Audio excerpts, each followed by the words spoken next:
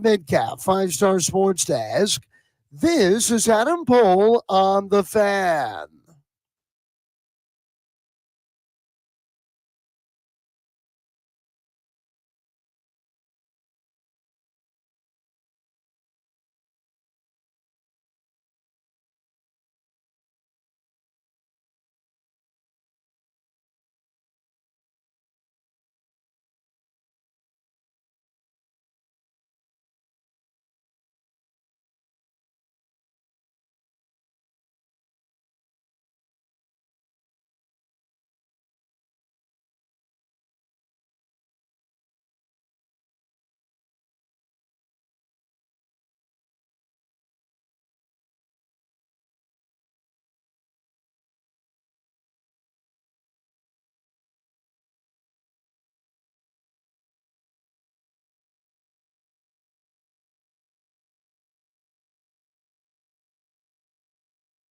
I'm taking it to Brooklyn side. What up, everybody? It is 10 a.m. in the District of Columbia. Points north, south, east, and west. Shout out to Jeff. Give me my phone back. Ready to go, Jeff? Shout out to Cody Betts. Says he was first in the chat this morning. I don't know if that's accurate. I don't know if that's true or not. He's proclaimed it to be so. If he think he was first, he probably wasn't. Shout out to Landfill. Shout out to White Brian. And good morning, B. How do you do? I'm chilling.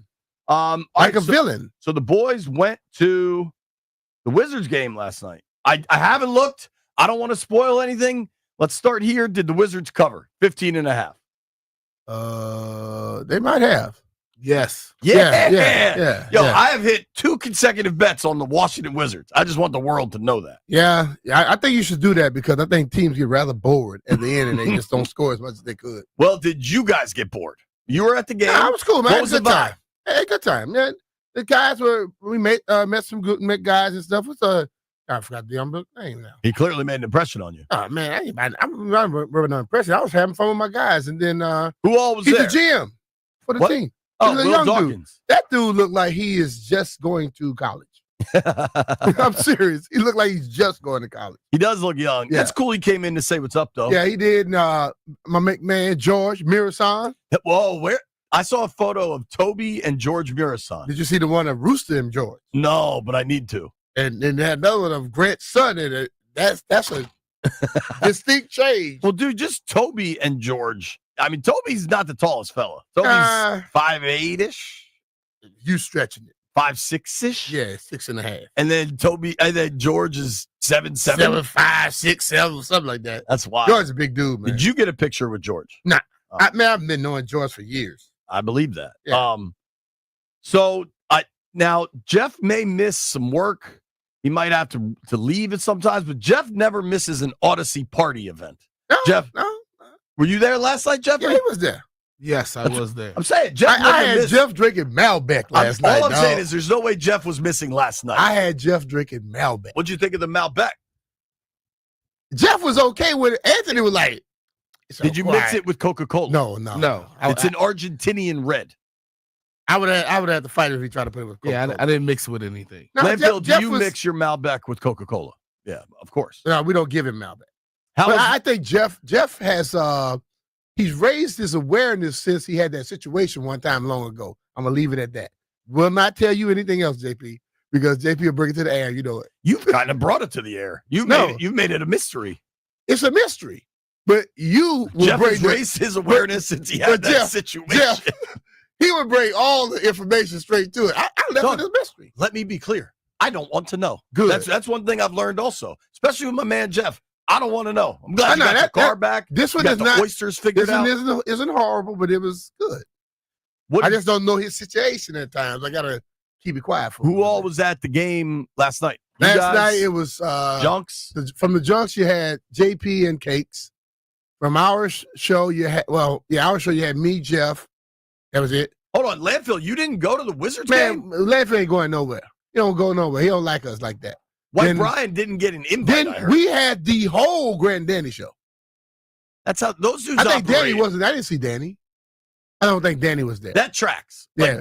So it was Grant and his son, Toby. I just say, well, Darius and his son, Toby. That's how I said it. And then CK and I saw Sean. him and his son. Look, yeah. man, Sean getting a little flip these days. Sean He's got some S to him. I went to give him some depth. Sean said, he gave it a little. He got me.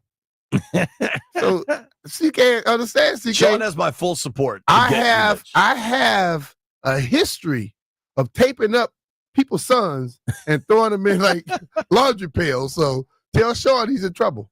Well, I also think Sean better not challenge you to a dance battle because you do not take it easy on children. Nah, never. Can't do that. And then who? Rooster, yeah, Hoffman. Rooster was there. Rooster, Hoffman, Anthony, Big Red. I call him Big Red, Big Redhead. I'm in on that. What's his name? I don't know. It's Max. Yeah. Max. Big Red. I like Big Red. Yeah. Big Red it is. Well, Anthony Reed, I call Andy Big Red. I don't know if he has earned that name yet.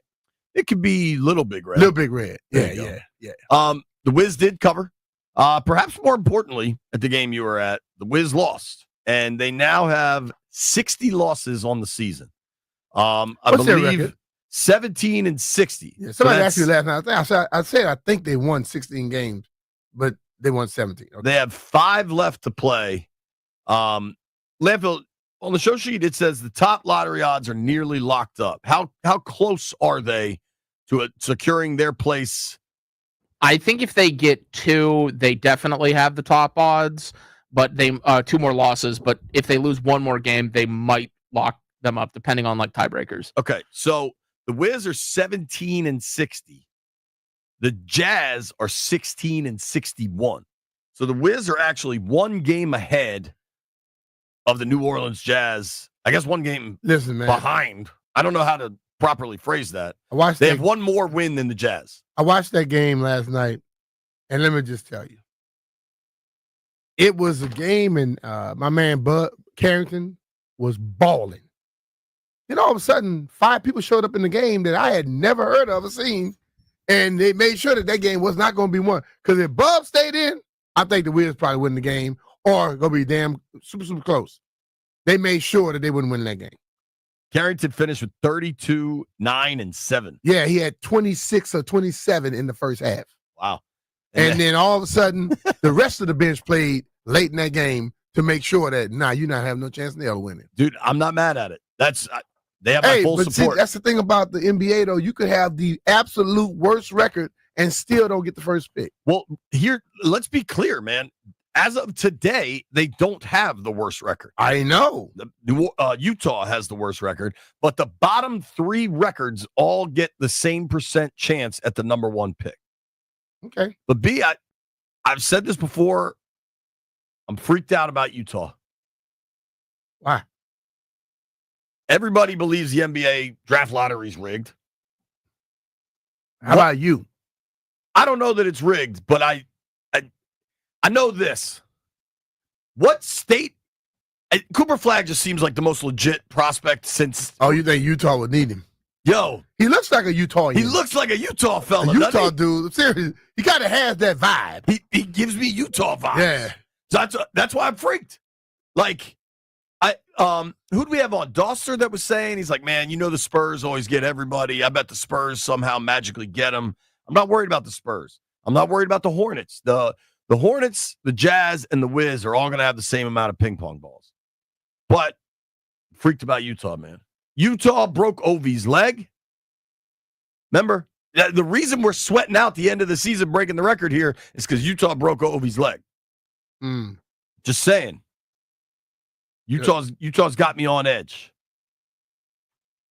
Beyond that, man, it seems honestly last night's about as good of a Wiz game as you can go to for long-term considerations. Yeah. They played pretty well, and they lost. They do have some talent on the team. Yeah, dude. But I think there's a few more nice pieces and a mindset of trying to win games.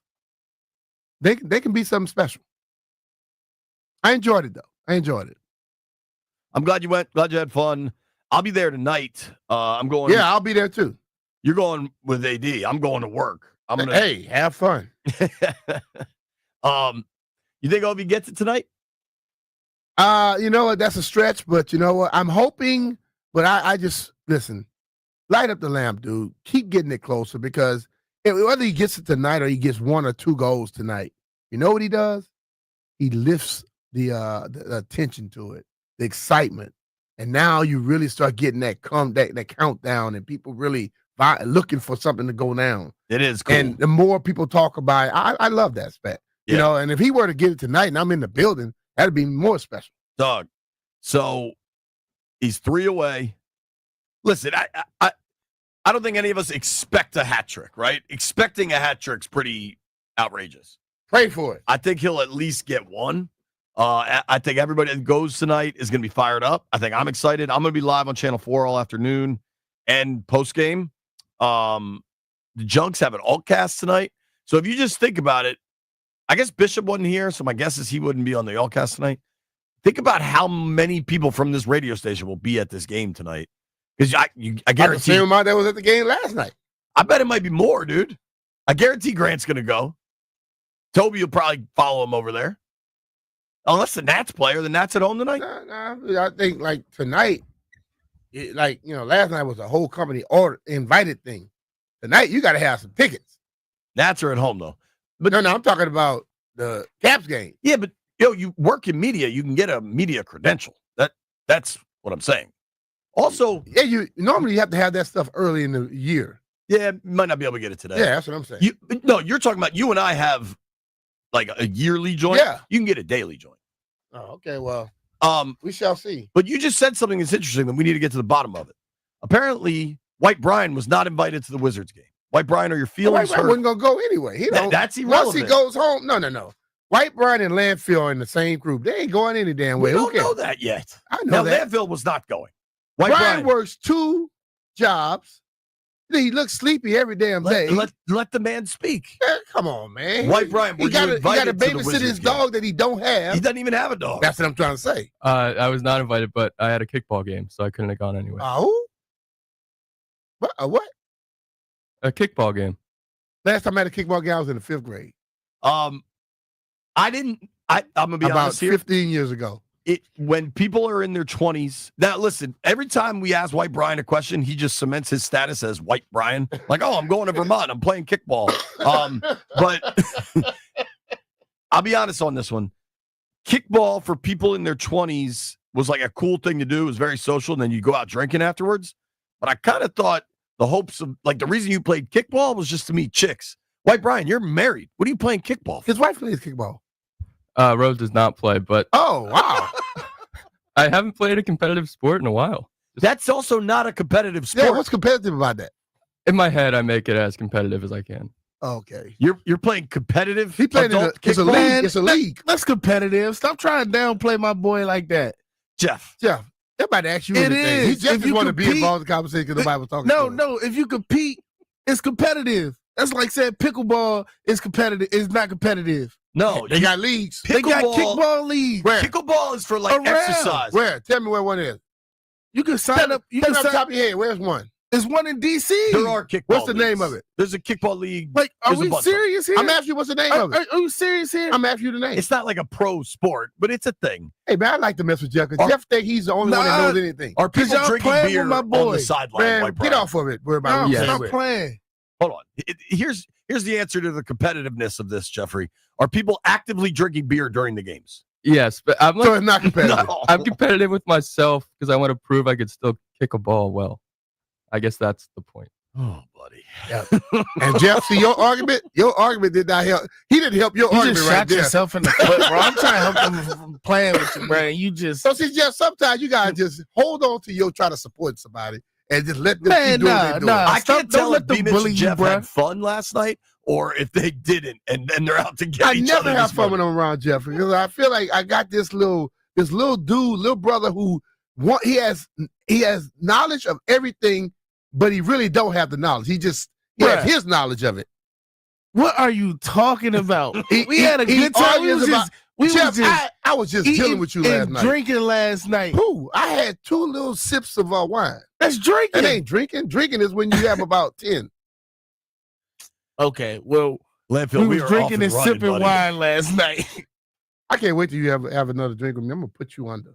All right. So, you want to hear something perhaps even dumber than the first 15 minutes of our show today? What, Jeff? Guess who's got a legal battle going on? What? Dog. You throw out some of the most obnoxious. Guess who has the world has about how many billion people? There's plenty. The guess who? Last year, Lamar Jackson and Troy Aikman got into a copyright issue with lawyers and all of it over the number 8. Okay. This year, Lamar Jackson is challenging Dale Earnhardt Jr. for his stylized version of number 8 with the patent and trademark. I think what you need to do is leave that one alone because Dale was around and racing way before you showed up on the scene. Me too. So dude. if you're going to have a copyright issue with somebody, don't go with the person that has been doing it for double-digit years prior to you showing up on the scene. You get what I'm saying? It's like a dude been doing something for 20 years, then you come along and you come up with a number that looks exactly like his, but you say he copyrighted your stuff. He messed with your copyright. Well, and my thought is like, it's a number. How can any? I don't. I think if you have it may be a number, but logo, it's the style of the number. The way it's designed could be a problem. But Dale has been doing it for years already. That's what I'm saying. Like, if he has his own design and logo with the number 8, like you can have your own design and logo with the number 8. Yeah, but I think so. Like, it's the number 8. Like, hey man, everybody can use number 8. You know what I always say? You can't fight everybody, and if you keep picking fights from multiple people, you're gonna lose. It's just bizarre that this is the second football offseason in a row that he's. I can understand somebody. Troy because they're both football. Yeah, but Troy did it long before him. Yeah, he too. was before him too. But this is a dude who's been racing cars. Completely opposite of what you do. I don't know. It seems bizarre, right? Very. And I feel like Dale Jr. has had his thing much longer. Yeah. I don't know. Dale is what? How old? It's got to be at least my age. How long he's been racing? Probably as long as Lamar's been living. Dale Jr. is 50. Okay. Lamar is what, 27? And how long he's been racing? Well, he doesn't even race anymore. But I'm saying, when did he start it? And I'm sure he had the same number forever. Yeah. So that's although didn't he have 88 for a while? I think Junior might have been 88 for a while, and then he went to 8. He ain't going to 8 in the last 4, 5, 7, 8 years. That's true. All right, so his pop. I want Junior, not so. His dad was number 3, right? Yeah. Yeah. Junior was 88 for a while, and then went to number 8. When? That year is probably important. I don't know. I think he drove number 8 for Budweiser until 2007. Then he moved to Hendrick and was 88. I'm not exactly sure how that all shakes out, but his stepmom, who he didn't like, owned the number 8, so he had to move to a new one when he left her. Because he left Earnhardt Racing and went to Hendricks, right? So he on 8, and then now he's back at 8. Where's his stepmom and Lamar have anything to do with this? What if Lamar's suing Dale Jr.'s stepmom? I don't know what is happening, but he's back at 8, right? He was back at 8 when he retired. I'm a Dale Jr. fan. He's a Redskins fan. Yeah. We're all in it together. All right, we're getting warmed up. We're going to talk some draft trades. PFT Commenter joins us at 11. Nikki Jhabvala at 11:30. Nikki and I have some questions about the OTA schedule. Jimmy Patsos from San Antonio, Final Four preview at noon. Open these phone lines up at 1 o'clock for Ask B-Mitch Anything. Hey, it's Brian Mitchell here. FanDuel, America's #1 sportsbook, is the best place to bet on sports. There's an absolutely loaded sports calendar this week. And whether you're into basketball, baseball, hockey, or any other sport, check out some of the exclusive promotions, Dinger Tuesdays, Hump Day Parlays, and Golf Profit Boost tokens over the weekend. We got Overton going out there tonight, and guess what? Let's just say if he gets 3, that would be unbelievable. But I'm just going to say I put a parlay, the Caps win, Ovi gets a goal. And right now, new customers can get $200 in bonus bet with any winning $5 bet. Visit FanDuel.com/Brian to make every moment more. FanDuel Sportsbook is the official partner of 106.7 The Fan. You have to be 21 years old and present in Virginia. First online real money wager only. $5 first deposit required. Bonus issued as a non-withdrawable bonus bet, which expires 7 days after receipt. Restrictions apply. See terms at sportsbook.fanduel.com. Gambling problem? Call 1-800-GAMBLER.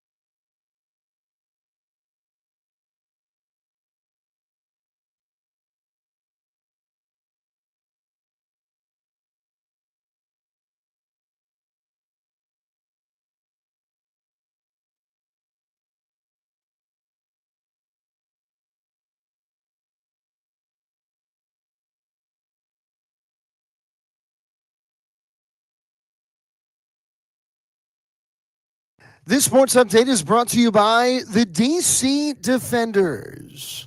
Bob Carrington's 32-point effort, not enough. The Wizards fall to the Magic 109-97. The Nationals open a series with Arizona tonight at 6:45 here on The Fan. And Alex Ovechkin's now just 3 goals away from passing Wayne Gretzky. The Caps and Blackhawks at 7 from Capital One Arena. Listen on the Team 980. Spring football is in full bloom. The DC Defenders take on the Memphis Showboats in the Blossom Bowl at Audi Field. This Saturday, April 5th, it's a cherry blossom celebration. Get your tickets now at ufldefenders.com/tickets. That's ufldefenders.com/tickets.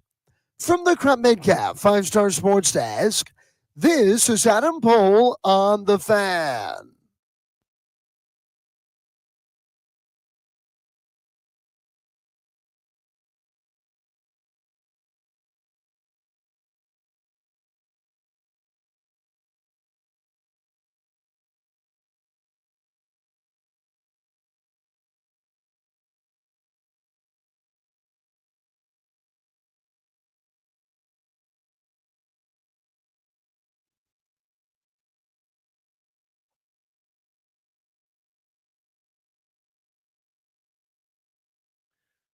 B-Mitch and Finley, 1067 The Fan. It's funny, as we get further away from kind of the beginning of NFL offseason and stuff, obviously we got Final Four this weekend, Caps tonight. There's a lot going on, but I think the NFL market is kind of settled down, I would say. And you can kind of look at how things have gone and what people make of various moves. I think it speaks to the power of the NFL that a backup quarterback got traded yesterday and it became like a national discussion. Oh, yeah. Like, because it's a Dallas thing, and anytime Dallas does anything, we're going to speculate and also pile on.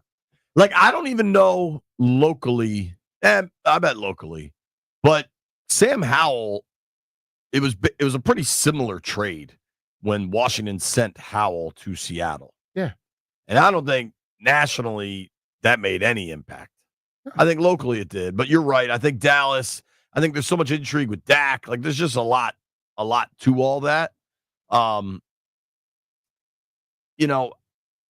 As we get further away from it, there's been a lot of QB movement this spring, though. Mm-hmm.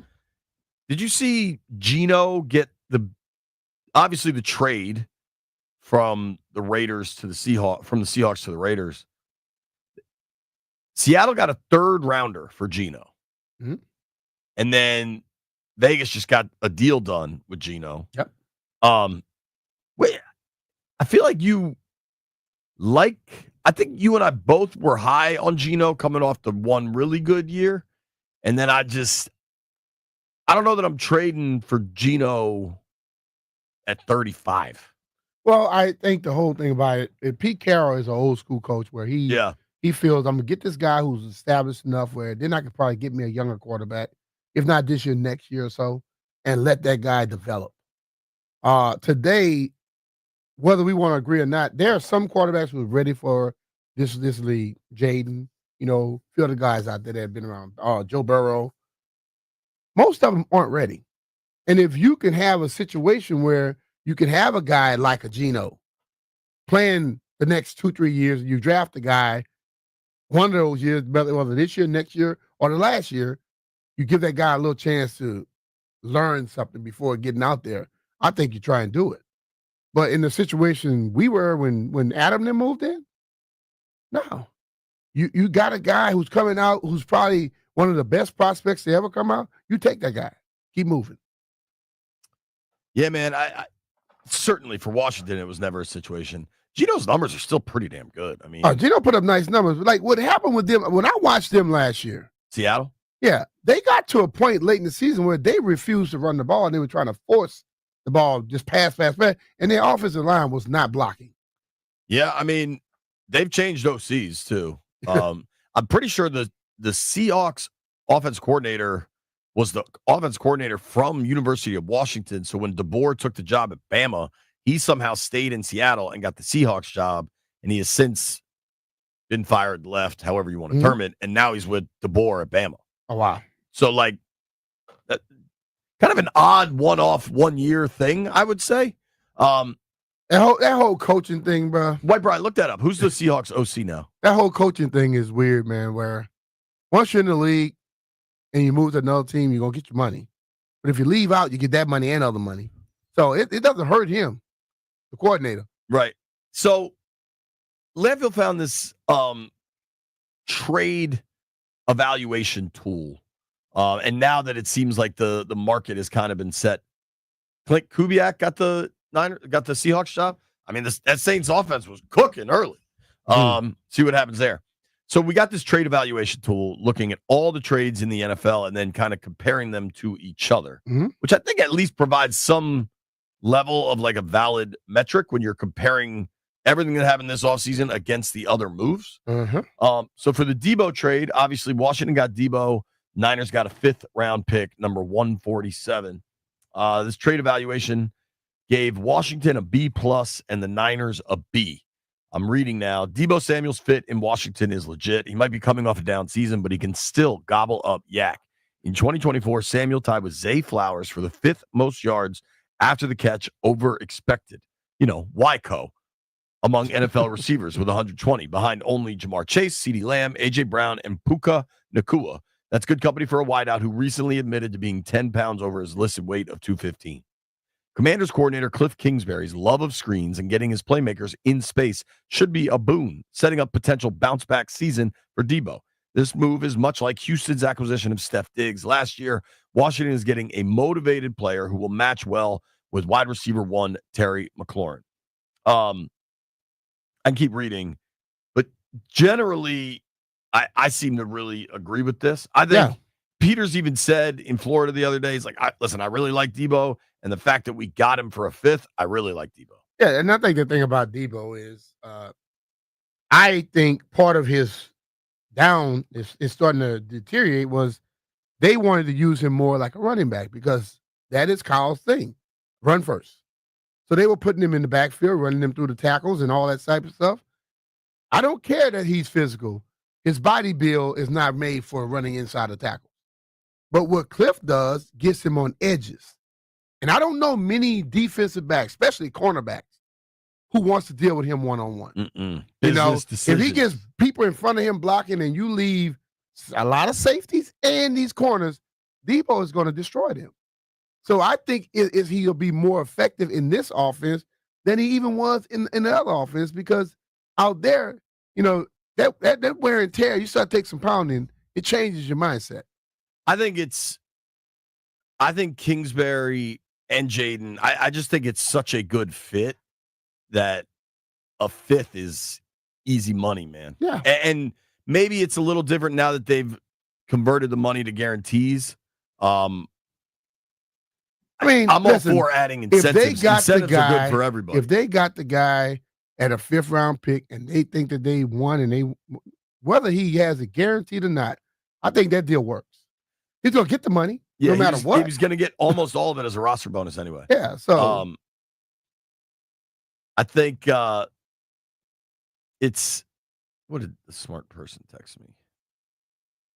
Yeah, and by converting it to guarantees now, eliminates a whole bunch of dead money exposure next year. Yeah. So it works. So they set themselves up to where in the future they don't have to be hindered by anything. Now, I want to get to the Tunsil evaluation, but real quick, I find everything going on in Pittsburgh so un-Pittsburghian. Like such a stable, drafted, developed, do things the right way organization that is now just being held hostage by Rodgers. The DK trade. The Steelers got DK and a 6th. The Seahawks got a 2nd and a 7th. Who do you think won that trade? They got what? Seattle got a 2nd and a 7th. Pittsburgh got DK and a 6th. I can't say who won the trade right now because I don't know what the 2nd and the 7th are going to be. Sure. And I don't know how if DK going to just be running down the field, deep route all the time, and don't become better running routes, I don't know who's going to be, who's won it at this point. I'll be able to know something by week 8. I think Seattle wasn't going to pay him. They want Jackson Smith and Jigba to be their guy, and then they added Cooper Kupp at a much cheaper cost. Than they got Cooper Kupp 3 years, 45, and I'm guessing not much of that's guaranteed. Whereas DK signed 4 years, $130. Gino, and I think 65 of that is guaranteed. I mean, DK, we know the routes he runs. And I think teams can prepare for him, how he does stuff. He's a big boy. On the other side, they don't know what that guy's going to do. So I don't think it just comes down to how it goes for DK. If DK doesn't add something else to his game and he stays like he's always been, they probably lose. They might lose that trade. And then the other dude might, if he gets pissed off that he got paid, if DK got paid, and he starts acting like he can act, who wins? Because how the opposite receiver acts, that could be a big problem. I mean, how is Pickens, who seems nuts? That's what I'm talking about. How is Pickens going to handle DK coming in and getting paid, and he is not? That's what I'm saying. We don't know just yet. Let's see how this thing festers and see what happens. And do you think Aaron Rodgers is the right dude? No. Hell, we watched Aaron last year throw his receivers under the bus. It ain't ever his fault. It's everybody else's fault. If he throws a crazy ball to Pickens and goes publicly and say, oh, man, he should have done this, that might be an explosion. Doug, for sure. All right, I want to break down the Laramie Tunsil trade as it compares to the rest of the NFL moves over the last month. Nobody go anywhere. PFT Commenter at 11.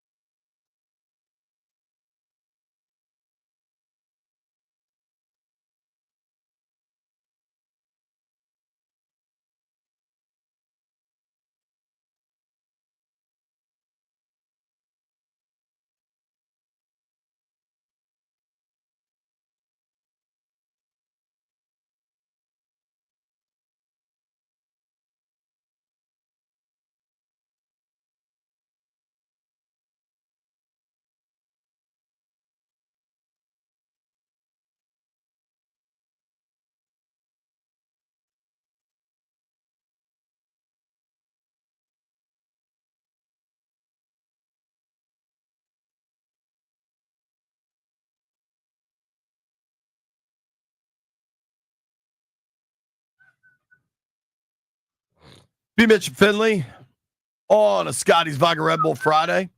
Commander Tequila is walking around giving everybody presents. Santa Tequila. Santa Tequila. Landfill, you want to do a live present opening? All right. Commander Tequila is driving to California soon. And he's giving away presents, and Landfill just got one.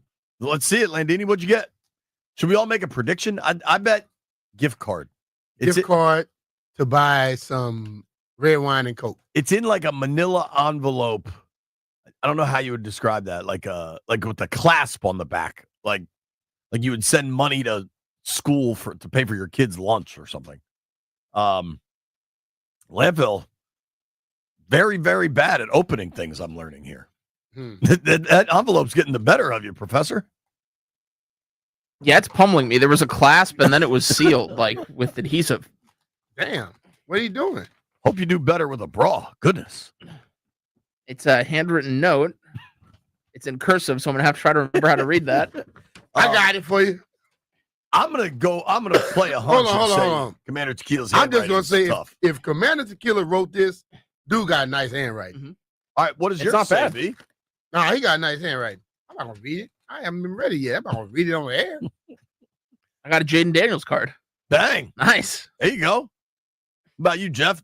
I don't know what my present is. Oh, what is that? Cereal? I didn't open mine yet. And Terry McLaurin's Crunch Time Flakes. So I'm going to show mine on the stream. Commander Tequila got me a very small sombrero. I'm not entirely sure what I should do with this. Put it on. You think you want me to put this on? All right. Nah, Jay, that's gonna make your ears look even bigger, dog. Yeah, you gotta put it on. Take a picture, man. I am all ears. Whoa, there's a lot inside of this sombrero. Damn. Commander Tequila, get me some headphones. All right. Sombrero time. If you're watching the stream, here we go. Oh Lord. Oh, I think it connects to my ears. Nah, it just goes on top of your head. Nah, Oh, it does connect to your ears. Wow. I don't know if I can do this. Oh man, That's you bad look luck. so nice, dog. You should wear it the whole show. I'll try to just bounce it on my head. Now put it on your ears, dog. Nah, I'm good. He got it for the ears. What'd you get, B? This is a very pleasant, unexpected surprise of I Commander got two Tequila. Jaden Daniels nice cards. Jaden Daniels cards. I got It's the third one I got. what is this, boys? You have any? Open it. It doesn't know. It's like a foam. It looks like a stress ball. Yeah. Is it a Because you stress stress ball? out all the time. Nah, man. I keep it low key, B. Whatever he's saying. I you don't can know what hear he it. said. Yeah. I Yeah, got it's this. a stress ball. You Okay. It's That stress looks like a ball. pill. It's a stress ball that's a It's pill. a chill pill. Yeah, so you need to chill, dog. Chill pill. All right. I could chill out a little Hey, bit. great gift for him. He won't know what to do with it. So, Commander Tequila, this seems incredibly nice that you got these headphones, but are they used? Can you just have them tell you? Because they look nice, but they don't look packaged. Oh, here we go. Are they real? I mean, they used? Yeah, I'm gone. No, but are these used headphones you're giving Yeah. me? Mine. Okay. All I right. never And, used them. and now I got some sanitary wipes. Oh, God. He said he never used them, but he going to give you wipes anyway. One time. That's all I did. All right. All right. We're in business. I've never seen this brand. They look like they'll stay in my ears. Maybe I wear the sombrero. They with call them. they call big earphones. I got a charger. All right. Yeah. You need It's that. great. We're killing it. Did All you get Jaden Daniels' card? Two. Take a chill pill and relax. Commander Tequila, give me life advice. Yeah, hell yeah. All right. Yeah, I'm listen to people gonna sometimes. open the rest of this later. Yeah. I did want to get through this Tunsil trade before PFT comes on. How would you grade the Tunsil trade, B? They got Laramie Tunsil and a fourth rounder. They gave up a lot. They gave up a third and a seventh this year and a second and a fourth next year. I think when you look at Laramie Tunsil, so they gave up a second, a third, a seventh, and what? Just in order of picks, a second, a third, a fourth, and a seventh. Okay. And they got Tunsil, And a fourth. second, third, fourth, seventh. You could almost wipe the fourths out. Well, I think when you get Laramie Tunsil, Yeah. All-Pro, you could probably wipe out the 2 and the 3. And then the 4, that's right. They basically gave up a 7. I think I go as an A. I'm not. He doesn't have an All-Pro season. He's made the Pro Bowl 5 times, but splitting hairs. That's splitting hairs. If you're in the Pro Bowl, if you don't go to if you're a legit, if you don't starter, go to the Pro Bowl, I mean, you don't get All-Pro because Trent Williams got it or somebody else got it. Well, I'm Trent not never got All-Pro until he got to San Fran. Trent was only a Pro Bowl. So my thing is, I'm not one that gets caught up in that type of stuff because I know there's a lot of politics and a lot of that, even the All-Pro stuff. So you watch the guy play. You're not drafting a guy in the second, third round going to step in right here and play like he plays. I think you have to give up a good amount, but if you cement left tackle, the thing that I think is important with this trade is you gave up a lot to solidify your left tackle spot, right? Well, you've got a young quarterback, and that's your most important thing. Mm-hmm. And you are going to have to pay Tunsil. Maybe it happens this summer. Maybe it's not till next year, but you're going to have to pay him. But this move is not a 1-for-1. They didn't just shore up left tackle. If Brandon Coleman beats out Andrew Wiley at right tackle, then you've improved 2 positions. Or if they get through camp or even OTAs and they realize, listen, man, we love Coleman. Maybe people are right, and he will be better as a guard. And then he replaces Cosby till Cosby's ready, and then he goes to Allegretti's spot. Like, it's entirely possible this move, Brandon Coleman, to me, showed that he is an NFL offensive lineman. Yeah. Now, he might have also showed that he's not necessarily a left tackle, but that doesn't mean he can't help you elsewhere on the line. I also say this, Jay. I think just like we were talking about being too soon to judge Dylan Cruz. All right. That dude played a whole year at left tackle as a rookie, which guys that's been in the league 5, 6, 7 years they struggle at left tackle. And we say that those guys are great. He was a rookie stepping in here. I think he did a remarkable job and could develop to be a great one. But if they can get somebody better, like a Tunsil, and then you move into another position where he can now stand up, where he's not playing the toughest position in sports, you know what I mean, on the offensive line, he's passed that test. It wasn't like he was a first rounder. Right. You know, he steps in, and I think he played very good as a rookie and better than I've seen some left tackles that have been around for a long time play. I think at various moments he was very good. And then I think some injuries piled up. You also hit a rookie wall. Like I think his second half of the season didn't touch the first, and that should kind of be expected. But that's the thing that goes down with even guys. We watch guys once they get injured, and they've been playing 10 years. They look worse in the second half. But my point with the Tunsil thing is, I don't consider it just a trade for Tunsil. I think Tunsil makes you way better at left tackle right away and helps you figure out the rest of your O-line, taking the whole group up a notch. So I'm with you. I think it's an A. I think you got a lot. You're going to have to pay him. That's the way of the world. Good teams pay good players. I think if you look at the 2 big trades, honestly, of the 3 big trades they've made at this point, the Lattimore one is the one with the most pressure on it to perform. Yeah. And that's, you got to hope their health evaluation can be proven correct. True. You know what I mean? Like, if the hammy just never gets better, then that's a miss. But they got all off season to figure that thing out. Here's what we got about, 7 minutes to figure out. PFT Commenter joins us next.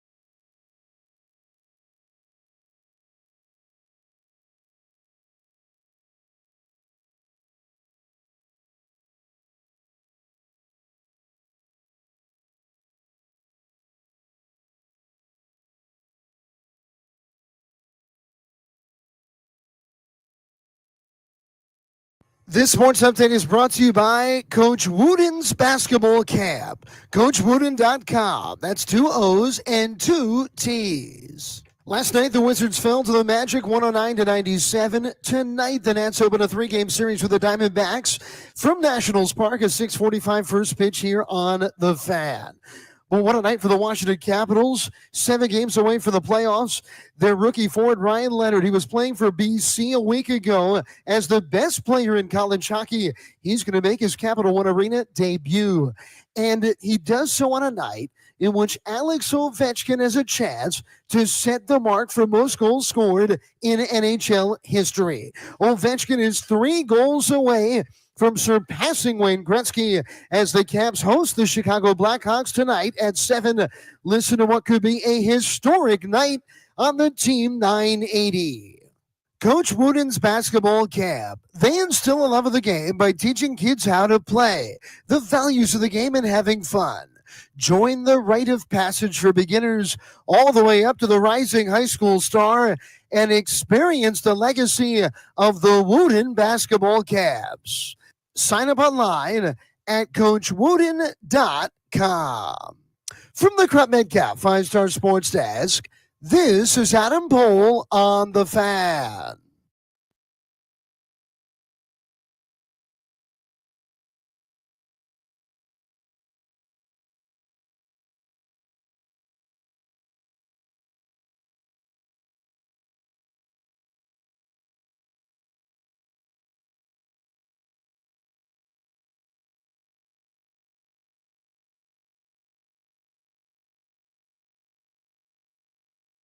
Walking the club.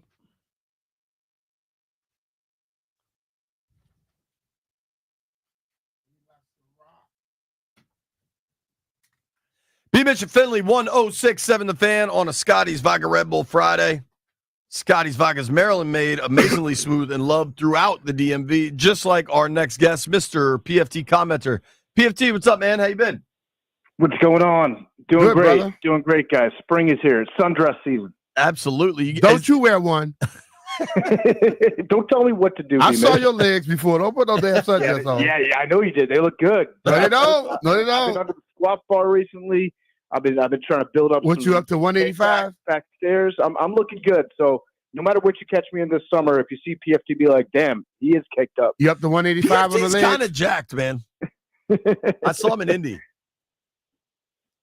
I'm trying. You know what? I went through like a 3-year period where I kind of forgot to work out. I kept meaning to work out, and I would do things like I would say that I'm going to go to the gym, and I would pack my workout clothes with me when I went to work, which pretty much counts as a workout. And then by the end of the day, I'd be like, I'm kind of tired. I think I'll just go home.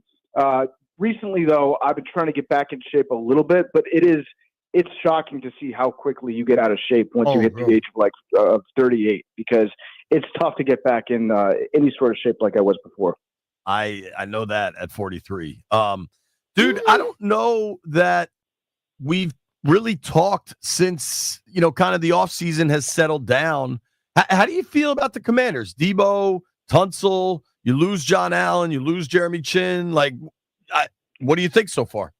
I mean, I think the Jonathan Allen thing, it's painful, but I think I could see this coming, at least a couple years ago. I think he was a great player, and I'm sad that he's leaving.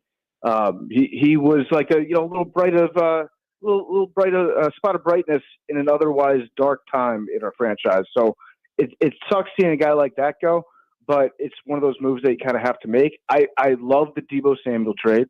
I love it. I feel like if we can get, if anybody's got good information about him, it's Adam Peters. So I trust what Adam sees. And also, I don't know if this has been reported on, but the fact that he's changing to the number 1, I believe, that is the slimmest looking number. So I think that's worth at least like 15 or 20 pounds right there off the top. Lord. So I'm pumped about that. I want to see what we do in the draft. I think there's still, like, we kind of took the method that we used to put together the team last year was get a lot of 1-year rentals and fill some gaps with some short-term free agents. And then we lost a lot of those guys. We brought some back, but we're kind of filling a lot of gaps in free agency again. So I at this point, I just have to trust Adam Peters and trust Dan Quinn and say if they think that these guys can come in and make an impact. I think that the secondary is already much better.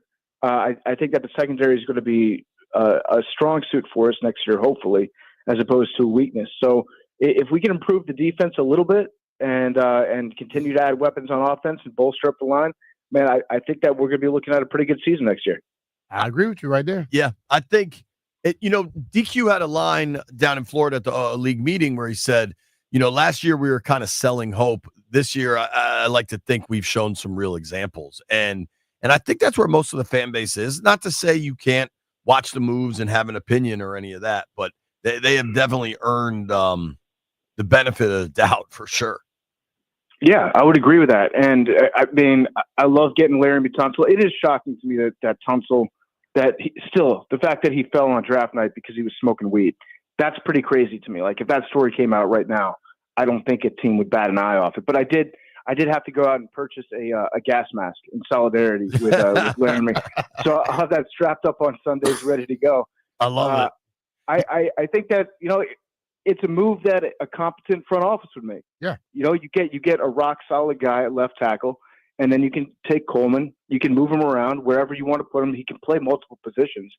So I think that it's a good look, and I'm wondering who's going to be filling in for Cosme at the start of the year. That's still a question that I have. Sure. I think Wiley would be legitimate at this point. I think, honestly, it's pretty exciting, for lack of a better word, that you have the way DQ explained it to us. It's going to be Coleman versus Wiley in camp fighting for that right tackle spot. And my guess is the other guy fills in for Cosme. What my point with the Tunsil trade, obviously it cements left tackle with a stud, but it also makes the entire line better because you get to use Coleman in a different role, to your earlier point. Yeah. I mean, I think it does open up some things, and we still have a draft too. So don't forget about that. We can use the draft to fill some of these things. I don't know about you guys, but when the news came out that the NFL changed its policy towards which teams can get Hard Knocks, I immediately thought, okay, well, here we go. Would you want it? Looking at the Commanders. No, I don't want it. Why not? I'm saying right now I don't want it because there's a lot that can go wrong with you of Hard Knocks. There's a lot of bad tape out there. There's a lot of clips that can be taken out of context and used against you at future times. And I'm speaking strictly as a fan. And as somebody who, my friends, none of them here in Chicago like the Commanders. I don't want to give them more ammunition to use against me personally. This is more about me personally. But do you think this team would be given the things that the Giants gave? I hope not, but it does scare me. Like, you never know what's going to happen. So here's a big distinction I would make is Adam isn't but that dude. dude. It's also that was the off season when you're making all those decisions. Mm-hmm. This is only like the normal training camp one. So everybody, by the time you get to late July and they're going to training camp, everybody's like on the same page. You're not those internal discussions where the Giants look so awful. Those have already happened. You know what I mean? Like, this is not that. I don't think that off season one that looks so bad for the Giants is ever coming back. I just think you could have those discussions without having them like they had. Listen, man, these GMs and all, they know how to talk when they have a camera in front of them, when they don't have a camera in front of them. I think my man Joe Shane thought he was saying the right stuff, and he was idiotic in saying it.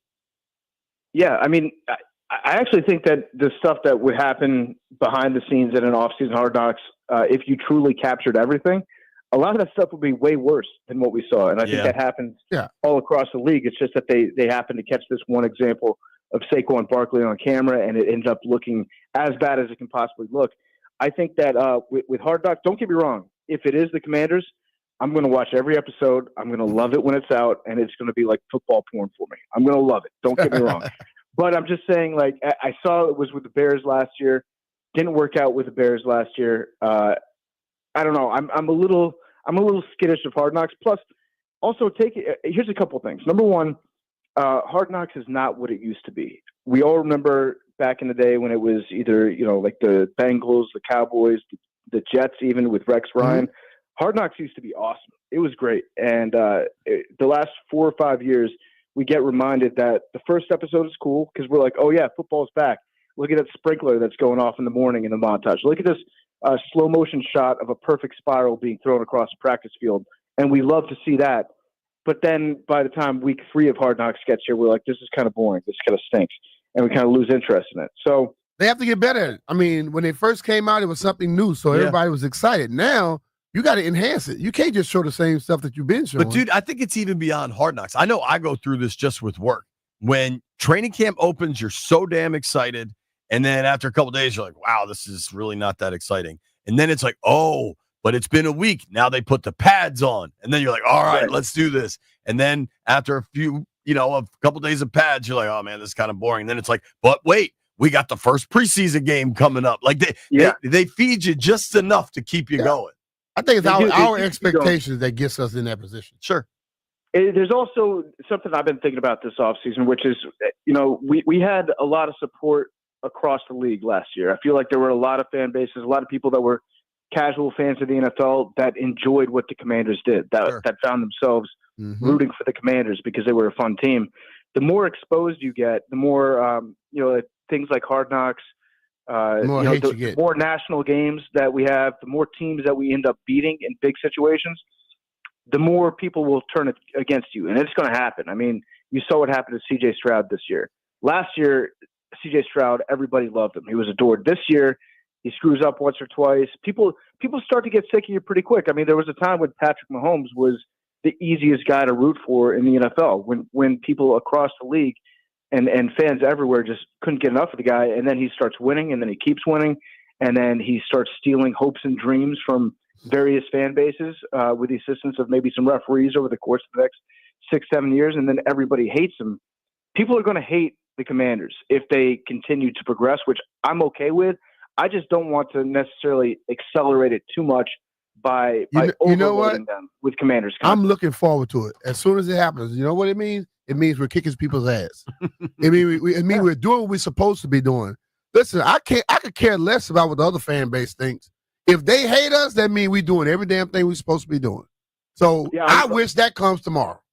Again, B-Mitch, I've been saying this for years. I want to get to a place where I'm hated. I would love to be hated.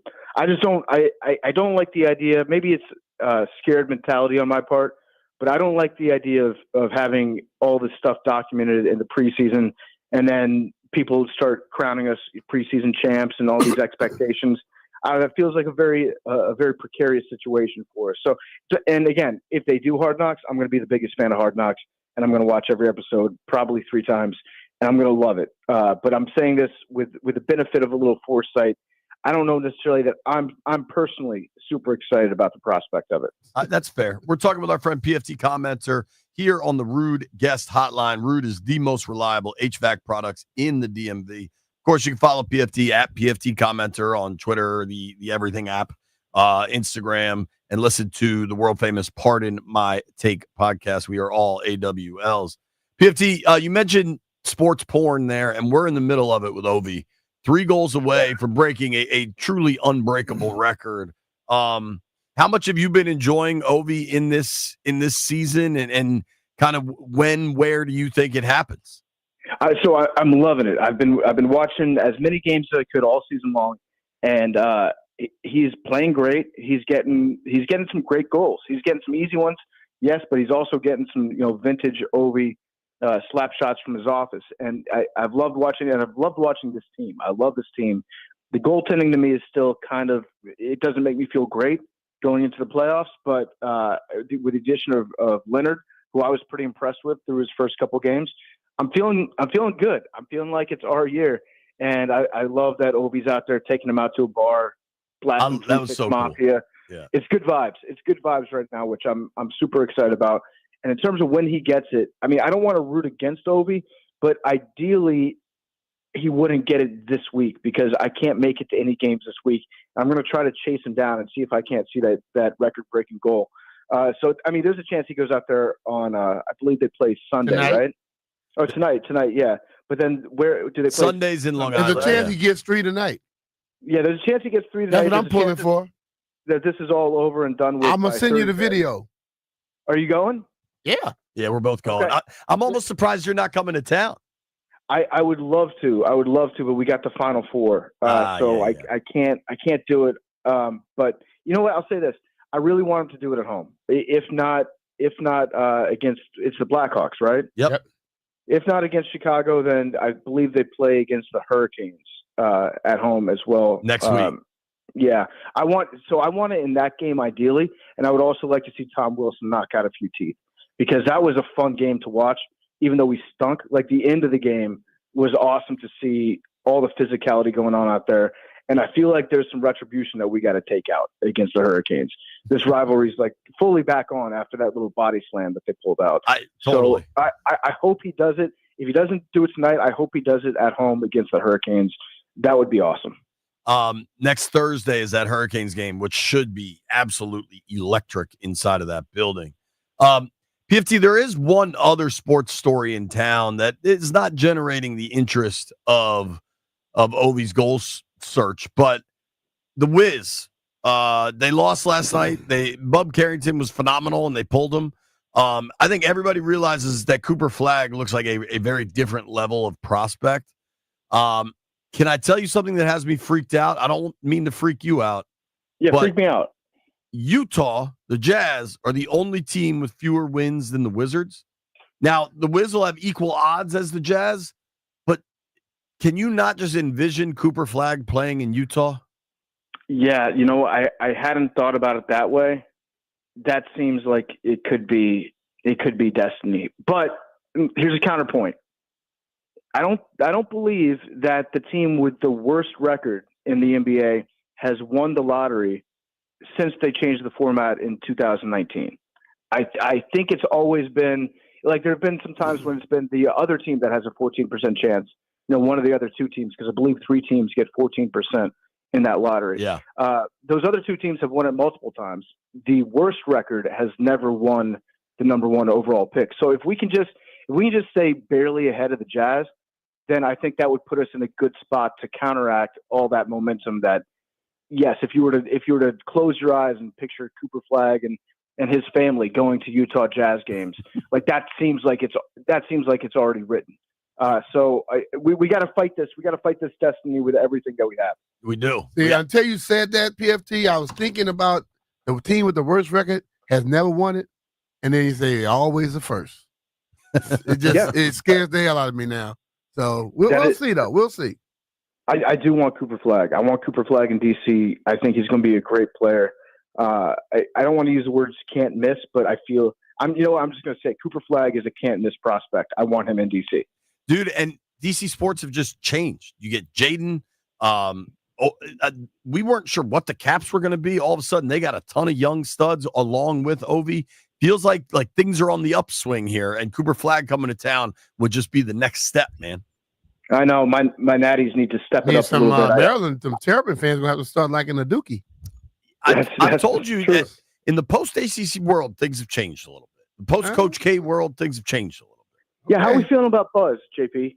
I think they did a great job of acting fast and getting – I mean, dude, his resume is better than Willard's. Maybe Willard is more of an up-and-comer, but he's 49 and Buzz is 52. I'm cool with it. What Willard did had me so angry for so long that I've now just moved forward, and I'm supporting Buzz Williams. I'm good with it. Okay, yeah. I mean, I like Buzz a lot. I think he's a really good coach, good guy. I like talking to him. I think you'll like interacting with him a lot as well. The one thing that does concern me about Buzz, though, is that he's changed jobs for essentially an exact same job like 3 times now.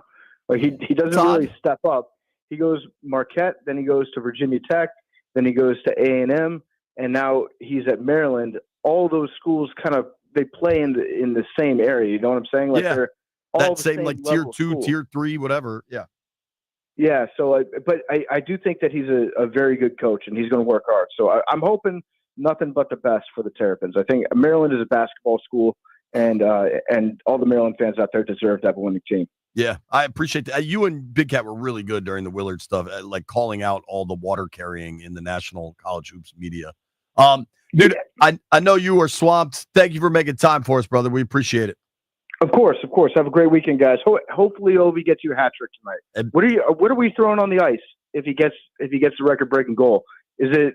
Can we I'll bring go find a whole octopus. I'll throw myself. I'll just climb. I'll climb the plexiglass and just jump on the ice. I would love to see that. Come sit next to me. I'll throw you out there. I believe you would. I will bring a hat just in case. mean, yeah, maybe some caviar, some Russian caviar. Throw that on there. I was just thinking, bring in an entire ethically slaughtered goat and just throw the goat onto the ice.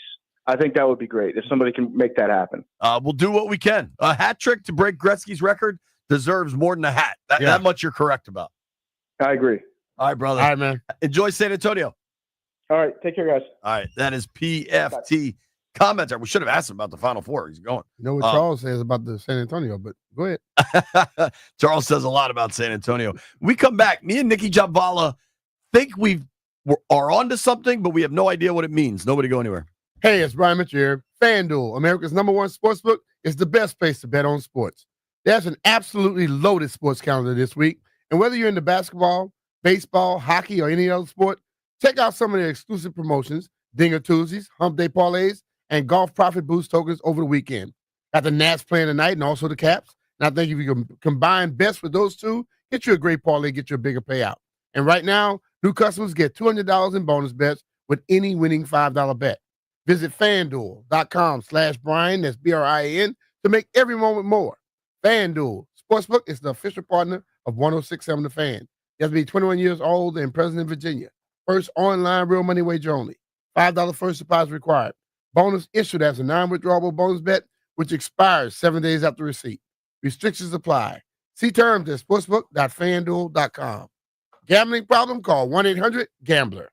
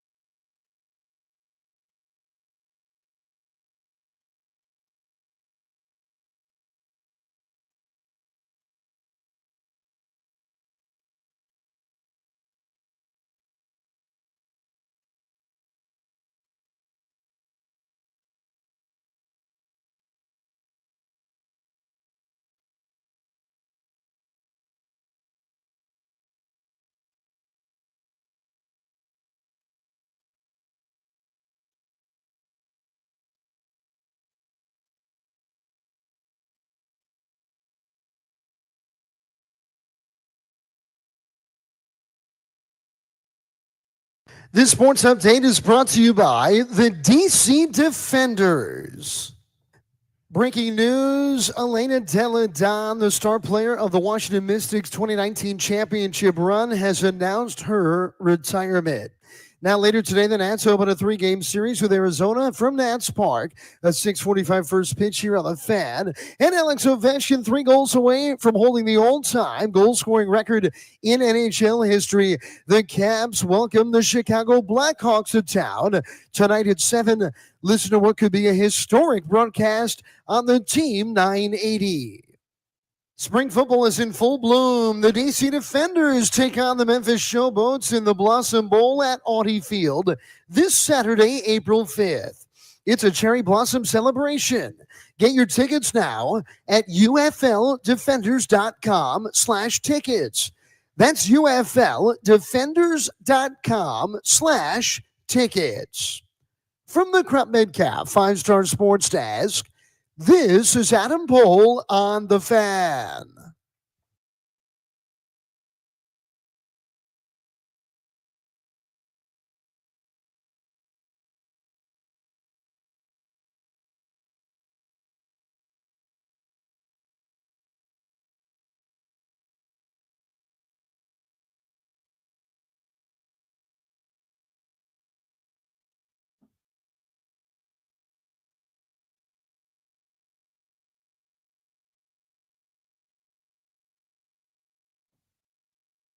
B-Mitch and Finley, 1067 The Fan.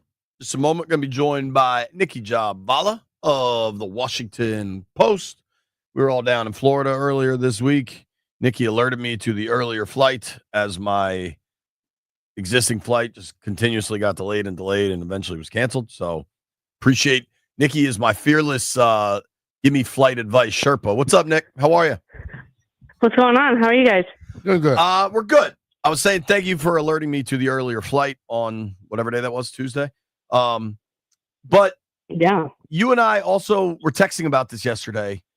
Mm-hmm. Off-season dates for the Commanders and much of the NFL came out yesterday. They seem dramatically reduced from what they previously have been. Do you agree with me there? Yeah, and it was a good observation by you because I didn't totally notice it at first. But I went back and was kind of comparing years. Yeah, they only have 6 total OTA workouts this year, and last year they had an extra week because you get to start a week earlier if you have a new coach. Right. So they had 9, and I believe the year before that I want to say 7, right? But I was looking at all the other teams, and the Commanders have the fewest OTA practices of any team in the league this year. So I kind of looked around, and I think some of it may be that they have so many returning players, they felt we don't really need to overdo it. It's also because they don't have that extra week with a returning head coach. But yeah, it is interesting, and players have pushed for an altered off-season schedule in which they would have a longer ramp-up period to training camp, but nothing really, in terms of voluntary OTAs or anything like that. Yeah. So, You said 2 years ago it was 7, and this year is 6? yeah, I believe it was 7. And that was 23, Ron returning, obviously. So it's not a huge difference, but I mean, it's not that many OTA practices compared to what it used to be in the league. So here's the reason I care about this. I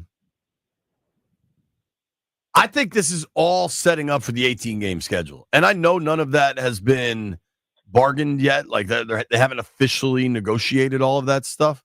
But I think they can create a avenue to open up a new negotiation window fairly simply just by all these new, eventually, maybe as soon as next year, they're going to offer up an international television package, right? And then it's like, okay, we got to get back to the bargaining table.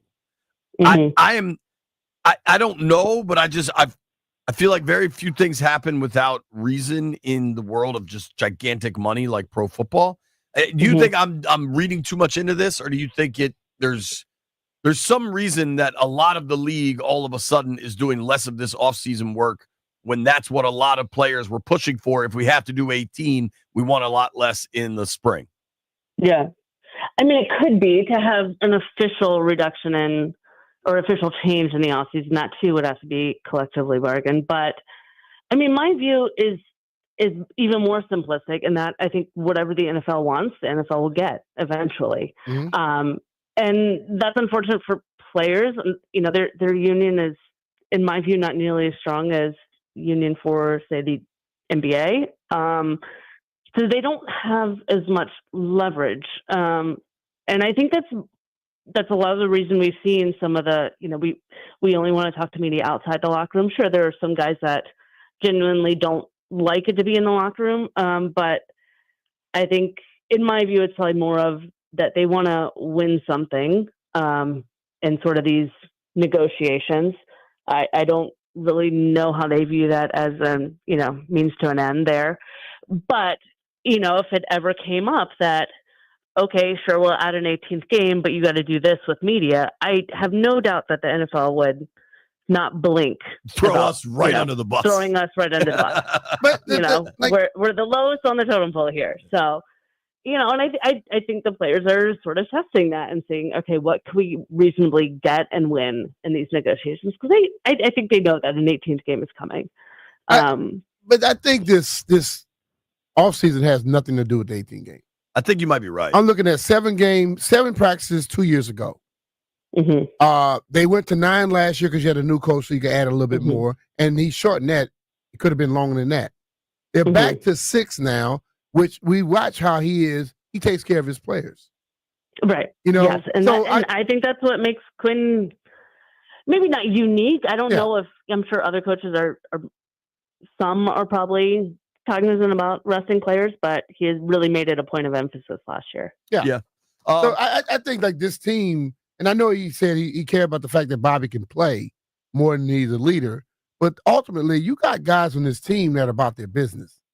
I think when Ron was here, as much as he tried to be like he was running everything, that team right there, they didn't do all the same things that this team does. They didn't act the same way. And and you said the Commanders have less than other teams. Other teams still have more than 6. Yeah. I think there's still teams that have like 9, and it's a team thing. This is not a league thing. Yeah.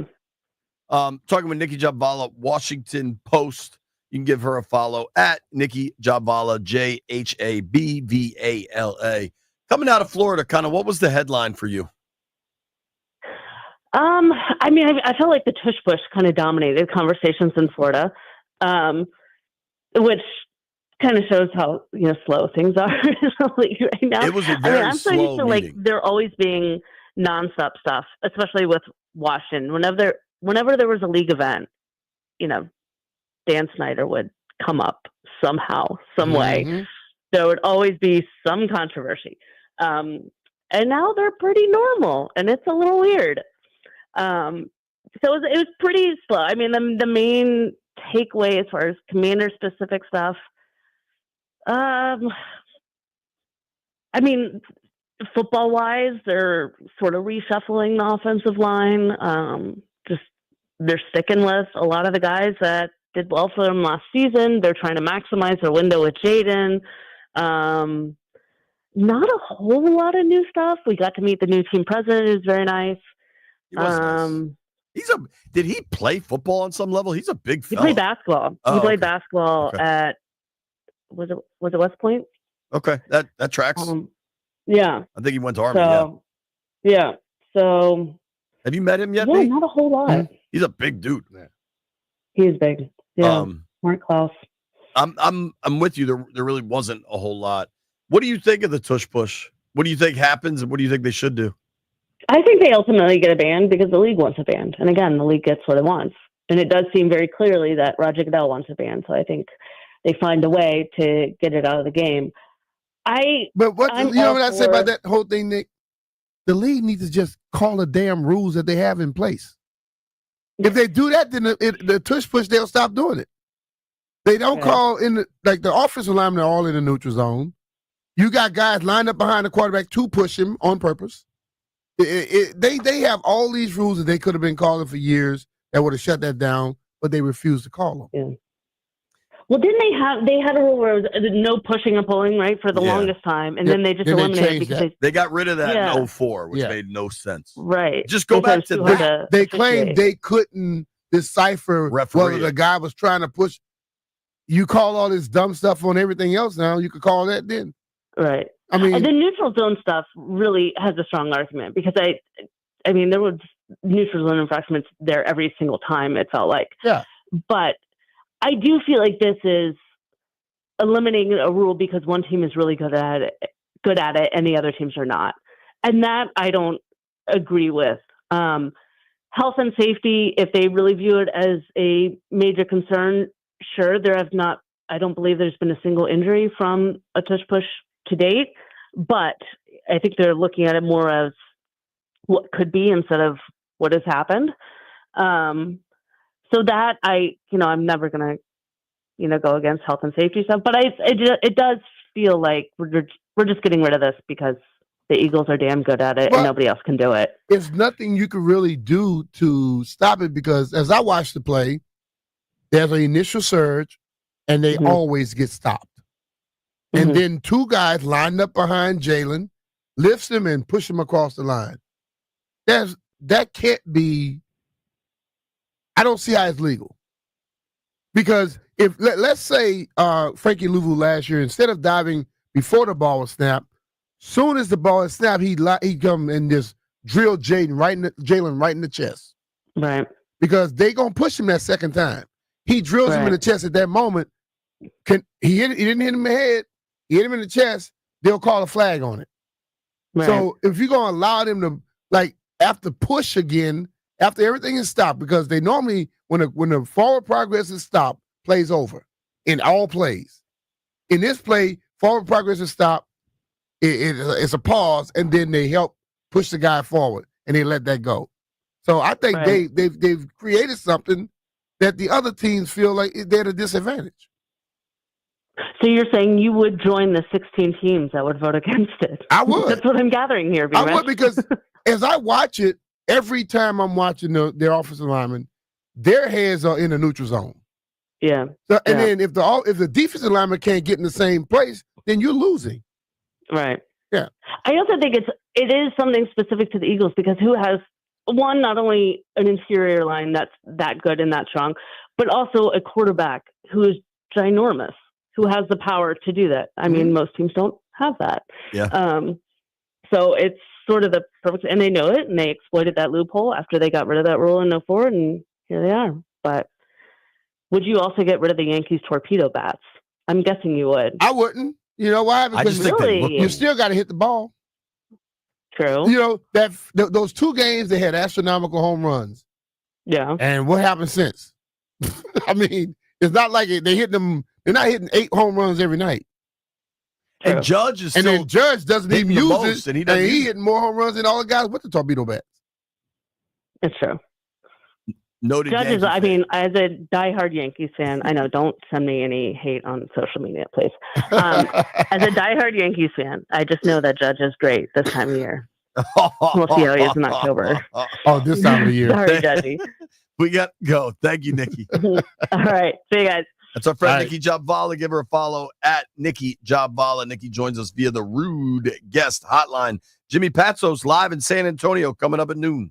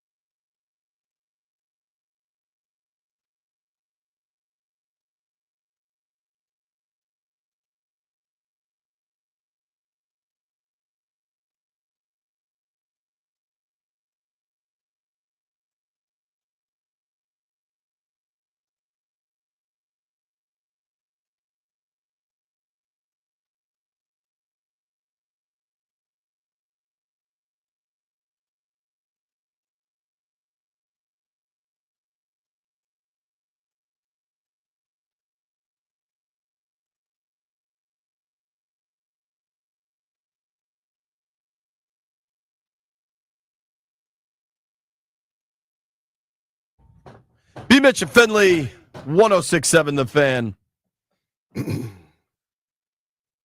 It is a Scotty's Vodka Red Bull Friday. Few people belong on Scotty's Vodka Red Bull Friday more than Jimmy Patsos, set to join us in about 10 minutes. I'm going to preface something.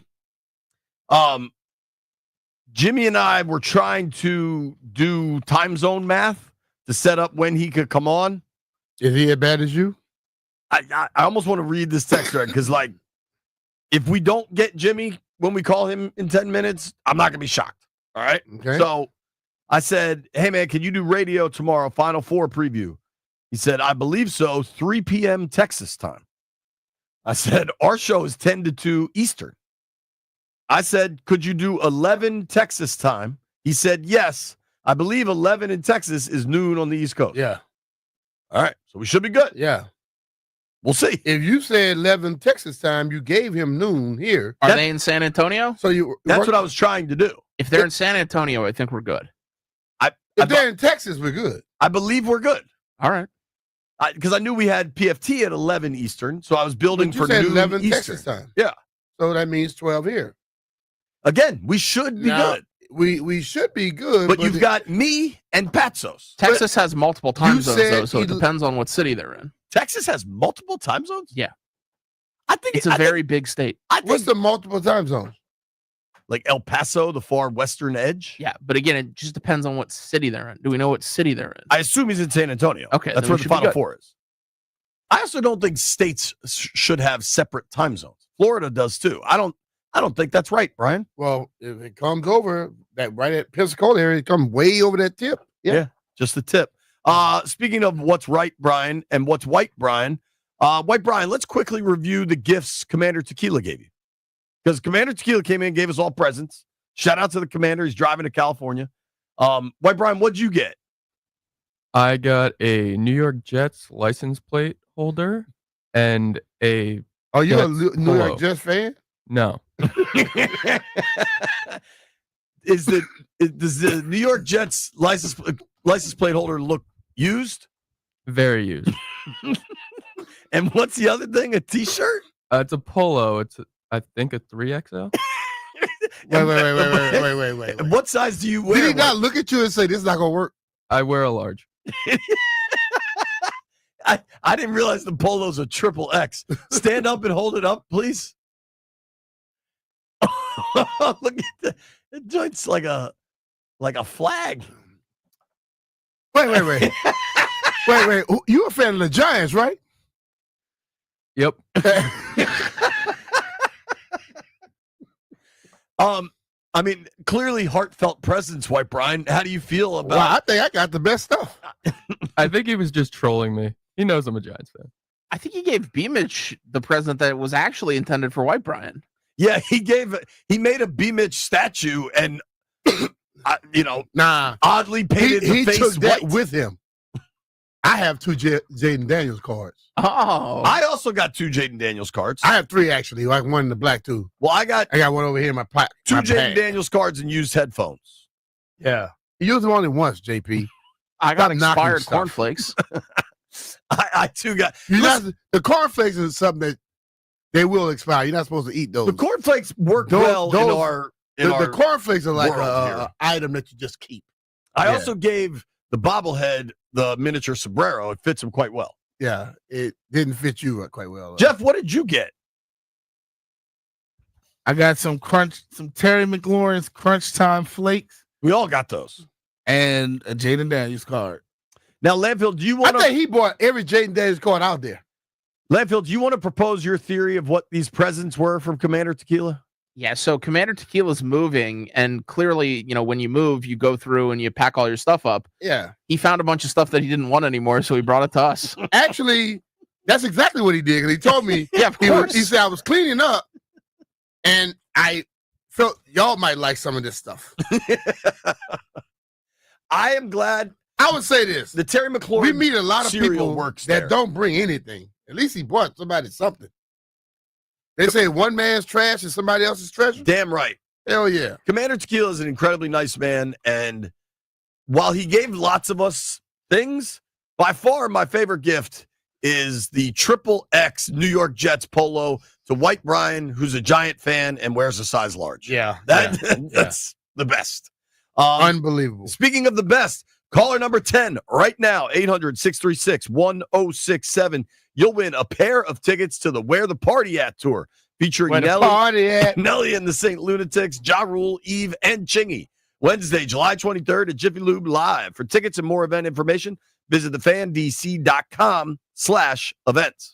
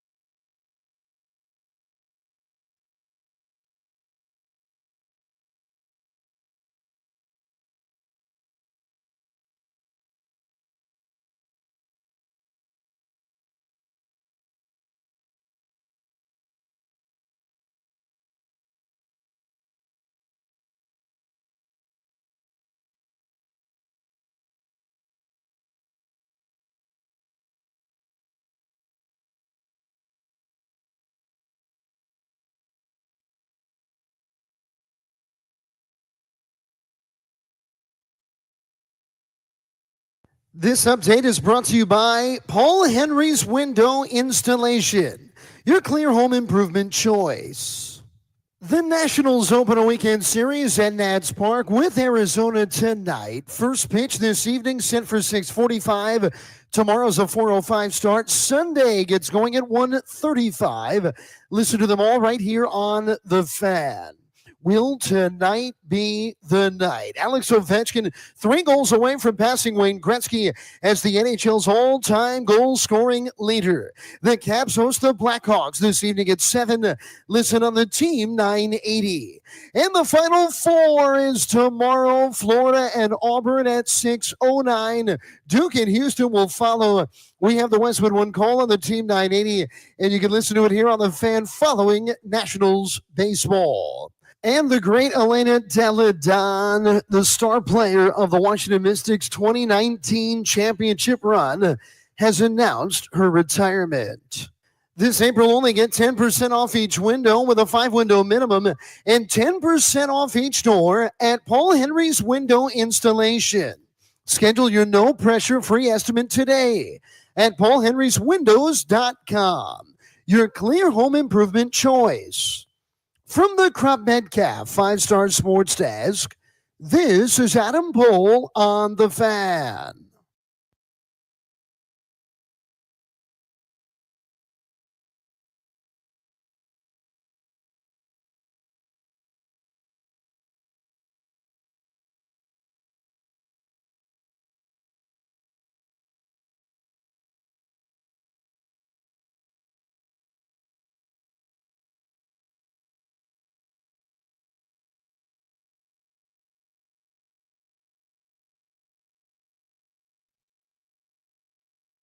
Out of control.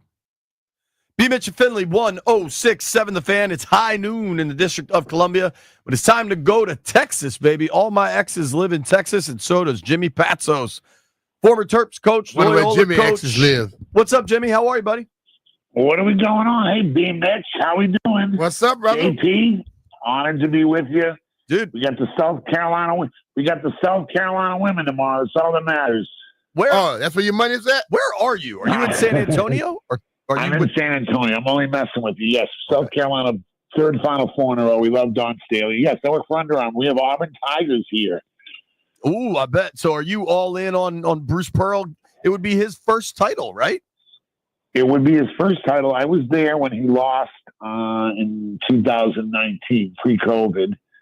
They were in Minnesota. Him and Chris Beard from Texas Tech went to the Final Four. But I just love Pearl as a human. I love Pearl as a coach. I equate it to like Gary Williams in terms of like he's worked hard, he's grinded his way, he deserves the title. You know, Shire's still a little young. Kelvin Sampson, not much different. Older guy, man, they play tough. Kelvin Sampson's team is the one that's like they were mostly all there 2 years ago, let alone last year. They only have one new guy. LJ Cryer is really good, but Florida's the team. Todd Golden and Bruce Pearl are tight. I will tell you this. Florida is really good against the spread. Florida finds ways to win. Florida following those two guys on Texas Tech. Pearl is up against it. If I had to gamble, I'd say Florida. My heart would say Auburn. From the fan base, the Dukies are back, and Houston would be that underdog blue-collar team that could just beat everybody because they're tough and they grind. But the Dukies, I hate to say it, JP, whether it's the airport, the Riverwalk, or whatever, they are back because the Cooper Flag, Knuppel, and all those guys have a good team. But John Shire's done a good job. But the mystique that you and I grew up with at the Duke program is on full display down here, JP. I bet. I don't love that. No, you don't. It's interesting. So Jimmy Patsos is joining us on the Rude Guest Hotline. Rude's the best HVAC products in the DMV. You know, Jimmy, it's like you kind of have, you mentioned it, you got Bruce Pearl and Kelvin Sampson coaching Auburn and Houston, older guys that have earned their keep in college hoops for decades.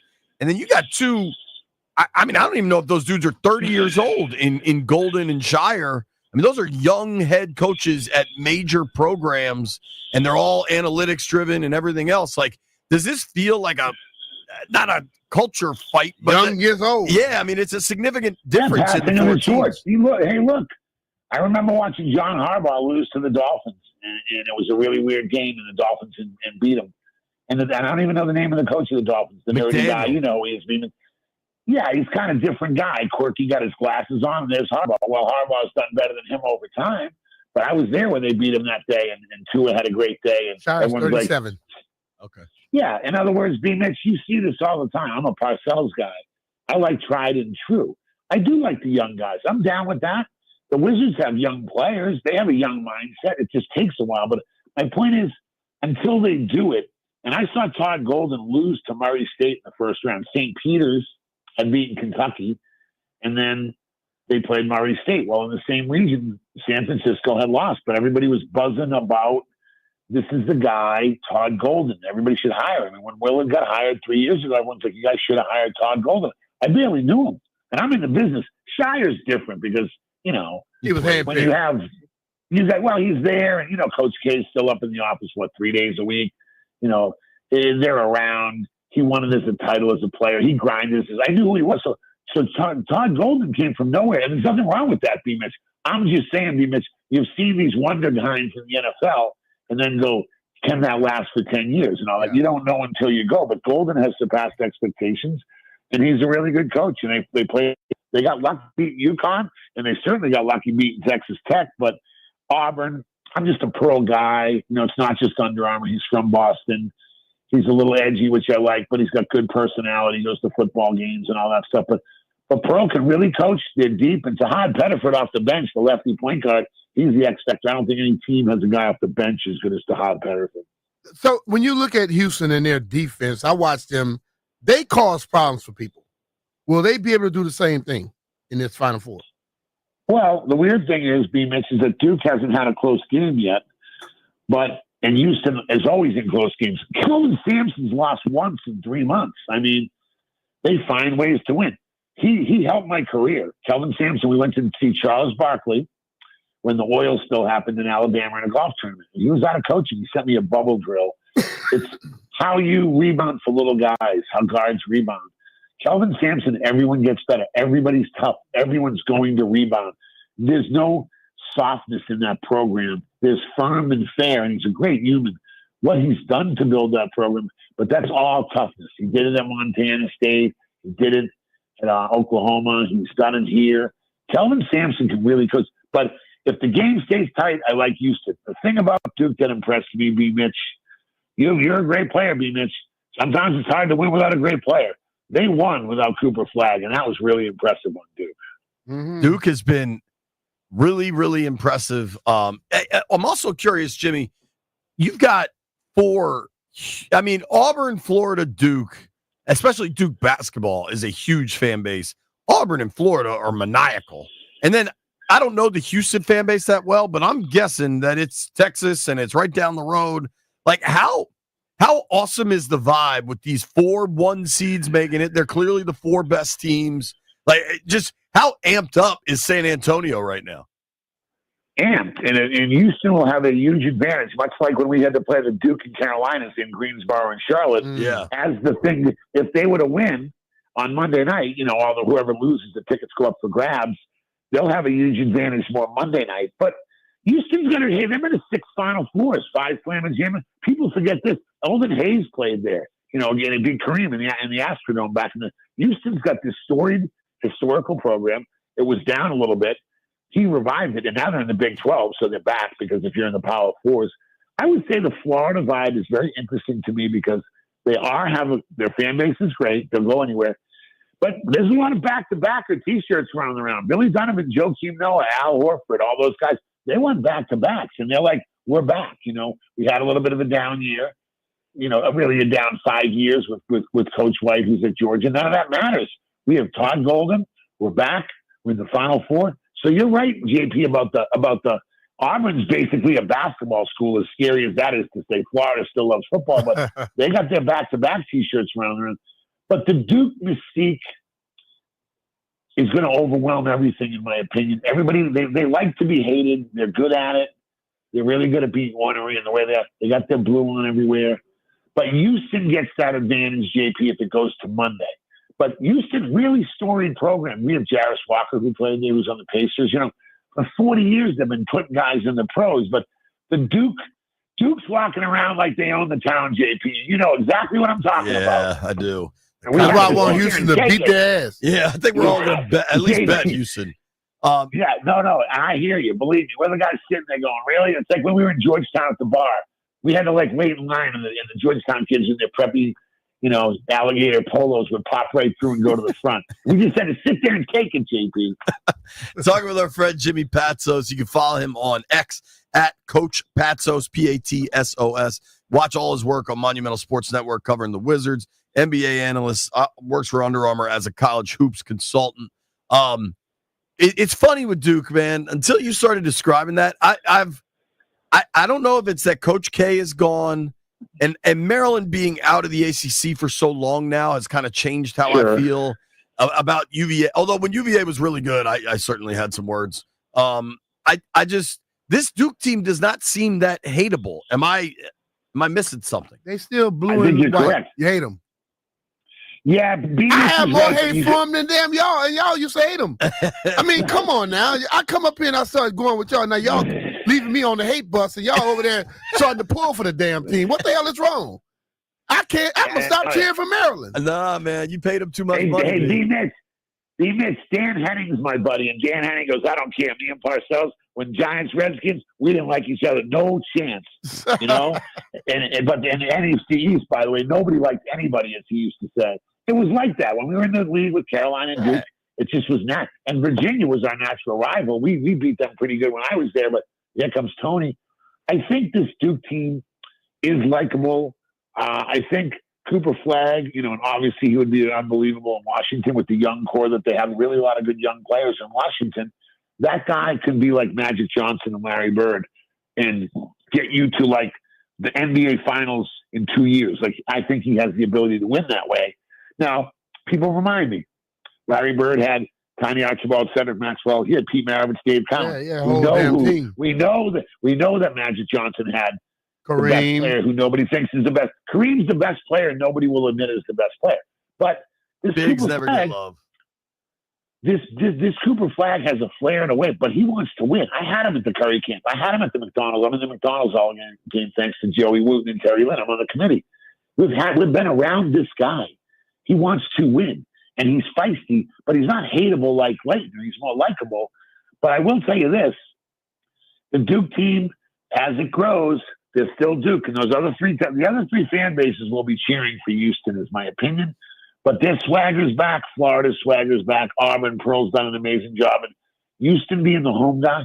If the game gets tough and ugly, how does Houston win the Final Four? It's got to kind of be ugly and grind it out. Yeah. It's got to be rainy day, John Riggins type football for 2 games for them to win. I like it. So if it's a close game, you tend to favor Houston. I do. If it's low scoring, yeah, he just finds ways to win, and they got guys that can make. They don't even shoot the ball well. If they shoot the ball well, it could be their weekend. But funny things have happened. Loyola Chicago was here 6 years ago. This is where Bill Self got his first title when Memphis didn't foul, and they got the 3.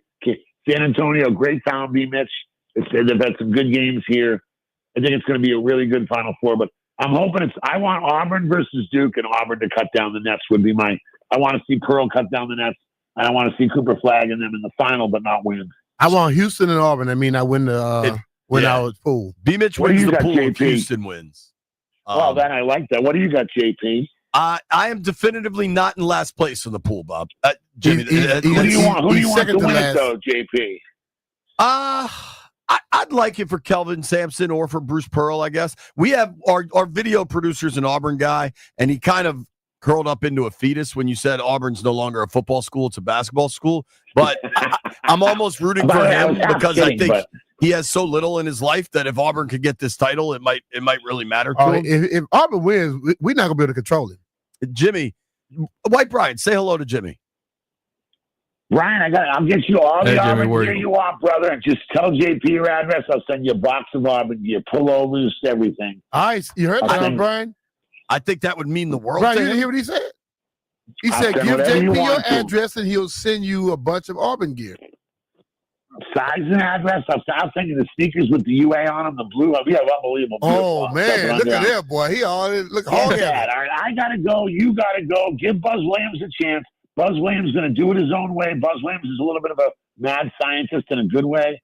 Buzz Williams is a good man. It's going to be a little different, but his teams are going to play hard and get better. If there's one coach I compare Buzz Williams to, it's kind of Pearl. Like, he'll do it his way. It's going to take a little while. But everybody out there, give Buzz Williams a chance. You know, GW, good year. Georgetown, good year. Dwayne Simpkins, phenomenal year. The area basketball's coming back. And Buzz Williams is going to be a good addition in Maryland. It's going to be like Buzz's way. And he's a little like Chris Beard, and he's a Texas guy. But I really like Buzz.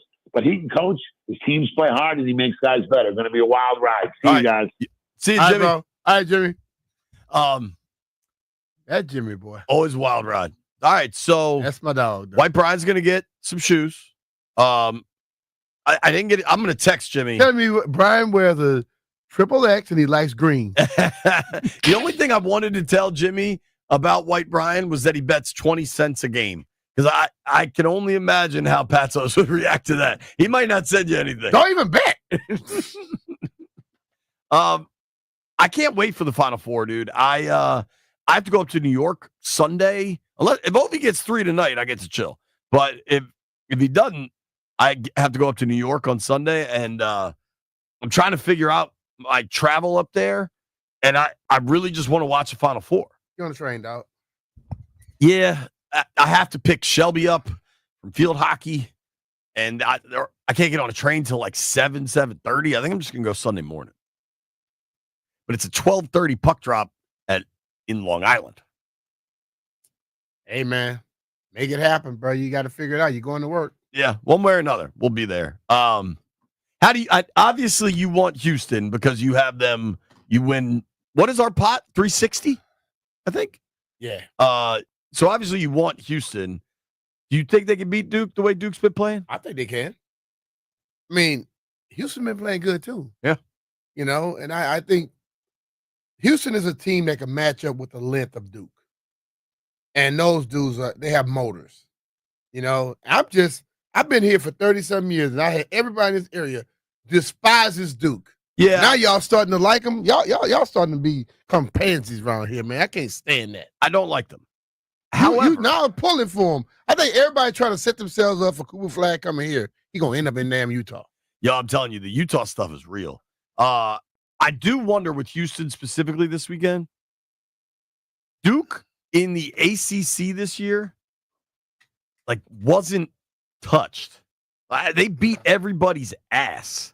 The ACC sucked. The ACC sucked. I just wonder, Houston is going to punch you in the mouth right away. Mm-hmm. It's going to be a different game, dude. If they can withstand that, then it may be something for them. But we'll see though.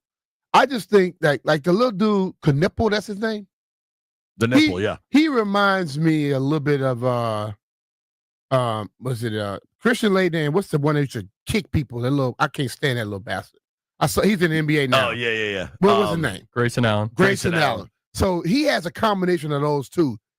I think he's a damn good player. Can't stand him just because he reminds me of those two people together. Got to get physical with the Nipple, clearly. Yeah. White Brian, what is your Houston Duke preview? I just think Duke has way too many ways they can beat you. But if Houston can impose their physicality, they have a chance. Bama scored 113, I think, against BYU. Duke held them to 65. They almost cut it in half. BYU to 65. I mean, Bama, you mean? Yeah. Dude, but if you think about Bama, if Bama 3-pointers are falling, you're not beating them. Right. When they're not falling, you can beat them. And they weren't falling against Duke. Duke hasn't lost. I believe this is correct. Duke hasn't lost since February 8th. But I don't know the last time Houston lost. They've lost one time in the last 3 months, as Patsos just told us. Yeah, man. And I think the Big 12 was a way better league than the ACC this year. Duke hasn't had a single bucket game. I mean, they just kicked everybody's ass, which obviously is a testament to how good they are. But, dude, listen to these scores. 78-57 over Cal. 106-70 over Stanford. 80-62 against UVA in Charlottesville. They beat Illinois by damn near 40, maybe by 43, if my math's correct. They beat Miami by almost 40 in Miami. Jeez. Brian would write this. Houston only loss in regulation was against Auburn. He would write that. Yo, Duke beat in subsequent games. Duke beat Miami 97-60. Then they beat Florida State 100-65. Then they beat Wake 93-60. They haven't been. They have kicked everyone's ass, challenged, but they haven't really been challenged. Yeah. Houston playing in that Big 12 is a whole. You know what I am talking myself into, Brian? Taking the Houston plus 5.5, baby. I like that. Here's what we got to do. 1 o'clock, we're going to open these phone lines up. I want to talk a little tush push. I want to talk a little concession stands. Nobody go anywhere. It's B-Mitch and Finley.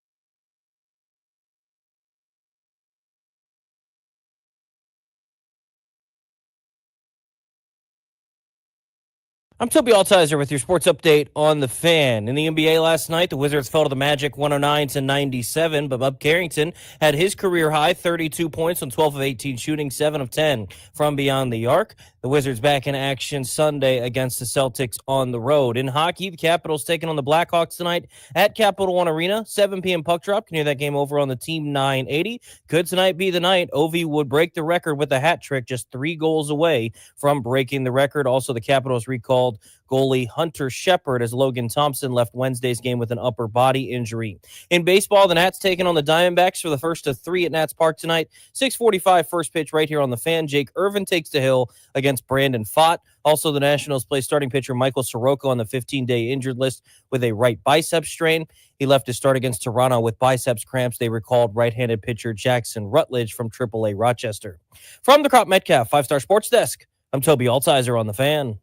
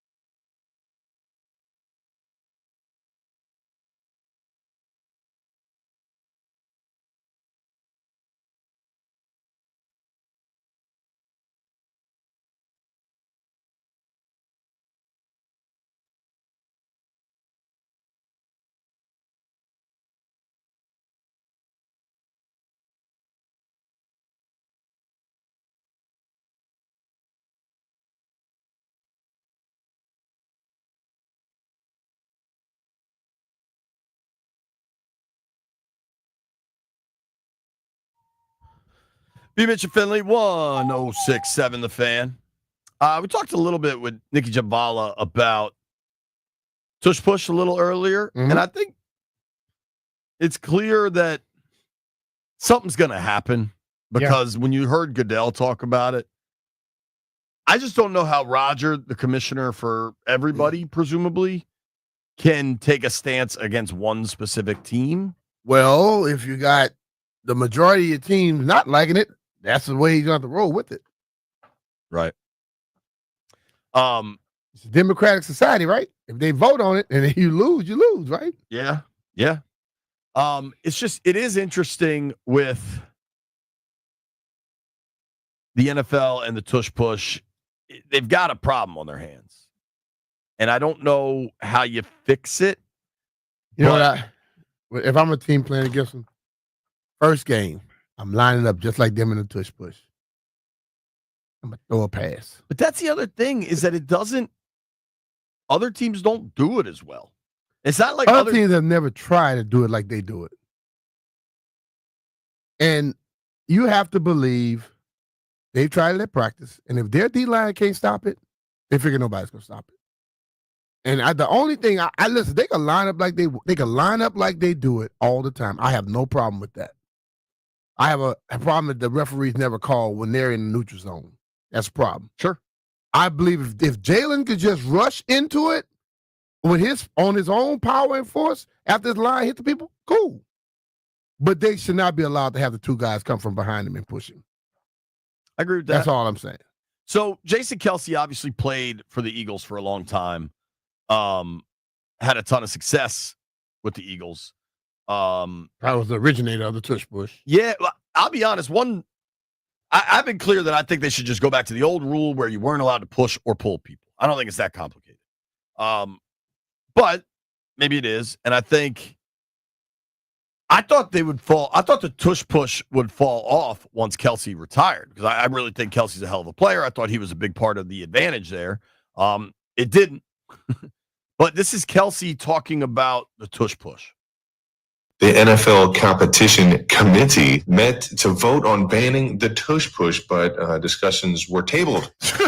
What are your thoughts, Jason? I think the only argument I see for potentially banning it is there a competitive advantage? Is it unfair that players can push, and should we allow players to push rather than ball carriers or anybody do things on their own? That's going to be a hard rule to enforce. Are gang tackles outlawed? That's what I'm saying. Open field, like when Big Creed Humphrey gets behind a running back and he's pushing the pile forward, do we not want that? Because I like that. No, because that's football. Just from like the health aspect, is like people misusing my quotes. Like the play sucks to run, but it sucks because of like an exertion. It's not going to be a play, in my opinion, where you're going to see this huge increase in chance of risk of injury. It's just not. Some people think it's more of a rugby play, but when we have like a guy who played rugby, like Jordan Mailata, he's like, it doesn't have anything to do with rugby. I mean, I'm tired of the back and forth with it. If you're going to ban it, just ban it. One of the quotes I saw was like, I'm most concerned for the center. I was like, yeah, I get it. Yeah. I mean, it sucks. It is a grueling play. But I got to put this, like, it's less of like a grueling play of like being cold-cocked, and it's more of a grueling play of like, you got to take a shit and it just won't come out. That's what's grueling about it. It's like,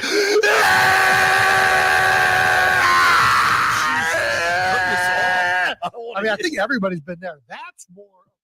But you know what? That was. I understand his mindset, but let's be real. If you stop people from pushing people in an open field play, and this is what I don't understand about the league. In an open field, I tackle you, I stop you, okay? Your forward progress is stopped. A big old offensive lineman come and drill you in the back. That's a chance of you getting hurt, right? Yeah. What if I'm pulling you backwards and he drills me in the back? Still a chance of me getting hurt. That shouldn't be allowed either. If you listen, the problem with them, they want to sit up here and try to make a rule for every little different aspect. You can't push or pull a running back forward, point blank.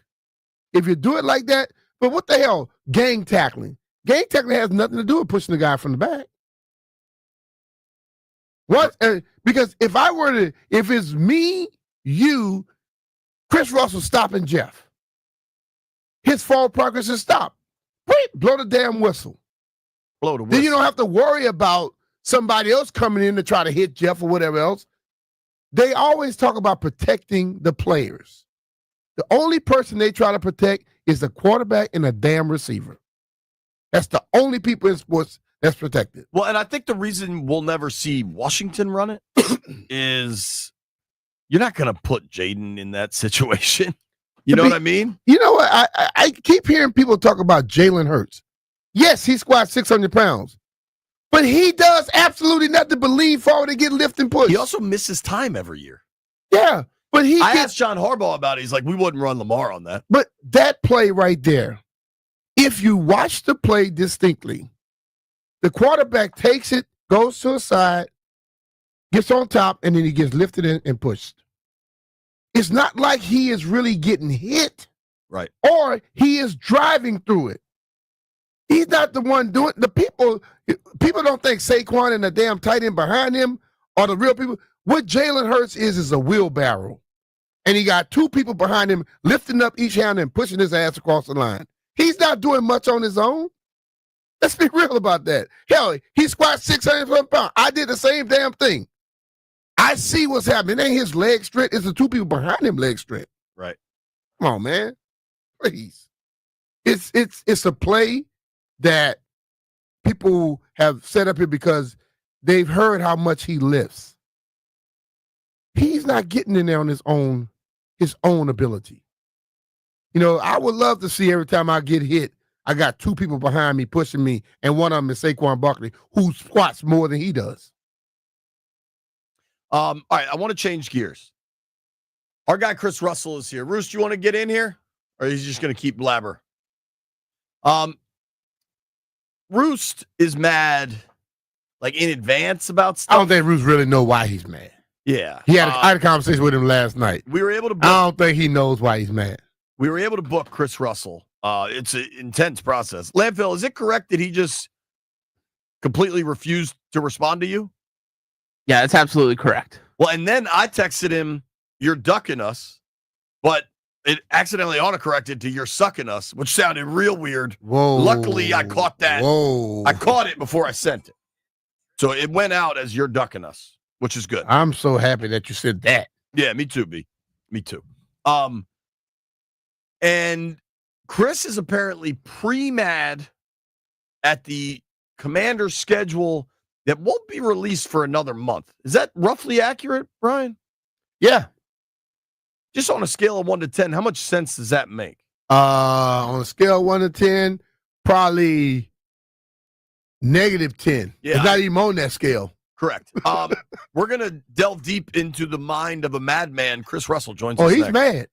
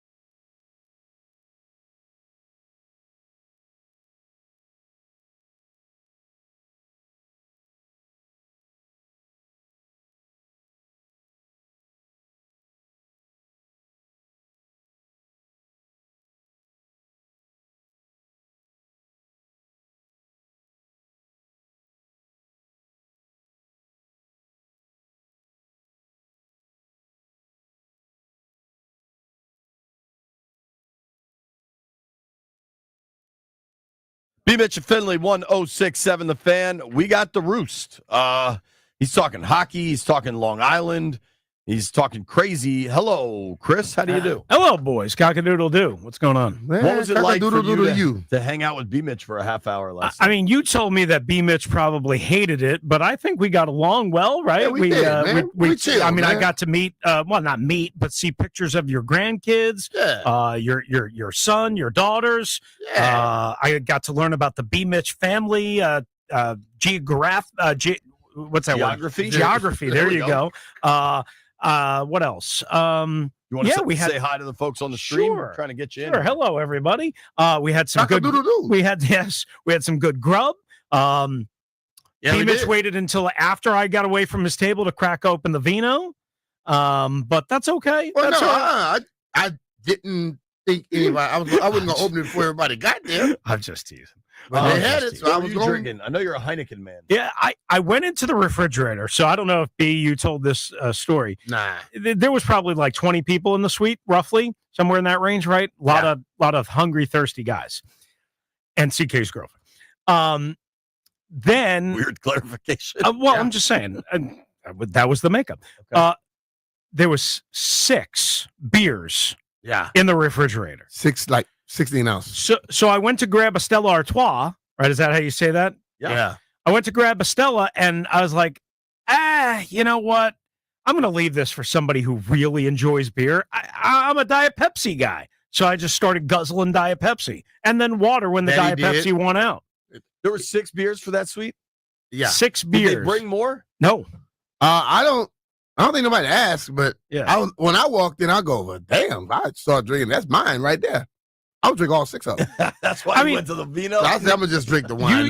Usually those suites are filled with multiple Booze. IPAs and Goose Island and, all that stuff. Michelob Light I've seen in there, different Michelob suites Ultra, I think or is what whatever. you're looking for. All right, let's Different get to suites. the crux of the matter. Enough of your highfalutin lifestyle. No. I'm just going to say thank you to the Wizards, and thank you for everybody that put this all together because it was a nice night of fellowship. I wish a guy like Landfill would one day care enough about the rest of his fellow employees exactly to come and join us for some fellowship, some brotherhood, some camaraderie.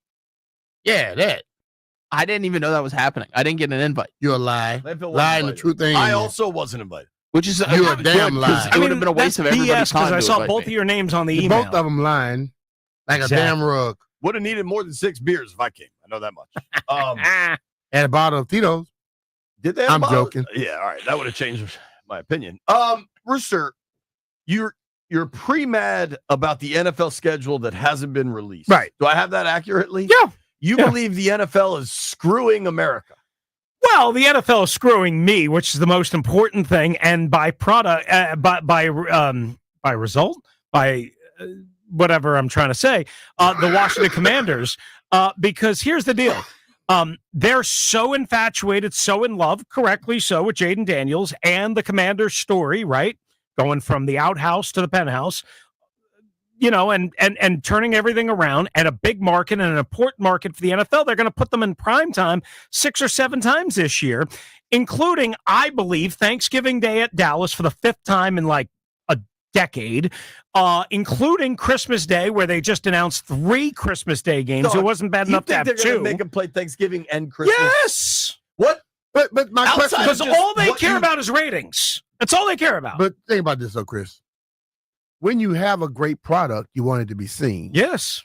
And we in this town, including you, Mr. Russell, yes, we've always asked about why don't we get respect nationally? So respect nationally means you play primetime game. Correct. Now that they're doing what you and all of us asked for, you think that they're wronging the team and you. Well, I've always felt that they were wronging us by making us work on Thanksgiving Chris, do you Day. think the whole world is wronging you? Yes. Okay. I'm glad to clarify that. Listen, make no mistake about it. This is as much about me as it is about them and what's fair and foul. But can I ask? I don't want to work on Thanksgiving Day. I don't want to work on Christmas Day. I want to hang. I've wondered this. Yeah. You don't you drive to Philly, you drive to New York. You don't have to do that. Correct. I'm a professional. I work hard. I care about my job. I want to be a part of the mix. But dude, I just don't want to be a part of the mix on Christmas Day. I want to leave. You're going to watch the game at home on Christmas Day, regardless. I got a question for you. Who in the NFL made the great Chris Russell choose broadcast? Nobody. And so when you chose a sport, right, that plays on damn near every day. Yes. And they used to not play on Christmas Day until 3 years ago. Well, it holds. They played on it whenever it was a Sunday, though. Yeah. Or a Saturday. No, they would always move the schedule up. No, if Christmas Day fell on a Sunday, they would move the whole entire schedule because they did this in 2017. They played in Chicago on Christmas Eve Day. Yeah, but they still had Christmas Day games. They had a Christmas night game. That's what they had. But the thing I'm trying to say is, which one of them made you choose this profession? Nobody made me choose. And a lot of people have said, well, you signed up for this and you chose this. You did. No, I didn't choose this. 28 years ago when I decided to get my dumb ass into broadcasting, I didn't think, you know what, when you turn 50 and you have a family and you have kids and you want to do other things other than football, that I was going to have to work every major holiday. Are they playing on the 4th of July now? Nope. Easter, every major holiday. Easter. Every major holiday. You know what they did on Easter Sunday? My first year on the beat, they traded for Donovan McNabb. That sucked. Dude, so I think a number of things have to happen here. I think you need to compartmentalize legitimately. I'm saying this legitimately. All the damage the organization did to you for a long time. Yeah. All those dudes are gone. I know. You need you're this isn't about the anger and no, disdain, this isn't about the organization. I love Adam Peters. I love Josh Harris. I love Dan Quinn. I love them all. You know, Sean and the PR staff, they're great. Okay. Everybody's fine. This has nothing to do with them. This is the NFL. This is the NFL being silly and stupid, all in the exchange of ratings. If I may, let me ask you a they're question, definitely not being silly or stupid. You could say greedy. I'll ask this question. If their ratings are that big on all those days, what does it tell you about the people in this country? They want to watch that. You on your own, because dog. they don't have anything else to do. I remember sitting. I mean, it's not like most guys cook and clean. I do that. What Chris, kind I think of you're on your own, dog. 1950s nonsense was that? I'm just saying. Dude, most guys, like I on remember Christmas Day, sitting you with put my your kids, family. you open up gifts with your kids, and then you go sit on the couch, and you're lazy. Right. I remember sitting in my mom's house in Annapolis with my sister and my mom and saying on Christmas Day, damn, I wish there was a football game. Well, because all you do is rewatch Die Hard. The NBA put on 5 NBA games, and the NFL said, nope, you're not having this day. We're going to take it over. So you mad at them? You mad at the years. NFL for really? So if people were to say, okay, I'm going to turn off B-Mitch and Philly and listen to Chris Russell, you would be mad at that? No. Only on Christmas. So now you're mad at the NBA, the NFL, because they are are you mad? ish. You're mad they're taking it from the NBA? No. I'm trying to find every possible reason why I can to be critical of the NFL. Why? Okay, so because I don't like the NFL. The NFL is a stupid sports league. They've hoodwinked America into thinking that they're smart, and they're not. But let me ask you a question. But anyway. So you drive to places you don't have to drive to, so you hoodwinked too. That's correct. What sport league do you think? The boss says all the time, why do you do the things that you do? This is like a particularly nutso part of the world we've landed in. Like a lot of times you have some takes, and you do know football. I always appreciate your actual on-field analysis. Thank you. But you think the NFL is a stupid league? I think the NFL operates without a lot of common sense, yes. What league do you think is a smart league? Oh, the NHL is smart. Why? How? Because the NHL is built from a sport that was completely ignored by a lot of people, and they're still in small of little all the major podunk sports. towns, and they've expanded into this global brand that now makes If I $10 may, billion Landfill, a the year. original 6 They make were how much? Boston, How many billion? Montreal, Toronto, New How many York, billions they make a year? Detroit, and One? Chicago. Wait, I'm talking you call about those Calgary. podunk towns? I'm talking about Calgary and Edmonton. The original 6. Winnipeg. The original. How many billions the NHL makes a year? About $10 billion a year. No, they don't. Yes, they do. What's the NFL make? 17. No, there's no way it's There's that no close. way it's that close. It dog. is. No. Yeah, the NHL is or maybe it's like $9 and change billion, but it's pretty close to 10. What? Anyway, What are you? Listen, I don't this even, is like, all. Can I? give me your Can I also explain? premise. I've got an appointment Give at me 1 your- o'clock. Give me Okay. your thesis statement It's of what you're trying to 6.6. say. Here's the deal. also. NHL is 6.6. Yeah. How much was the NFL? More than that by a substantial It's margin. not 6.6. Yes. For what? Last year? What are we saying? NHL earnings? No, NHL total revenue. Gary Bettman was telling the Mad Dog like a couple of weeks He ago. could have it was been like lying. $9 billion. He could have been lying. The 23-24 season reached $6.3 billion. So Gary Bettman was So maybe lying. it's over the next 3 years that it's like close Supposed to to 10 billion, grow to that. because the salary cap And the is NFL growing probably be at exponentially. 20-something yeah, billion. okay. The NFL was $20 billion in 23. So Chris, you were off So your on all numbers course. are Listen, You got to pretty stop listening to the significantly NBA off. people, Listen, NHL people. Listen, I'm not telling you I have facts to prove everything, okay? I mean, screw the internet, first of all. Secondly, one thing I'd like to point out, the other thing that is not about me, that is not selfish, that is legitimately painful, I think, in a way, towards the Commanders, is the more primetime games, the more short weeks they have. They're allowing them to play 2 Thursday night games this year. I think they're going to play again Thursday on Thanksgiving Day, Christmas Day, whatever. The more short weeks you have, the worse it is for the football team and your body and recovery and guys being available to play and guys being closer to 100%. This guy that's sitting next to you, to your right, Yes. 56 years old, Yes. played every game, Yes. practiced every practice. They didn't have it like they do today, and guess what? I feel damn good. Well, Those guys today, they'll feel good too. Do you think that Mahomes, the Chiefs, do you think they're not on primetime a lot? They are. I think they've been in 5 of the last 6 They Super are. Bowls. They are. I think the Ravens, a lot of primetime games. Yeah. The Yeah, Eagles, a lot of primetime Yeah. games. Yeah. There's stuff you can complain about, but like, I think you're a little crazy, dog. Hey, he proved it to me last night. He told me he has a method to his madness. Roost, I'd like to offer you something, and I mean this sincerely. A Purell wipe? Well, you might need that for what I'm going to offer you. Commandante Tequila was in here earlier and gave us all various presents. Mm-hmm. He gave me these used headphones, and I'd like you to have them. See, somebody love you, Chris. Well, thanks. He said he used them one time, and he gave him wipes to wipe them off just in case. Yeah. So they don't have earwax? You don't even on know them? how to open them. It's the other side, dude. Oh my gosh. I don't know. Do you not have Rooster? This is. I hope people are seeing this on the street. No, now we see here. why he has the takes he has. Yeah. Listen, I'm right. Everyone else is wrong. That's the bottom line. Are you gonna keep the headphones? Sure. All right. You want me great. to keep Commandante Tequila? Thank you very much. Gracias. Gracias. Roost. Gracias. Of all the wild rides, I don't even know what you're trying to say on this one, but thanks for I your don't time. think he knows either. See you later, dude. Thanks, guys. Phone lines are open. 800-636-1067. 800-636-1067. Boy. I got good news. You won't hear from Chris Russell anymore, and you get to ask Brian anything you want. It's Ask B-Mitch Anything.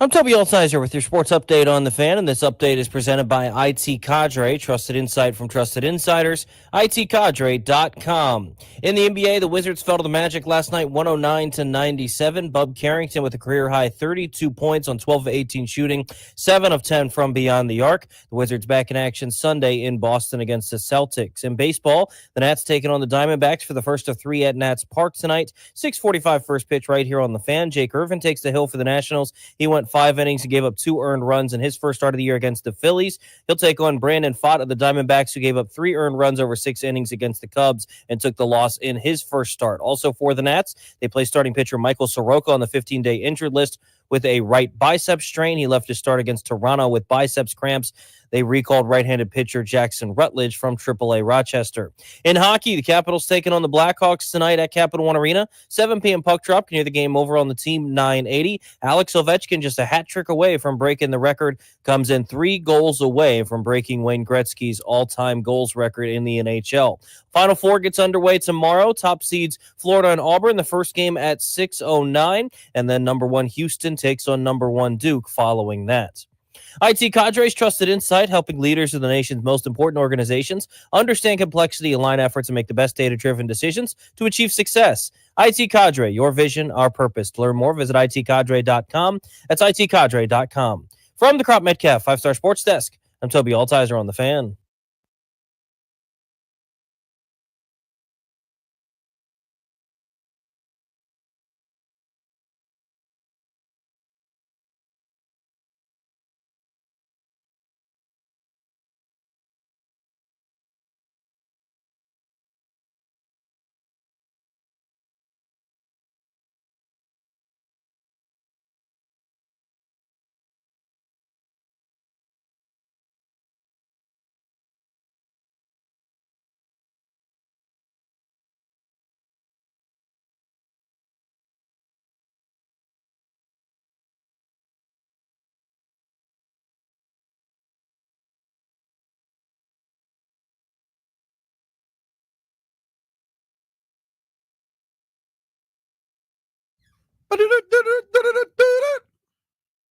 All right. Ask B-Mitch Anything time on a Scotty's Vodka Red Bull Friday. Scotty's, Maryland made, amazingly smooth and loved throughout the DMV. A few announcements before we get into Ask B-Mitch Anything. Mainly because B-Mitch isn't here. But let's start with Grant and Danny are live on location today. City Tap House, Landville. City Tap House in Penn Quarter. So if you're going to the Caps game tonight, like me and B-Mitch are, you can swing by City Tap House and hang out with those dudes before the game. Also, just wanted to read this. Ross Dellinger is a college sports reporter, pretty well established, I would say. Was at Sports Illustrated. It appears now he's at somewhere else. Ross Dellinger tweeted, a notable story heading into the new rev share era. Cal's biggest boosters have pulled their NIL donations until the school meets their singular demand. Put newly hired GM and former NFL head coach Ron Rivera fully in charge of Cal football.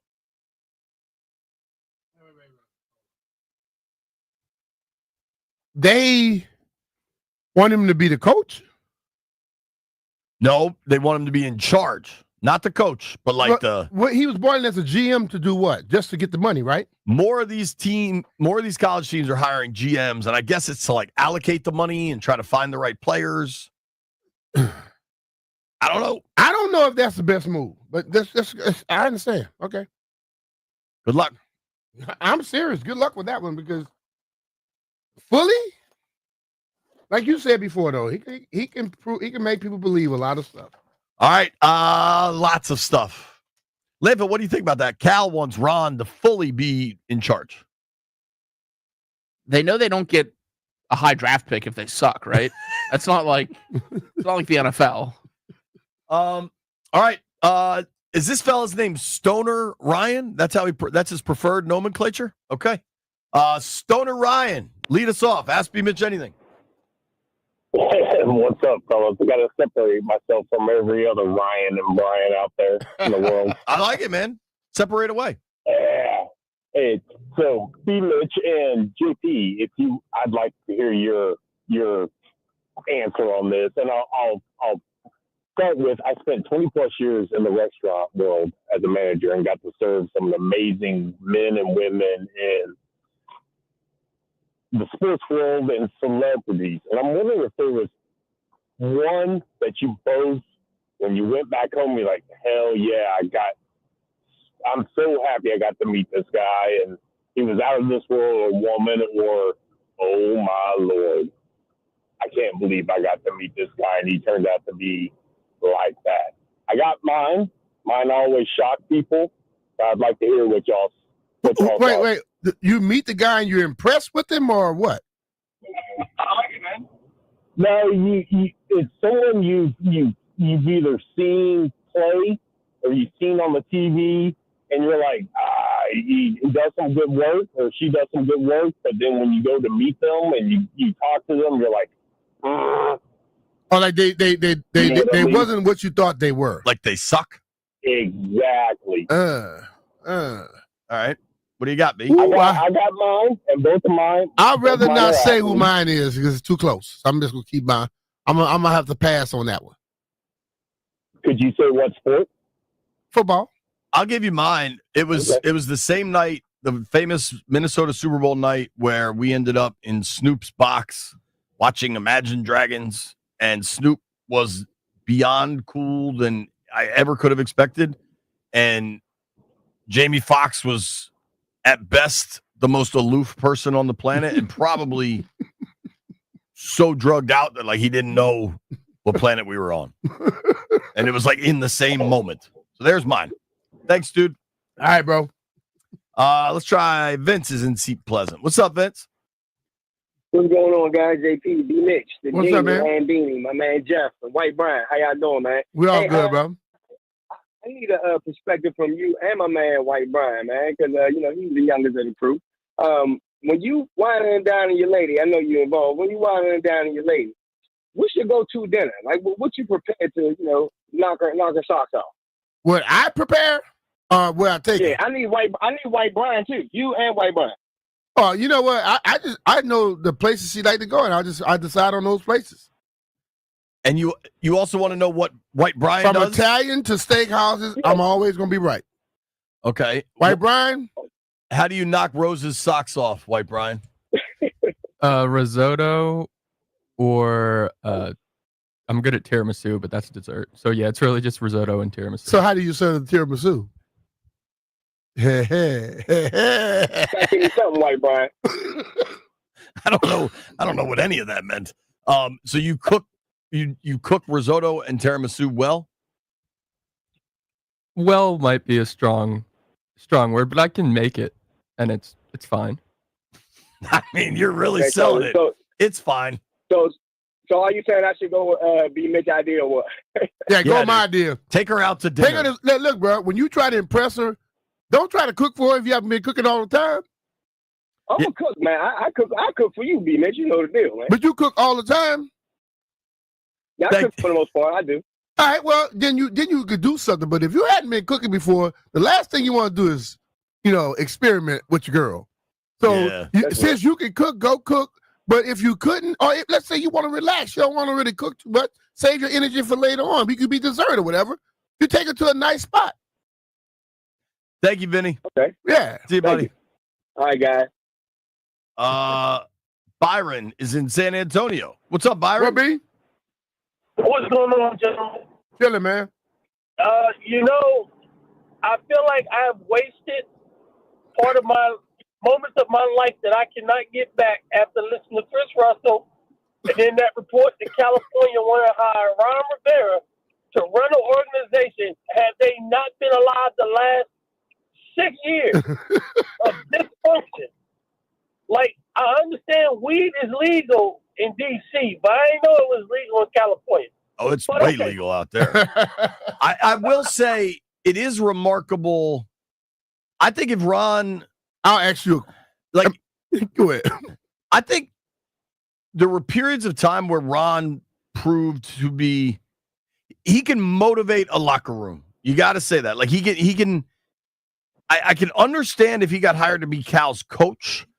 A lot more than I can understand to be the GM. Okay, but because like the GMing was so bad, the player evaluation was so bad, but maybe it's more about fundraising. One I thing don't we've know. always said, he knows how to politic.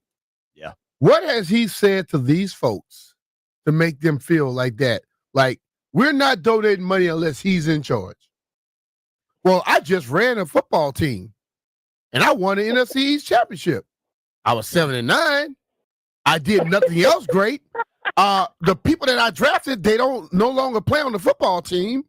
Did he tell them the whole truth? Or did he just paint it as if it was like, like Michelangelo did something? Because to be honest, I'm with the caller, if they really followed what happened here, there's no damn way they're thinking that. I tend to agree like with when you. you guys have, that's just like when some of your buddies on the same network, they have Ask Jay Gruden Anything. Are you freaking kidding me? All right, But dude, y'all have a we good gotta Friday. go. All Thank right, you, man. Byron. I'm taking a look at Cal's like roster. You know they gotta have some tech dudes. Wozniak, that co-founded Apple with Steve Jobs. Uh-huh. He's a Cal alum. It's crazy, dude, because like you talk about NIL, like if you get that dude to cut a pretty small check for him, like your NIL set. Yeah. Like, I don't know. See, but like a lot of people are connected to the people that played there previously. Yeah. Then went on and became something, and then they come back and they want that guy to run stuff. Just because you went to the school don't mean you know what the hell you're doing. Right. I'm just being real about it, man. But like Paul Otellini is the CEO of Intel. That dude could singularly fund any schools. We got a lot of weird questions coming in today. Luke is in DC. What up, Luke? Hey, boys, how are you? Doing good. Hey, boys. Hey, so I called before I called in to ask B-Mitch about if he had a tequila because I was going down to Mexico, and JP told me to call back after I got back. So here I am calling. Oh, that's true. Oh, good, man. So I want to tell you, B-Mitch, there's this one tequila. You should write it down. It's called Fortaleza. It is the number one seed for sure. It's like, for me, it was the best one for going down there. But I got a couple bottles for you and JP, so I'll drop them off at some point. I'll Appreciate it. I'll call and figure that out. That's great, I was about to write it down, but you're gonna bring the bottle. I don't have to write it down. No, I can't bring that one. I don't roll like you. but I'll In bring other words, something you else. say that's the best, but you didn't bring that one for us. So how you spell it? That is accurate. How you That spell is it? accurate. Hey, I'm a working man. How you spell it? FORTUZ, something like that. ALA. I'm not 100% sure. I didn't do well. Hey, but I do have a fun fact. I did so many, real quick. I know you said you got a bunch. So fun fact, if you want to know good tequila from bad tequila, as a general rule, if you take the tequila and pour it on your hand, and then like a hand sanitizer, if you think of it like that, and you spread it, if it's sticky, you know that they added a bunch of crap to it, and if it comes out clean like a hand sanitizer, then it's 100% pure. All right. I'm gonna start doing that. Thanks, Luke. Walk around here with my hands smelling like tequila. All right, 800-636-1067. We're going to keep the phone lines open the rest of the hour. Should anybody want to call Let's in, get it. ask B-Mitch anything. It is a Scotty's Vodka Rebel Friday.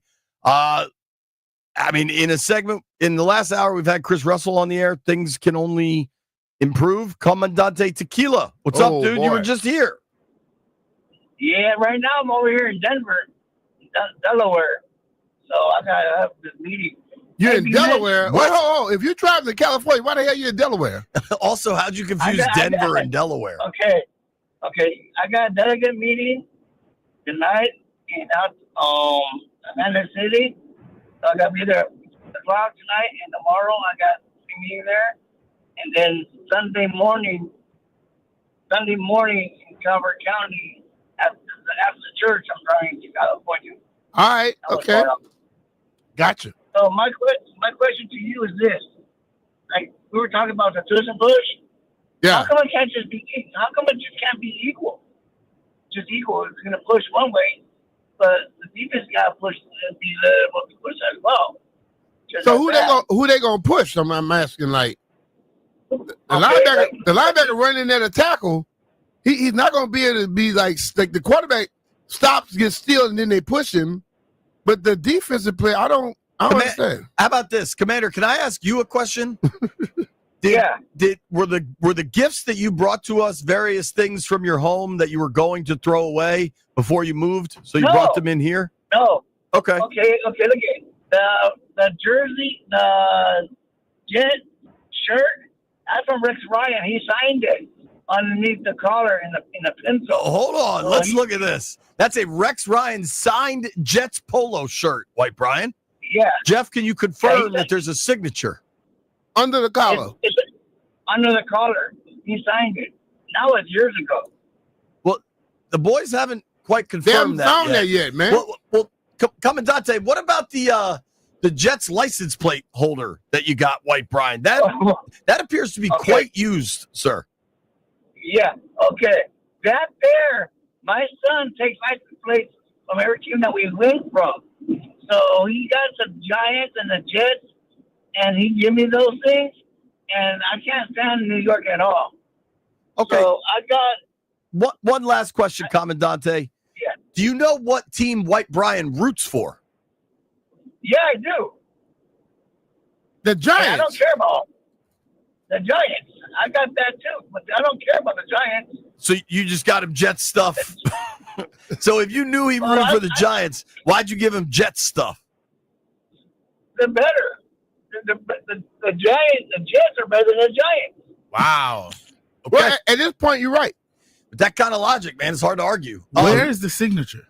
Yeah, where's the signature? I think you just got him. Did you wash it off? A really big shirt.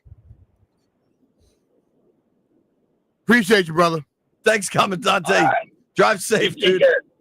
He's driving to California via Atlantic City. Yeah. Is my determination. That's a lot of time. If I'm about to drive to California, I'll be damned. I'm driving anywhere else before I leave. Dude, that's just so many questions. You know what I have no questions about?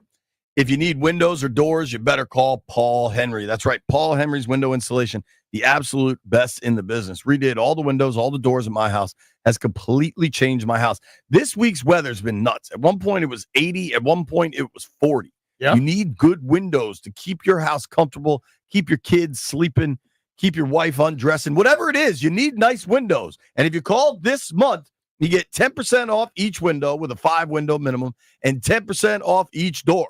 We talk about Paul with the windows and the doors. He does, and he did a great job for myself and also JP. That room that JP talked about in his house, I've been in it, and it's unbelievable. But Paul does other things, too. I told you I had a walkway from my house to my detached garage.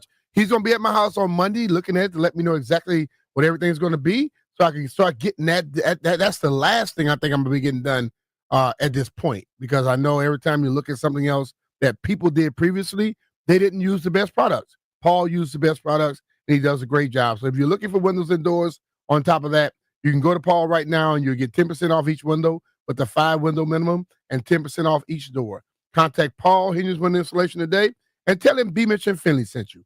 PaulHenry'sWindows.com, your clear home improvement choice.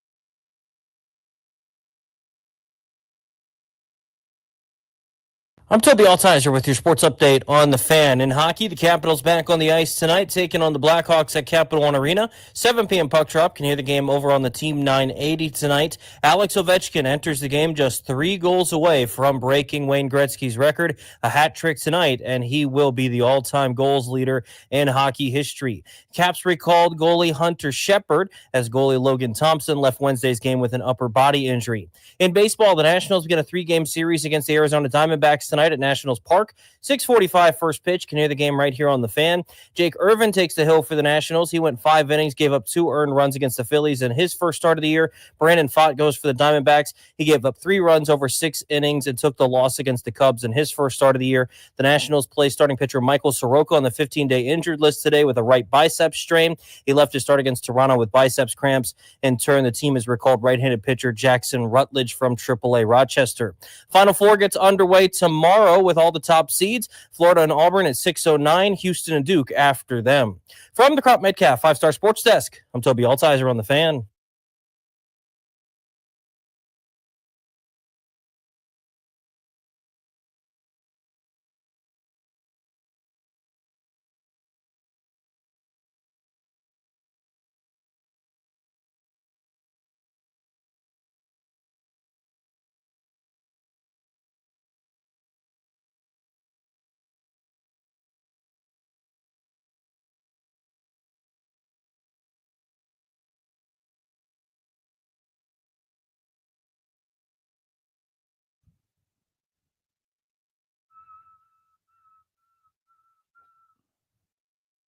B-Mitch and Finley, 1067 the Fan.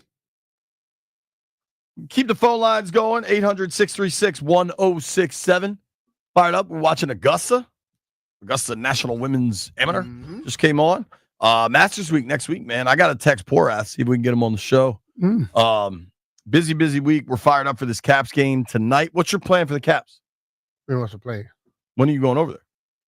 I think I'm at about 5:30, 6 o'clock. Clyde's or what? I guess that's what I would like to get over early for some reason. I don't know. Well, especially now that lounge is closed, right? Isn't the lounge closed with his tickets? Not that I know of. I know that because they started construction and stuff. Some of that stuff got closed down, but I could be wrong. Yeah. Los is on the line. Los at Severna Park. What up, Los? Hey, what's up, guys? How are Hey, you, number one, apologies for yesterday's Bleep You Thursday segment about the Putin and all that. So my apologies. It was funny, dude. You're good. So question for you guys, both of you guys, if you guys want. Whenever it's 85 degrees plus outside, I taste land shark in the air. You know, that's just me. When it's nice outside, what drinks do you guys taste, or what are you guys in the mood for? I'm in the mood for a transfusion on the golf course. Yeah. I mean, a few transfusions. A case of transfusions. I love a good transfusion, especially when I'm playing golf. Yeah. I mean, I'm a vodka drinker, but I like, in certain situations, I like certain kinds of beers. I like Coors Light, Bud Light. There's domestic, just, easy drinking domestic beers if you're on the beach. Maybe a Corona or a Pacifico here and there. I do like a pumpkin beer around Halloween. I kind of can buy into like 1 or 2 of whatever. I like wheat beers a lot, but I usually only have like 2 of them. I like Guinness a lot, but I'm usually rarely drinking more than like 2 of those. Does that sound about right to you, B? Guinness? Yeah, I used to look at Guinness and say, there's no way I'm drinking that. It's good, dude. But no, I'm saying I first saw it, I'm like, it was so dark. I thought it was going to have a nasty taste. Yeah, I drink it, and it's light as hell, and it has less calories than all other damn beers. Yeah. Guinness Blonde love tastes it. more stronger, in my opinion. Is Guinness Blonde made in Baltimore or whatever, right by the airport? Or is that just I think it is, distribution? Yeah. Interesting. All right, Los, appreciate you, brother. Thanks for taking my call, guys. No problem. Man, take care. Let's check in with our guy, Zeke in Southeast. What's up, Zeke? Hey, what's up, guys? How you doing? Doing good, man. All right. I don't know if you guys remember. I met you guys at TAPS. Yeah. And I found out I had a connection with Jeff. We both went to Bowie State, and I have a connection with you, JP. I'm a Maryland grad. So my question to Brian is, Brian, how much money did you get in that cup from JP? In what cup? Okay, remember you told him if he kept talking about Willard, you're gonna put $1 in the cup every you know time what? he kept talking about Willard? He kept talking about it. If he had to pay me, he probably owed me over 100. It's at least over 100. And Brian, even when you went out of town on vacation, he went had back a whole to it. show. Look, I said, will you let it go? JP, so my question to Brian is, how much money did you get in the cup? And also, JP, let it go. We moving on to bigger and better things in Maryland. Thanks for taking my call. If I may, this whole week I've been fine. I'm supporting Buzz Williams. We had Patsos on. I didn't bring anything up. I haven't brought bring it up with Patsos, but Monday and Tuesday you did. No. Yeah, you did. See, this is the thing about you. Not about Willard. Yes, you did about Willard, and then you used Buzz and you discussed Willard about what he had done that was wrong, this, that, and the other. But by Tuesday, when I was breaking that he was getting hired, I was not talking Willard. Wednesday, you were cool with it. Wednesday, I think Monday, you're right. I think Tuesday. Tuesday, you talked about it a little bit, and Wednesday, you kind of started going away from it. I haven't. All right. So in the last 3 days, I haven't talked to any. I am done with the dude that used to coach here. Period. I am on to Cincinnati, man. All right. Good job, buddy. Thanks, Zeke. I'm that dude is out of my life, and we're good. We're all moving forward. You're talking about it. I did get no. He just asked me about it. Titus Jones via Twitter said, "What person has B-Mitch met that left you starstruck?" Muhammad Ali. Where'd you meet him? Met him a long, long time ago. What was it? When I met with my cousin in New Orleans. That's cool. Was it cool? Was it what stage of his life was he in? He was right before he started to get real to like couldn't remember a lot, but he was all about his wits. He had the shaking and things like that, but he was still clever as hell, still cracking jokes, and always did his little magic stuff with you. That's cool. Yeah. That's the dude who I respected the most growing up. So what is do any of the boys have a question for B? Because if not, we haven't talked about this and we should. And I'm prepared to. What is it? NCAA women's Final Four this weekend. Yeah. I think Beckles. I mean, so these games are today. Texas plays South Carolina at 7:00 tonight. Tonight. Oh man. UConn plays UCLA at 9:00. And dude, so what's my man's name? UConn women's coach Gino, right? Gino Auriemma. He was pissed, and dude, it might be onto something here. UConn had to play Monday in Seattle. Okay. And now they play Friday in Tampa. Like, it doesn't make a ton of sense. Why wouldn't they just be a day later? See, I'm at this point, Jay. They weren't a number one. Were they a number one seed or not? I don't think they was a number one seed. You end up going through and knocking off people. You played Saturday, you said? They played Monday, and now they're playing today. Friday. You're talking about 4 or 5 days in between. Significant travel. But they probably played and left there that night. Probably been back in Tampa since Tuesday. You can't tell me they're not ready to play.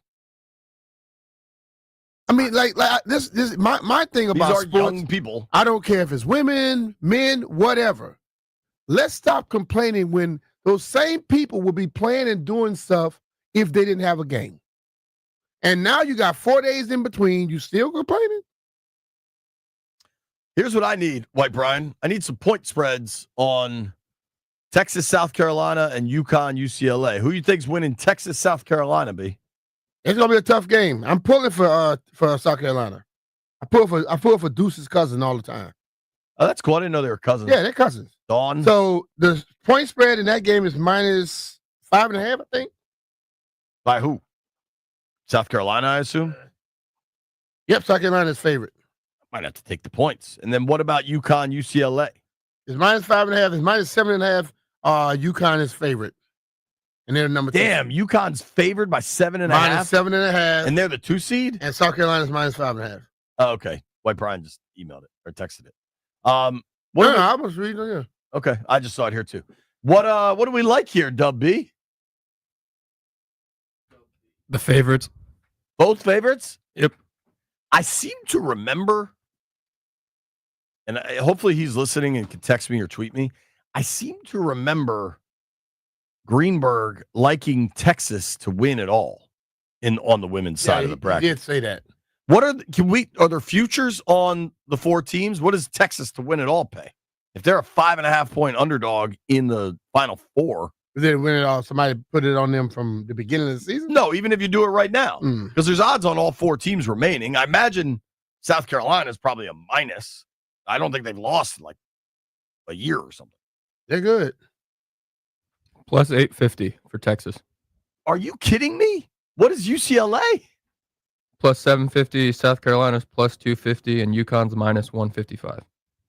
UConn's minus 155 to win it all. How are they a 2 seed? That's what it makes no sense. See, and that's what I would if I'm somebody that want to tell Gino to shut the hell up. Your team should be a 1 seed. Maybe he's complaining that they were a 2 seed. Why would he complain that they're a 2 seed? They're in the Final Four now. They went 35-3. It's the same record as South Carolina went 34-3. Texas went 35-3. I don't know enough as far as what he's mad about. Texas is plus 850. Gamesmanship. That's what he's mad about. He's just playing gamesmanship now. B, the fact that you can get Texas, the winner, I don't know who won the SEC, but at plus 850, they're already in the Final Four. Like, they're in the Final Four, but they're not the best team in the Final Four. And when I look at it, Greenberg, text me if that's accurate. That's exactly what the people that in the league gambling want people to think. Wow, you get them a plus 850 and you take that chance, and guess what? You lose your money. They make the odds seem great, and you can start counting it, but you lose your money no matter what. Today, we're all Longhorns. JP Finley here, and if you're ready to transform your backyard into the ultimate retreat, you got to check out my boys over at Offenbachers. Give them a call. Alex Dave will get you all set up. Seriously, though, if you're looking around your backyard and you're wondering, what can I do to keep my kids entertained all summer when they don't have school, and you're thinking about putting a pool in, just know that's got a 6-figure price tag, man. That joint is expensive. You should consider a swim spa. I went out to Offenbachers in Herndon and checked out the swim spas. It's like your kids could go nuts in it, and you could use it for exercise. They are a really, really versatile piece of equipment that will look great in your backyard. You can kind of build around it so it all looks like you build these like landscapes. They're seriously dope, man. And you can also just chill in it. Turn the jets on. It's like a giant hot tub, or you can just get a hot tub, get a spa. They got everything you need over there. Plus, they got the cold plunges. I could go for a cold plunge today, honestly. My back is barking. You get in that cold plunge, however long you can go. I know some of my maniac friends are going 10 minutes in a cold plunge. I don't know how they do it. For me, the most I've done is 3. But if you do 3 minutes in that cold, you feel terrific, man. They've got whatever it is you're looking for, plus all your traditional outdoor furniture, what you're going to need, man. Spring is coming. Beyond that, it is summertime. They've got what you want at Offenbachers. 4 stores, Herndon, Annapolis, Gainesville, or Rockville, or you can check it out at Offenbachers.com. Even better, tell them I sent you. If you buy a spa, they'll give you a free $500 gift card. That is serious money, folks. Don't wait. Secure your summer now with Offenbachers.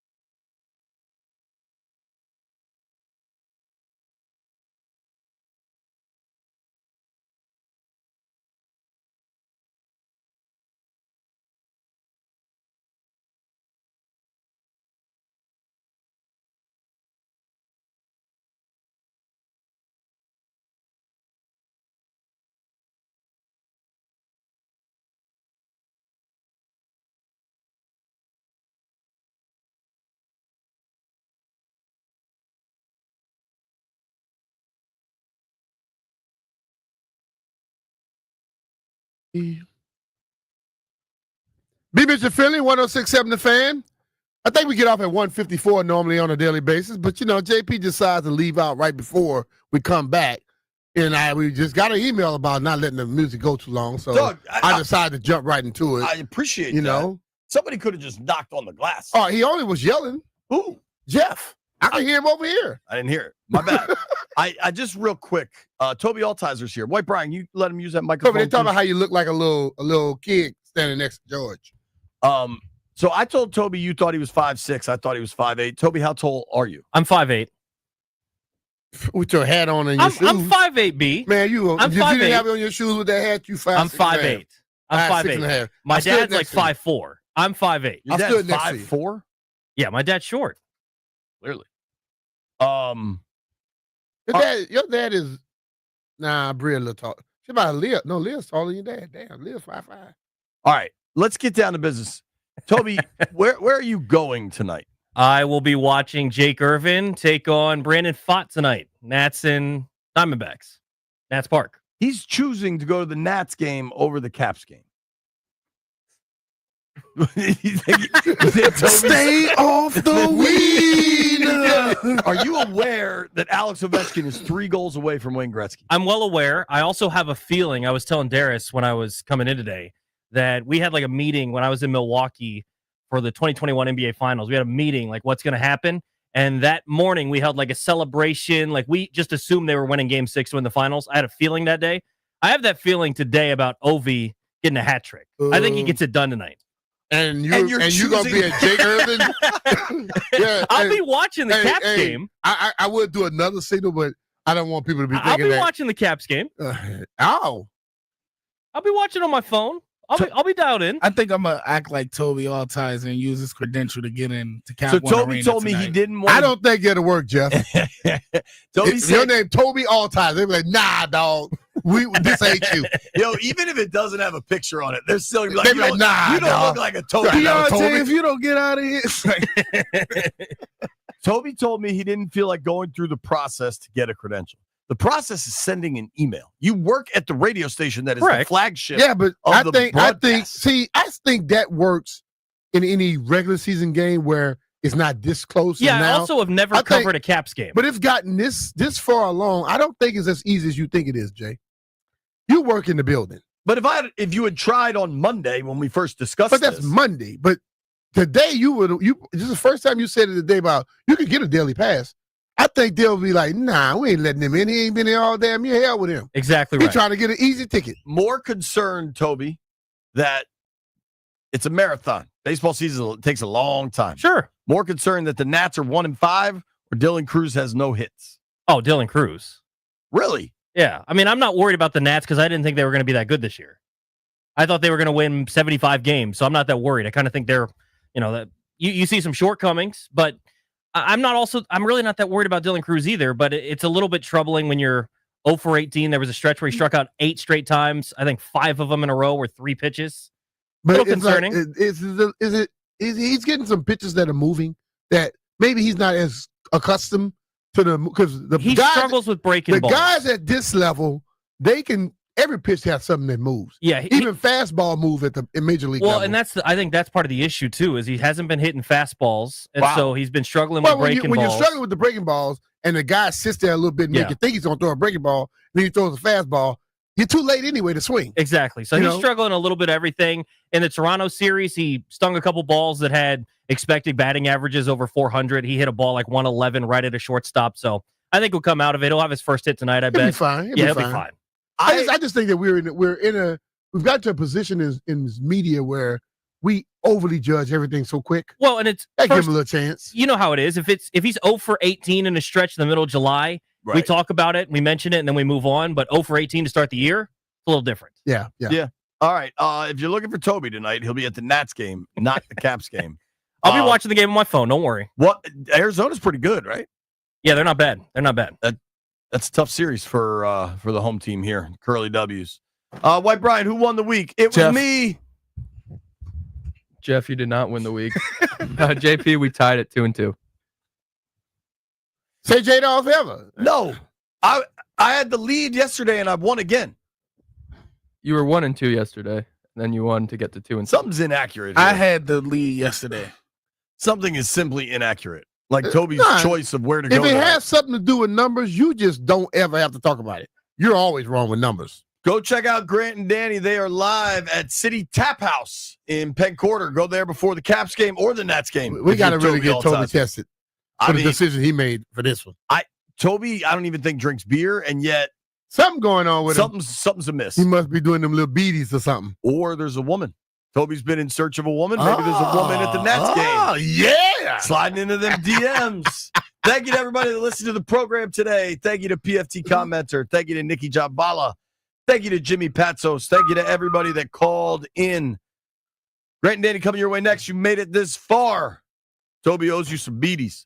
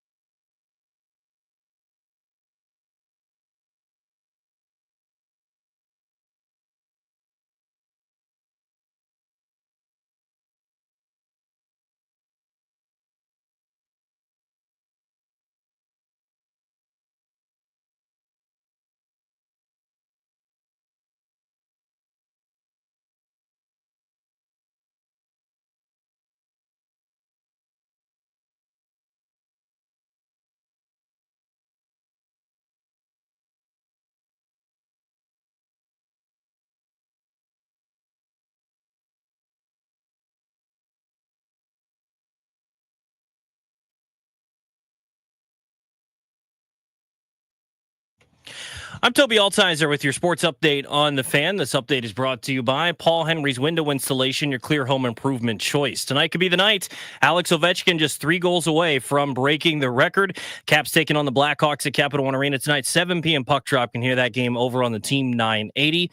Also today, the Capitals recalled goaltender Hunter Shepard from Hershey. Goaltender Logan Thompson left Wednesday's game with an upper body injury. He's going to miss a couple of games. In baseball, the Nationals hosting the Diamondbacks for the first of 3 tonight.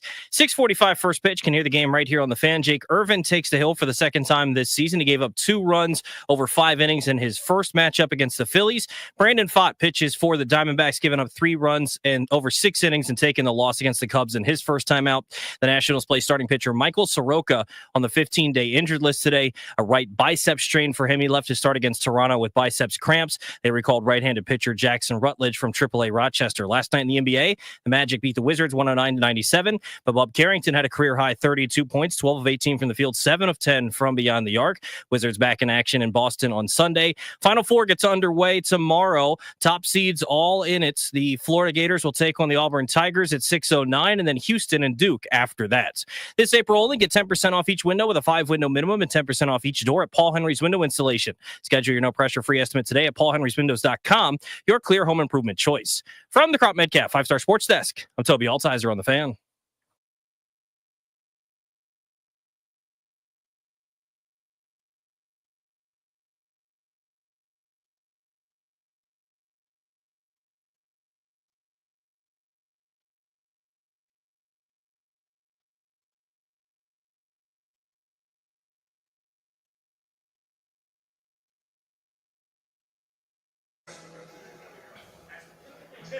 A pleasant Friday afternoon to all of you, and welcome into Grant and Danny on The Fan. We are live, we are local, and we are out and about at City Tap House in D.C., just near Capital One Arena, where, if you're going to the game tonight to see the Caps and Alex Ovechkin chase down Wayne Gretzky, you should be pre-gaming with us. Stop on by, hang out, the bar vibes are good, and I got to tell you, the wings are even better. Delicious. They're fantastic. I love this place. City Tap House, right around the corner from the old Cap One Arena.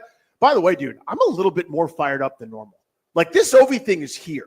Like, when it's just a number, where it's like he's 21 away, Joe B. It's like, it just feels like it's this ancient thing. Not ancient, but like this far away, down the road kind of thing. Dude, it's here. Every time he's had one of these milestone moments, he has risen to the occasion in a profound way, whether it's the hat trick against tonight's opponent, the Chicago Blackhawks, to get to 800 goals, mind you. Like, it just sort of feels like he's going to do something special and stupid and ridiculous. And it's like, we now come to expect it, because when you not root against it, but predict against it, he does it anyhow. I was texting with a buddy of mine this afternoon over with the Capitals, and I said, so we're going to end this thing tonight, right? I'm in the barn. Let's just get it done. Let's do it. He's like, yeah, the way Ovi operates, why not? I mean, 2 to tie, 3 to break it. Go get yourself a hat trick and end this chase right here and right now. And we're out and about over at Caddies in Bethesda on Sunday in the event that he does not get the record. But I got to tell you, one way or the other this weekend, this thing feels like it could be imminent. If they are not celebrating Alex Ovechkin in-house tonight, the home fan base at Capital One Arena, and then it goes into Sunday, now I'm rooting like heck to get back home next week. With all apologies to Johnny Cakes Allville and the people that are going to make the trip up to Long Island to see the Islanders, I think my number one priority all along has been ideally that Joe Beninati and Craig Laughlin are on the call for Monumental and we get our broadcasters on the game. But if I could get really, really selfish, it would be super nice if it happened at home in front of everybody rocking the red. But, you know, you've just seen it. The town in so many ways is coming alive, almost like they would for a playoff series. Here, everybody at the bar, all the bartenders and the servers are wearing their Capital sweaters today, just walking around in the neighborhood. And this was 2 hours ago. So yeah, 7 hours before puck drop. Right? Yeah, I mean, there is a buzz to it. People wearing OV T-shirts. And I saw somebody rocking an Ovechkin jersey getting on the Metro. Like, that's 8 hours before the game, man. Yeah. I mean, people want to see this happen. It's an all-time iconic record. And we are the epicenter right now, not only of the hockey world, but I'd say in so many ways the sports landscape, because of what he's accomplishing, this number that was never supposed to have been possible. And in our lifetimes, it's really, really hard to imagine that anybody will ever do this again. Absolutely. I mean, the way that time, the way that injuries, the way that the game affects normal human beings, even these peak 0.1000000% athletes, right? I mean, the guys that pick up the percentage of players that pick up a stick and skate around and make it to the NHL at this high of a level are, it's a fraction of a percent, just like Major League Baseball or the NFL or otherwise. But everybody that's been a prolific goal scorer has tailed off when they get to 500 something. Then it slows down. You're scoring 20 a year for as long as you want to hang on. You're still a useful player, but you ain't the same. You got to be more of a veteran presence, a good locker room guy, and then you kind of go quietly into the night. Maybe a nice Hall of Fame career. That's for mortals. That's not for the exceptional. That's not for the guy that has broken every rule in terms of what's expected of a player as his career ages. I mean, this 2.0 version, maybe a 3.0 version, whatever you want to call it, that Ovechkin has turned into, no longer, I think you put this very well the other day, no longer kind of the free skating bull in the china shop where it's slap shots, checks against the boards, dangling stick handling and finagling his way through stuff. It's now kind of the smart, savvy, sort of shark going at 1/3 speed, finding places to camp out for some dirtier, grimier goals, some tap-ins, still the lethal shot, the best shot that's ever existed in the sport. But man, oh man, it is a treat to watch this dude work his craft, and it's completely different than it was a handful of years ago. You mentioned the Blackhawks, so they're the opponent tonight. They're terrible. They have 52 points on the season, which is second worst in the NHL. In fact, out west, it's them and the Sharks kind of vying for the biggest joke of the NHL. But any game can be won, as we've seen constantly, by any team. Doesn't mean you just roll the pucks out and go beat the Blackhawks handily. They've got some talent. They could beat Washington. But the side story here is that the Capitals also got to get their act together going into the playoffs. Because at the beginning of the year, I think what a lot of people expected was Washington would be trying to help Ovechkin get this record while they were playing out the string of a not so significant season, whether they were maybe going to squeak into the playoffs with a bad goal differential like they did last year and then got swept at the back end of the Eastern Conference, or possibly just a playoff team. As it has turned out, unbelievable on Brian McClellan, Chris Patrick in the front office, and the immense growth internally by their own young stars, Connor McMichael, Alexi Protas, and others. They're one of the best teams in the league, if not the best team in hockey. And so simultaneously, Ovi's trying to chase down this record, but they also have a chance to go compete for and maybe win a second Stanley Cup in this era. And in the meantime, they've lost 4 of 5. They are not playing their best hockey. And then we got the news today that Logan Thompson, who took a puck up to the mask and left with an upper body injury, is going to miss some time. So they've had to recall Hunter Shepard, their minor league goaltender from the Hershey Bears. So there are some leaky areas right now that give you a little pause as we go into what is the final couple of weeks of the season. We'll have Joe Beninati on the show coming up at 6 o'clock just before puck drop. He is on the call tonight with Locker, but he's going to step out of the booth an hour before they drop the puck to join us. Is this starting to be unsettling, or is this just one of those lulls and it's not time to hit the NOS button yet going into the playoffs? I think that's going to be the theme of our conversation with him. Everything obviously is behind, the backdrop to the curtains opening and Ovi standing there on the stage waving at everybody. Hi, guys. But we do have to acknowledge and care a little bit about the team being at their best as well.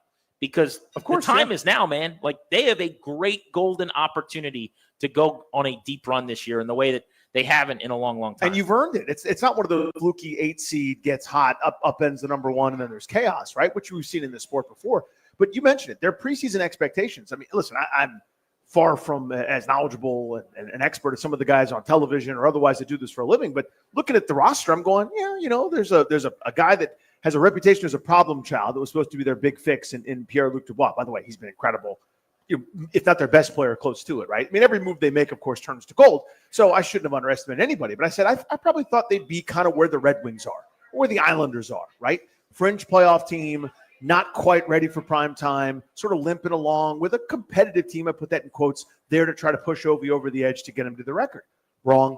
I mean, they've been incredible all season long, and now we're noticing this lull, or if it happened in January, we probably don't care as much, but you're kind of running down the clock here towards the postseason where you need to be playing your best hockey, and they're not. So I think it's a fair question. City Tap House, 9th Street. We are 2 blocks from Capital One Arena. Puck drop tonight, a little after 7. So get out of the office early, come have a beverage at the bar, kick it and listen to the show. They got the volume going all over the restaurant, and you can come say hi and hang with us a little bit before you go over to the arena. This is the pregame spot for not only Grant and Danny, but your Capitals needs today downtown here in Penn Quarter.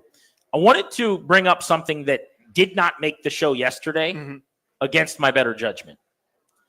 All I've ever wanted in my life, one of my great goals as a sports fan, before I die, Danny Huhe, is to see the Washington Commanders be on Hard Knocks on HBO. That's all I want. I want to see my team on Hard Knocks. I want to see my GM and my coach debating the roster. I want the magnets on the whiteboard behind Dan Quinn to show the linebacker position and how they view it. I want to get that inside intel that I'm not supposed to have because the cameras are showing me more than they generally would. I want to see the interactions between Cliff Kingsbury and Dan Quinn and Cliff Kingsbury and position coach to be named later. I want the story about the Johnny come lately, the roster little engine guy, who could, Richmond Flowers isn't supposed to be here, but maybe he'll make the team for the Cowboys this time. I want that to be the guy that makes the catch in the Washington's preseason game. And it's never happened because mostly they've never really had interest. And more often than not, they are not eligible. Danny, some rules were changed by the National Football League yesterday.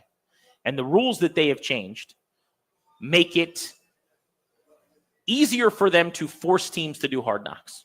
There are more teams eligible than were because clearly teams do not want to do this. They keep having to basically loosen the restrictions. Like, hey, if you satisfy any of these requirements, you don't have to do Hard Knocks. But that list is getting smaller and smaller and smaller. So the NFL changed, and I say all this to tell you, Washington is very much an option this year. But what do you think of this? So these are now the rule changes that will allow for teams to do Hard Knocks that maybe couldn't opt out before. That could opt out before, yeah. Teams don't have to do it if they were featured on the training camp edition of Hard Knocks in any of the previous 8 seasons. So if you have been the team chosen for the OG training camp Hard Knocks over the last 8 iterations, you can get out. I think that's reasonable. Yes. Because I shouldn't have to do it multiple times. Right. Now, you could want to, and you can do as many times as you want. But this is the, hey, man, we've already done this once. Let's not. All right, but we still got 24 teams that could do it, right? That's right. Number 2, teams do not have to be on the show if they have a first-year head coach. I like that, too. Makes sense to me. You were terrible last year. You bottomed out. Someone's trying to set a culture. We don't need a bunch of cameras looking under the hood and seeing what we're all about when we haven't even built the engine yet. Right? No problem. So that is generally right around 4 to 6 other teams. This year it's about a half dozen teams or so that also don't have to do it. So now we are up to right around 14 teams, right? Half the league is still eligible, a little more than that. If not exempt from selection based on club participation in Hard Knocks on a similar access show prior to the 2024 pursuant parameters that existed at the time of such clubs' prior participation. So what does this mean? That's an easy sentence to say. Yes. Yeah. Here's what this means. Are you on another all-access show that the league is producing in some capacity? That could be the Hard Knocks off-season if they were to bring it back. That could be the Hard Knocks in-season because they're doing it now by division with 4 teams. So, like, let's say they pick the NFC East this year. You'll know that in advance. We don't know yet, but the league will put that out. And then you could say, look, I'm not doing training camp. You guys are going to be here all season. So assuming it's not the NFC East, that means Washington very much an option. And what we're looking at is 20 possible teams to include in the NFC East, your Commanders with the Eagles and the Giants, who would be eligible, assuming NFC East is not the featured division. Which, by the way, if that happens, it's still cool because I still good. Might even be better, honestly, because I get in-season Hard Knocks. Yeah. Now you're sharing the spotlight with 3 teams, which is a bummer. But beggars can't be choosers here. It's that in season was actually really, really cool. My favorite thing that they would do is when opponents in the division were playing each other, and they would kind of go back and forth between those meetings where it's like, we're going to have to deal with Jamar Chase. How do we stop Jamar Chase? And then they cut to Cincinnati going, we're going to have to deal with, well, what nobody now, Pittsburgh. But you know what I mean? Like, we're going to have to deal with it. I thought that stuff was so cool and, kind of showed you the way preparation happened. I was into that. That'd be cool for the NFC East as well. You get at least 25% of that shine. I think this ownership group is smart. That's where I'm starting. That's my premise here. I think they're smart enough to know that this would be the best thing they could do. I'm not even being hyperbolic. This would be the best thing they could do. They've got their people where they want them now. right? There was a cleansing that had to take place. There were some guys, gals that were still under contract, and slowly but surely they got their business guy in now. They got their this administrator, this guy selling this guy doing that. The house is cleaned up. You're still dealing with the worst stadium in sports. But everyone knows it's not their fault. There is so that much. Wouldn't be featured either. Yeah, and there's maybe there's a preseason game at Nubbs Field. That you'd have to do something to it, but they're not taking away from the show to go, do you guys know how terrible this stadium is? By the way, look at this leak. I mean, it's irrelevant that your stadium stinks. Make yourself cool again is the point. That is the point. So, yeah, I was glossing over that. The point is, they could showcase themselves in a way, not to say we're back, but this is so new. This is so much better than it was. And the show would do a really good job of this, acknowledging, look where they just came from. Look at how incompetent, how stupid. Look at how there's no first-round picks from the previous regime on this roster. Look at all the incompetence. Look at all the investigations. Look at all the nonsense that took place. And they went to the NFC title game last year. And they've got a belief internally. This would be the best win some fans locally, nationally, everywhere else move they could make. The best singular move they could make right now. Before this year, I think the national interest in the Commanders, in the sense of a show like this, was just not high enough. It was too low. Now, with Jaden Daniels as a superstar, with this team having gotten to the NFC Championship game, come on. I think California, Texas, Florida, I think it plays, right? In a way that it has not, probably since the Gibbs Super Bowl years, honestly. If you were doing a Q rating on just every team in the NFL, whether that's by interest and or excitement level, popularity, likability, they're the highest they've been. And we talk about the only real quantifiable thing that we have is the listing from the NFLPA on how good it is to work for Washington. Where do they rank among teams that you'd want to play for? They were 32nd for a couple straight years before this year, which was really year one with this ownership group having their fingerprints on this thing with Adam Peters. They went up to just outside the top 10, 11th. That's quantifiable. From a national fan perspective, Jaden Daniels is an it guy. He's cool. Now, I'm not sitting here telling you the Chiefs with Taylor Swift kissing Travis Kelce on the sideline on family day at training camp or whatever wouldn't be better. With their Super Bowl rings, with Mahomes as the quarterback in the league, with Kelce as one of the biggest stars in the league. I understand that they're probably not number one, but they're not that low on that list either. This is the best chance I've ever had, Danny. This is it. This is my shot. This is the best chance I've had to get my Hard Knocks series for this football team. I tend to agree with you because now if you get like last year, Houston would have been where Washington is now, right? Houston with the quarterback that took the league by storm, that everybody's darling, with a new head coach that everyone loves, and DeMeco Ryans and company. They jumped up, won a playoff game after being terrible for a long time before and being, frankly, one of the disgraces of the league.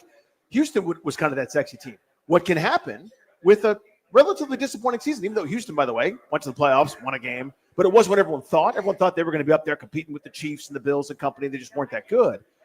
The shine can wear off a little bit. We'll move on to not you and I. We're here. We love Jaden Daniels and we're rooting for the team. Nationally, that window can close. And through nobody's fault. Just football happens, right? This is the hottest the iron is going to be is right now. It is time to strike if you're trying to squeeze as many drops out of Commanders' fame and Commanders' interest as a league as you can. Now, if they were to win the Super Bowl, it would skyrocket. But the odds I would say, are against that in year two for Jaden Daniels. But the shift in rules making it a little more likely for Washington to be that team on Hard Knocks. Today was a significant day ahead of the NFL draft. Colorado had its pro day. So Travis Hunter is the best non-quarterback on a lot of boards. He plays both ways, corner and wide receiver. There's some debate as to what he'll major and minor in the NFL. And then also Shedeur Sanders, the quarterback at Colorado, the son of Deion Sanders. Where is he going to be drafted? Is he a top 3 pick? Will he be available for the Giants at 3, and would they take him? I want to get into that next on this, the day Colorado was working out for all of the scouts at their facility. You're listening to Grant and Danny. We're at City Tap House in D.C., 2 blocks from Capital One Arena, your pregame spot ahead of Alex Ovechkin and the Capitals chasing down Wayne Gretzky tonight. Ovi is 2 from tying and 3 from breaking the all-time goals record. And we're covering it for you day in and day out on The Fan.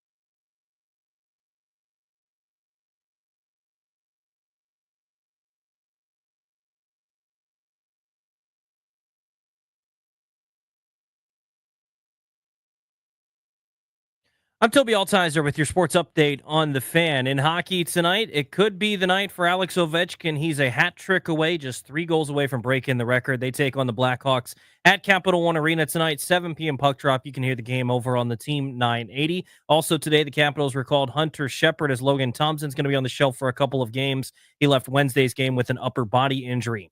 In baseball, the Nationals begin a 3-game series against the Diamondbacks tonight at Nationals Park. 6:45 first pitch right here on the Fan. Jake Irvin takes on Brandon Pfaadt. Earlier today, the Nationals placed starting pitcher Michael Soroka on the 15-day injured list with a right bicep strain. He left his start against Toronto with biceps cramps. They recalled right-handed pitcher Jackson Rutledge from AAA Rochester. Tomorrow, Final Four gets underway. All 4 1 seeds. Florida taking on Auburn at 6:09, and then after that, Houston and Duke. From the Crop Metcalf 5-Star Sports Desk, I'm Toby Altizer on the Fan.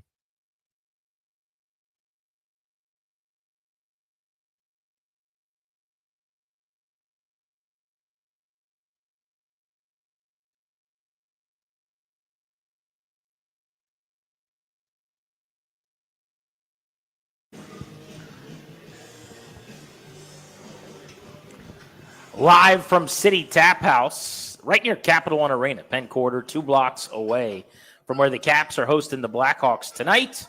We're Grant and Danny, and you are listening to the Fan. Thank you much for making the show part of your day. We know you got lots of options. It's a big day as far as the NFL draft goes. This is the most important workout day in the country leading up to the draft. In fact, some are saying there will be more eyeballs on Colorado's Pro Day today in-house than maybe even the NFL Combine. A couple top 5 picks potentially, right? Top 3 even. That'll do it. Yeah, you've got quarterback Shedeur Sanders, who has a chance to go somewhere between number 2 overall in the middle of the first round probably. And then obviously Travis Hunter, who is the best non-quarterback in this draft class and one of the great two-way players we've ever seen come out of college football. I don't think anybody thinks he's getting outside of the top 3 or 4 in this class. But I did see that Hunter's not doing much of anything, if anything at all today. I was just seeing a report from somebody who's there. He was expected to, and he's basically going to stand on his film and whatever he's done in the meeting room. Pretty good deposits in the bank there for him. Absolutely. But I will say, as frustrating as it might be for a team, if you're told all along, hey, this guy's going to do a bunch, and then you find out when you get there that's not always the case. I actually think it's the right thing to do for the teams, because the more people that show up to see Travis Hunter and Shedeur Sanders, the more eyeballs there will be for their teammates that are getting drafted in the 2nd round, in the 5th round, in the 7th round, or college free agent signees maybe, where they now get some face time with teams. So I think it is the right play. The best way to help your teammates might be to participate, but you don't know anybody anything if you're Travis Hunter, who's unbelievable. But I actually want to start the conversation with Shedeur Sanders, Danny. Where do we think he goes? There is this growing sentiment that he falls out of the top 5 and ends up going deeper into the first round, which I don't really understand. QBs get overdrafted all the time anyway. And if you look at the top of the board, the top 3 teams all need quarterbacks. Yep. The Tennessee Titans, I do think they take Cam Ward out of Miami. Then you've got the Cleveland Browns. Deshaun Watson is not only bad, but he's hurt and he's unavailable this season. That would be a potential landing spot for Shedeur Sanders. And then at 3rd overall, the Giants don't have a starting quarterback either. Remember, they cut Daniel Jones in season last year. At the very end of the season, Drew Lock was playing out the string. They signed Russell Wilson to a bridge contract, 1-year deal. They brought in Jameis Winston and paid him like a backup. They still have Tommy DeVito. Nothing that they've done should prevent them from taking Shedeur Sanders if they like him. So I could see him ending up at any of those 3 spots. And because of that, I think it's crazy talk that he would fall deep into the first round. So the theory would be that if New York says we don't like, I'm just making this up, if we only like Cam Ward and he's gone, we don't want to tie our franchise to Shedeur Sanders and everything that he brings and then Deion Sanders brings by transitivity. We're going to do this bridge thing and find a way to be okay or whatever their plan is. Then where would he go? It's not to New England. It's not Jacksonville. It's not the Raiders who just extended Geno Smith. Why right? couldn't he go there? I mean, Geno Smith is a bridge. They have him and Aiden O'Connell and some guy I've never heard of, something called a Carter Bradley. I don't know. You know about Carter Bradley? That's not much of a prospect or project as far as I'm concerned. concerned. So let me tell you why I'm dismissing it. Maybe I'm wrong. I'm just trying to play this out. Sure. Why he's not going to make that. Pete Carroll has no interest. Pete Carroll found his veteran. Pete Carroll's old. He wants old people. He wants other old guys to do Pete Carroll stuff. I just don't think it's his decision. To me, Pete Carroll was brought in there for a couple of years to basically be the Ron Rivera that improves your culture without the final say in football operations. That's Tom Brady's call. But the bigger point might be, does Brady like Shedeur Sanders or not? I don't know. He seems to be very divisive. People love him or they don't. They think he's going to be a star or they think he's going to stink. I think a lot of it has to do with the brash personality, the fact that he's Deion's kid. Well, there's the Deion wildcard. He's going to be a celebrity quarterback. Right. Yeah. Deion has already kind of gone on record saying there's certain places he's not going and hasn't like walked back those things. I'll be honest. I like Shedeur Sanders, I think, more than the average person as a quarterback. I actually think he should go in the top 3. He's got problems, and maybe they end up being fatal flaws, holding onto the ball, taking sacks, some of those things. But I love his size. I love his touch. I love his accuracy. I think he can spin it. I actually really, really like the player. My proclivity, as you know, is more of a pocket passer. He can move around and be athletic, but he mostly is just going to stand there with cinder block feet, tall in the pocket, and make throws. But my thing is, I would be petrified of drafting and have to deal with Deion Sanders. I want nothing to do with that. That is just a mercurial, no thank you. It's a sideshow. I do not want a ticket to the circus. I do it, the Eagle Bank Arena for this weekend, but not in this particular instance. That's a good comp. Yeah. Yeah. I mean, to me, if he was, and I like Sanders too, I think in this class, like if he came out last year, I don't know that I'd have him above any of the guys that went in the first 5, 6, 7. I would have had him ahead of JJ. I would have had him ahead of McCarthy. So I would. I like. I'll go reverse order. I like Penix better. I like Drake May better. I like Daniels better. Obviously, I like Caleb Williams better. I think that's right. Which is funny to say that I would still take him in the top 3, but I just love I would take him over Bo Nix last year. Nix who had a fantastic season. Yeah, I would have. Yes, I think that's right. I would have taken him ahead of Nix last year. Not only we know now. Yes, obviously Nix was so good. Of course not. Yeah. But I have to look more. I really have to think more about it. But top of my head, I think you're right about that. But part of it is I am overdrafting him. I'm acknowledging that. You know what you do at quarterback? You overdraft. Mm-hmm. Now, as an aside on the Giants, if I'm the owner, John Mara, I'm not allowing Brian Daboll and Joe Shane to draft a quarterback. That's another part of the wild card. Yeah. Because I have a new GM and new head coach next year, and I'm not handing them Shedeur Sanders and saying, make this work. They're going to pick a quarterback for me after those 2 jobbers, those ham and eggers, go 6-11 this year and pick 5th next year. And ideally, it's 4-13, and they pick 3rd.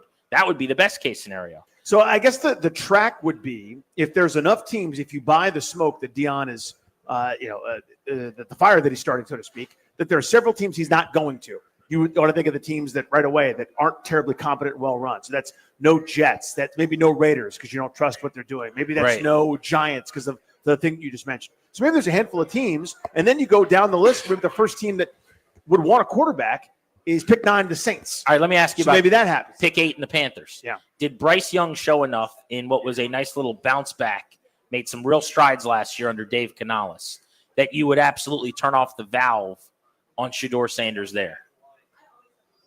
Because if you take Shedeur Sanders, you might as well kiss Bryce Young goodbye. Yeah, that's the end of that. You're slapping him in the face after the strides he made. You're going, you're not our guy. Here's my logic as to why I'd still stay with Bryce Young. There was some progress. That's number one. Number two, it's not as if I'm going, oh my God, if I was just a quarterback away, I'd be a Super Bowl team right now. Or I'd be really, really good. They're still climbing out of the ashes. Yes, but rebuilding. You know this better than anybody, having been in DC. That is not as relevant as if you're picking high in the quarterbacks there and you don't have one, or you don't think the guy you have is going to be the one, then nothing. How far away you are should not matter. Well, I guess my rationale is I'm going to see what the deal with Bryce Young is after he missed time. That could be the point. Yeah. I mean, now if this is somehow last year and I'm at 8 and I'm making this up and Drake May's there, I go, thanks, Bryce. Great effort. Replacement. So part of it is you're not sold on Shedeur. I like him, don't love him. Yeah. I think that's how everybody feels, feels mostly. Yeah. I mean, again, we're ranking him behind probably a half dozen guys from last year, which speaks to where we would have him on the big board. So then do you agree with me that the Titans are going to take Cameron Ward from Miami? That's where all the indications are, It just right? seems like a lot. Yeah. He's not a big guy. He's 6'1", 220. He's an exceptional athlete, though, and I actually think he's going to be very, very good pro. This past year, 39 touchdowns, 7 interceptions, did a lot of good things for the Hurricanes. The Browns at 2 then is kind of where the draft could begin.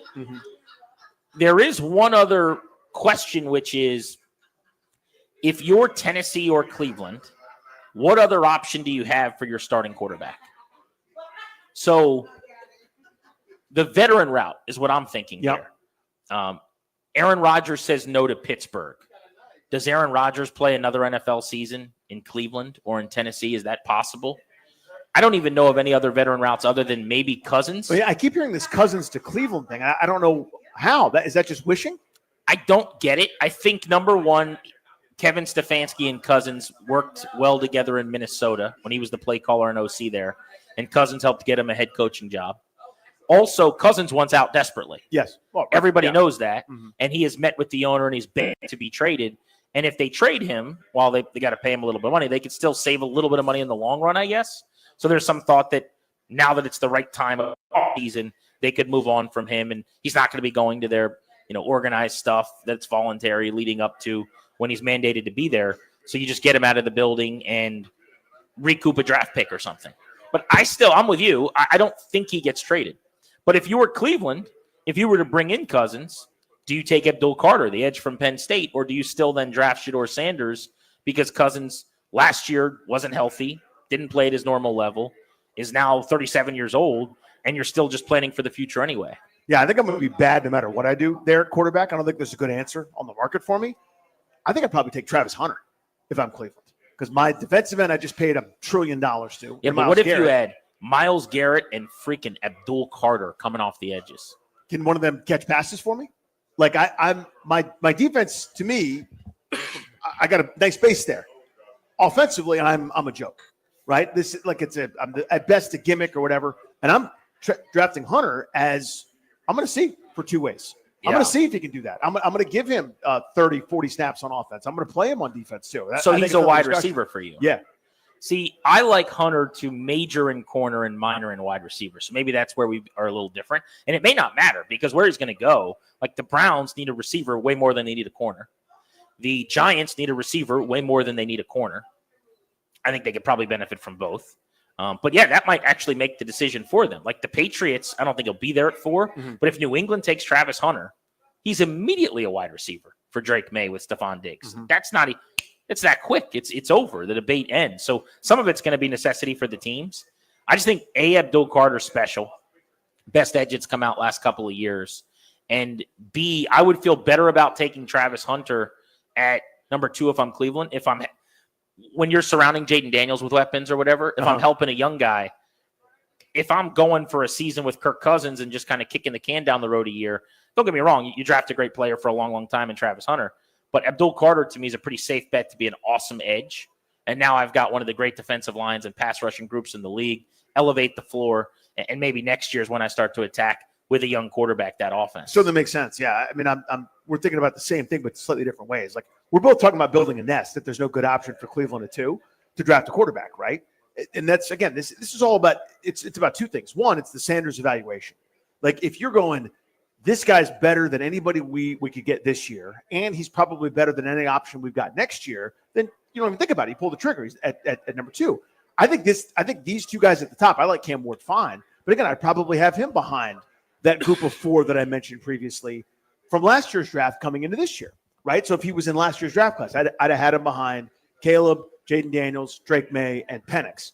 But, that evaluation obviously is at the core of this. If it's we're here, we got to get one, and this guy is just not just the best of this bad bunch, but he's really good, then you don't think about it. There's no hesitation there, right? Best guess right now. We're saying we both agree Ward goes 1 to the Titans. Where does Shedeur Sanders get drafted? I think he goes to the Giants. Number I think 3. he goes to the Giants. And I think it's a clear indication that they don't know what they're doing, that their butt and their elbow, they're confused about which is which. They don't have a clue. I say he goes to the Cleveland Browns, barring them either getting involved in the Cousins sweepstakes or something else happening with a veteran I don't foresee, but like a draft week trade or draft day trade or something. But we both have him in the top 3, which is kind of shirking current convention for sure. Paul Skeens, the superstar pitcher for the Pirates, says he's getting ragged on by teammates. You're going to be surprised at why. I want to get into that next and at the top of the hour. Terry McLaurin looking for an extension from the Commanders. How sure are we that he's going to get one done in the very near future? You're listening to Grant and Danny. We're at City Tap House, Penn Quarter on the Fan.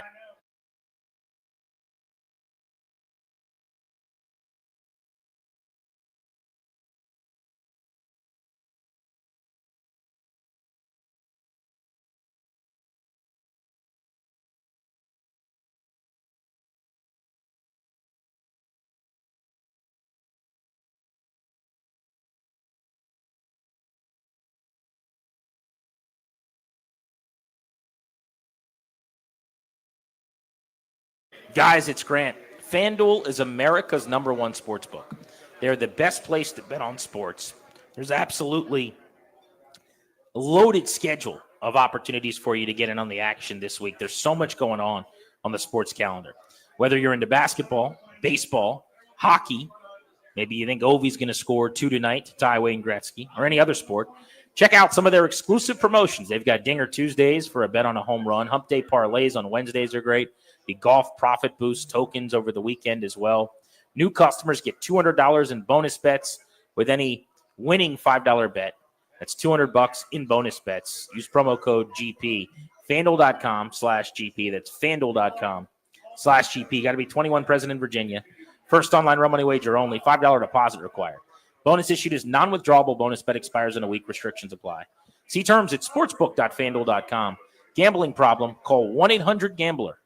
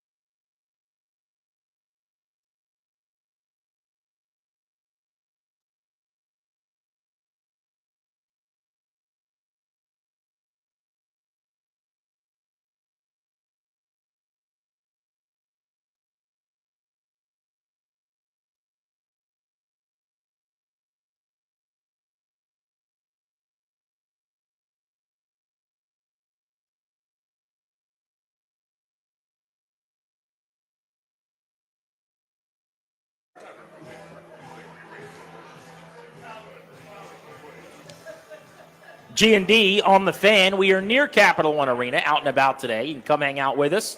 Pregame ahead of Caps Blackhawks and Alex Ovechkin being just 2 goals away from tying Wayne Gretzky, 3 goals away from surpassing the great one for the most goals all time in National Hockey League history. We are at the City Tap, just 2 blocks, 9th Street, City Tap House, Penn Quarter. And I told Ryan this earlier, just looking at their menu.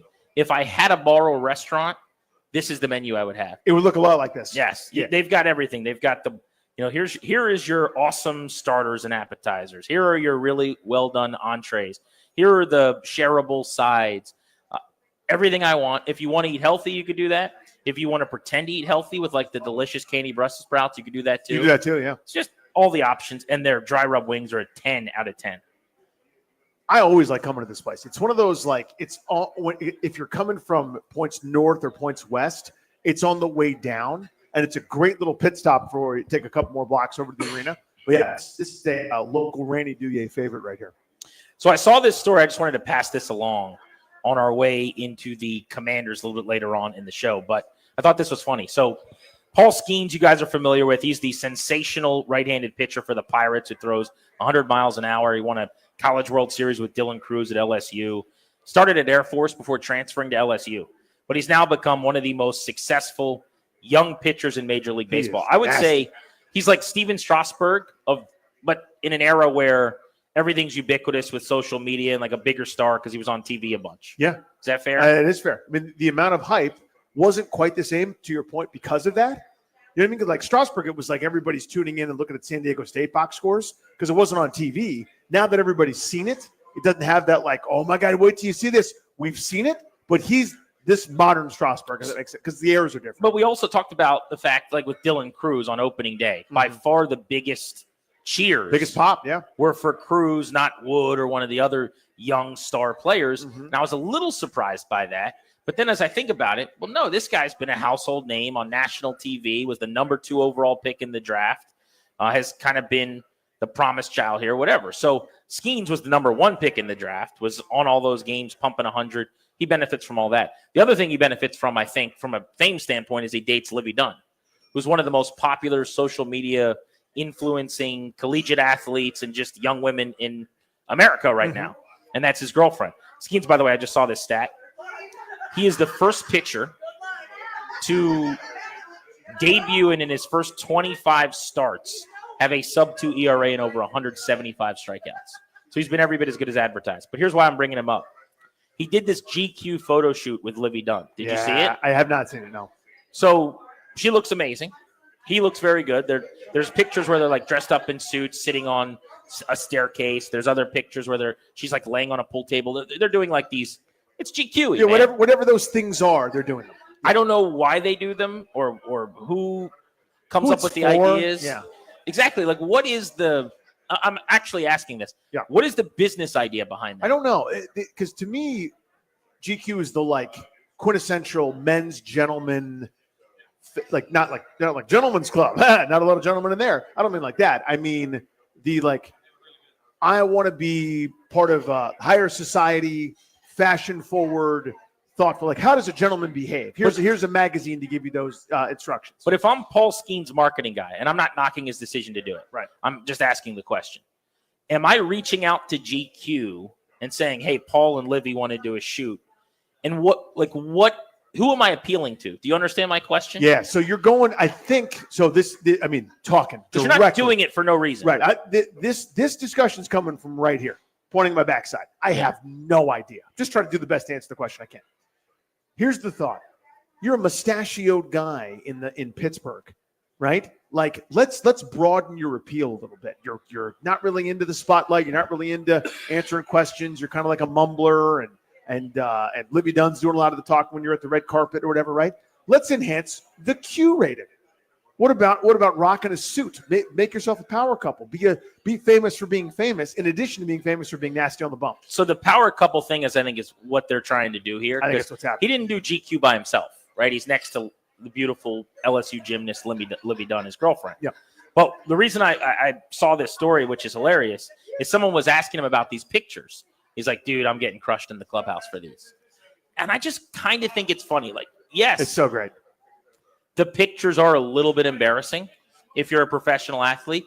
But this is not A-Rod looking at himself in the mirror shirtless, sitting on a mattress from 15 years ago. That didn't happen. Yes, it did. Remember when A-Rod was like kissing himself in the Sure mirror do. or whatever that was? I sure do.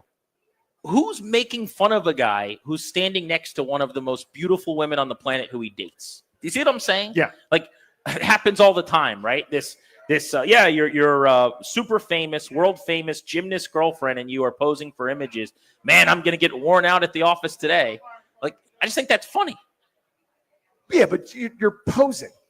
I You know get what I mean? that. Like, what if there's just photos of you guys living your lives? That's not funny to those guys. Like, you're sitting there, like, leaning on something with your tie It is a lot. with your hand in your pocket, like making like seductive faces. It is a lot to deal You're with. gonna get your chops busted. So I got two examples for you that are not exactly the same but similar. Remember when Chris Humphries was on the Wizards and we had him on the show?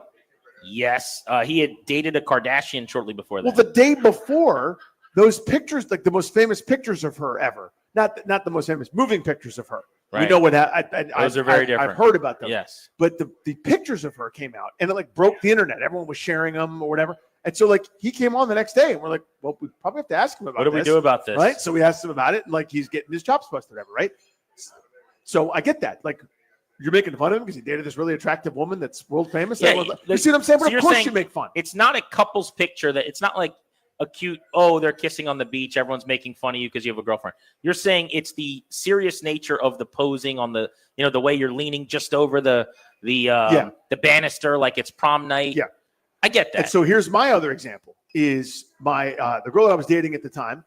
I did date one person before my wife. This is decades ago. No, that's fine. Unacceptable. She was she was a journalist. She was like in writing. She wrote the college paper, whatever. So anyway, she started writing freelance for Mary-Kate and Ashley magazine, the Olsons, right? So they had a magazine for whatever reason. And so they interviewed me about something.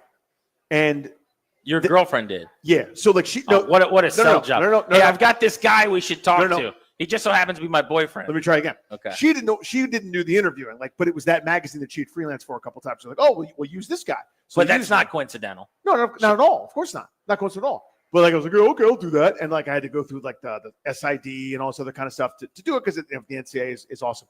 Anyway, the point is, when the article came out, no one has received more mockery than I did. Being in Mary-Kate and Ashley magazine, like answering questions. Yeah. I'm like, yeah, that's about right. That's probably what this should be. Mary-Kate and Ashley. Mary-Kate and Ashley magazine. I would say you earned that flack. Grant and Danny on the Fan at 3:45. Daniel, we are going to win off the field. How are you benefiting today from something nobody else would care about? What put a smile on your face? We will do that coming up in about an hour. Next, though, I want to talk Terry McLaurin and the possibility of an extension. He's about to enter a contract year. Seems like it is time to get something done here. You're listening to The Fan.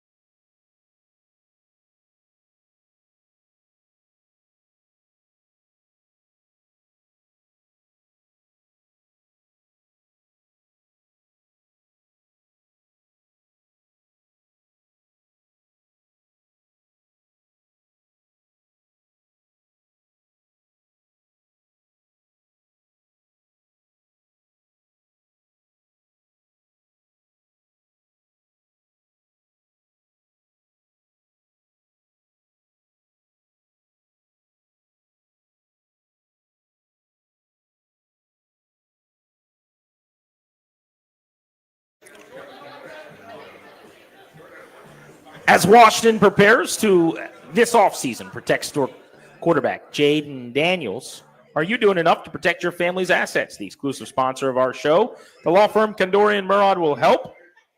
They're going to draft you a last will and testament, set up a living trust for you and your family, put together a medical power of attorney, schedule a free consultation with their attorneys today at kmlawyers.com. Be sure to tell them we sent you.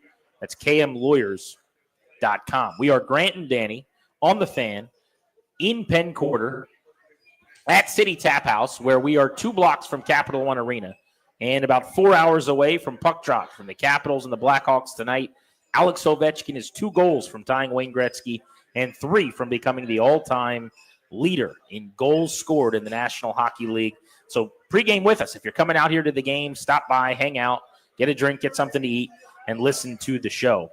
I need, Darius, if you don't mind, a quick is it weird from you.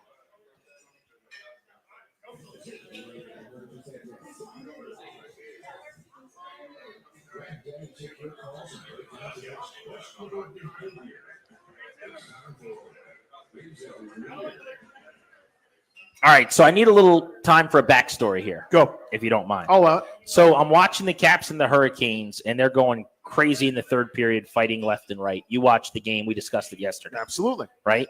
The head coach of the Hurricanes I've just always found to be a gigantic lunatic. I hated him as a player. I hate him as a coach. He's just a lot to deal with, man. He's a screamer. He's a yeller. Look at the difference in tact and tone between Spencer Carberry, who's just acting so calm and reasonable and like a coach and like a grown-up, and Rod Brindamore, the head coach of the Hurricanes, who's just a lot to deal with, right?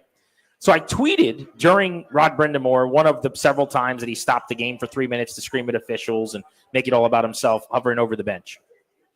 I tweeted something to the effect of, Rod Brindamore comes off like a guy who would make a big deal about you walking into his house without taking off your shoes.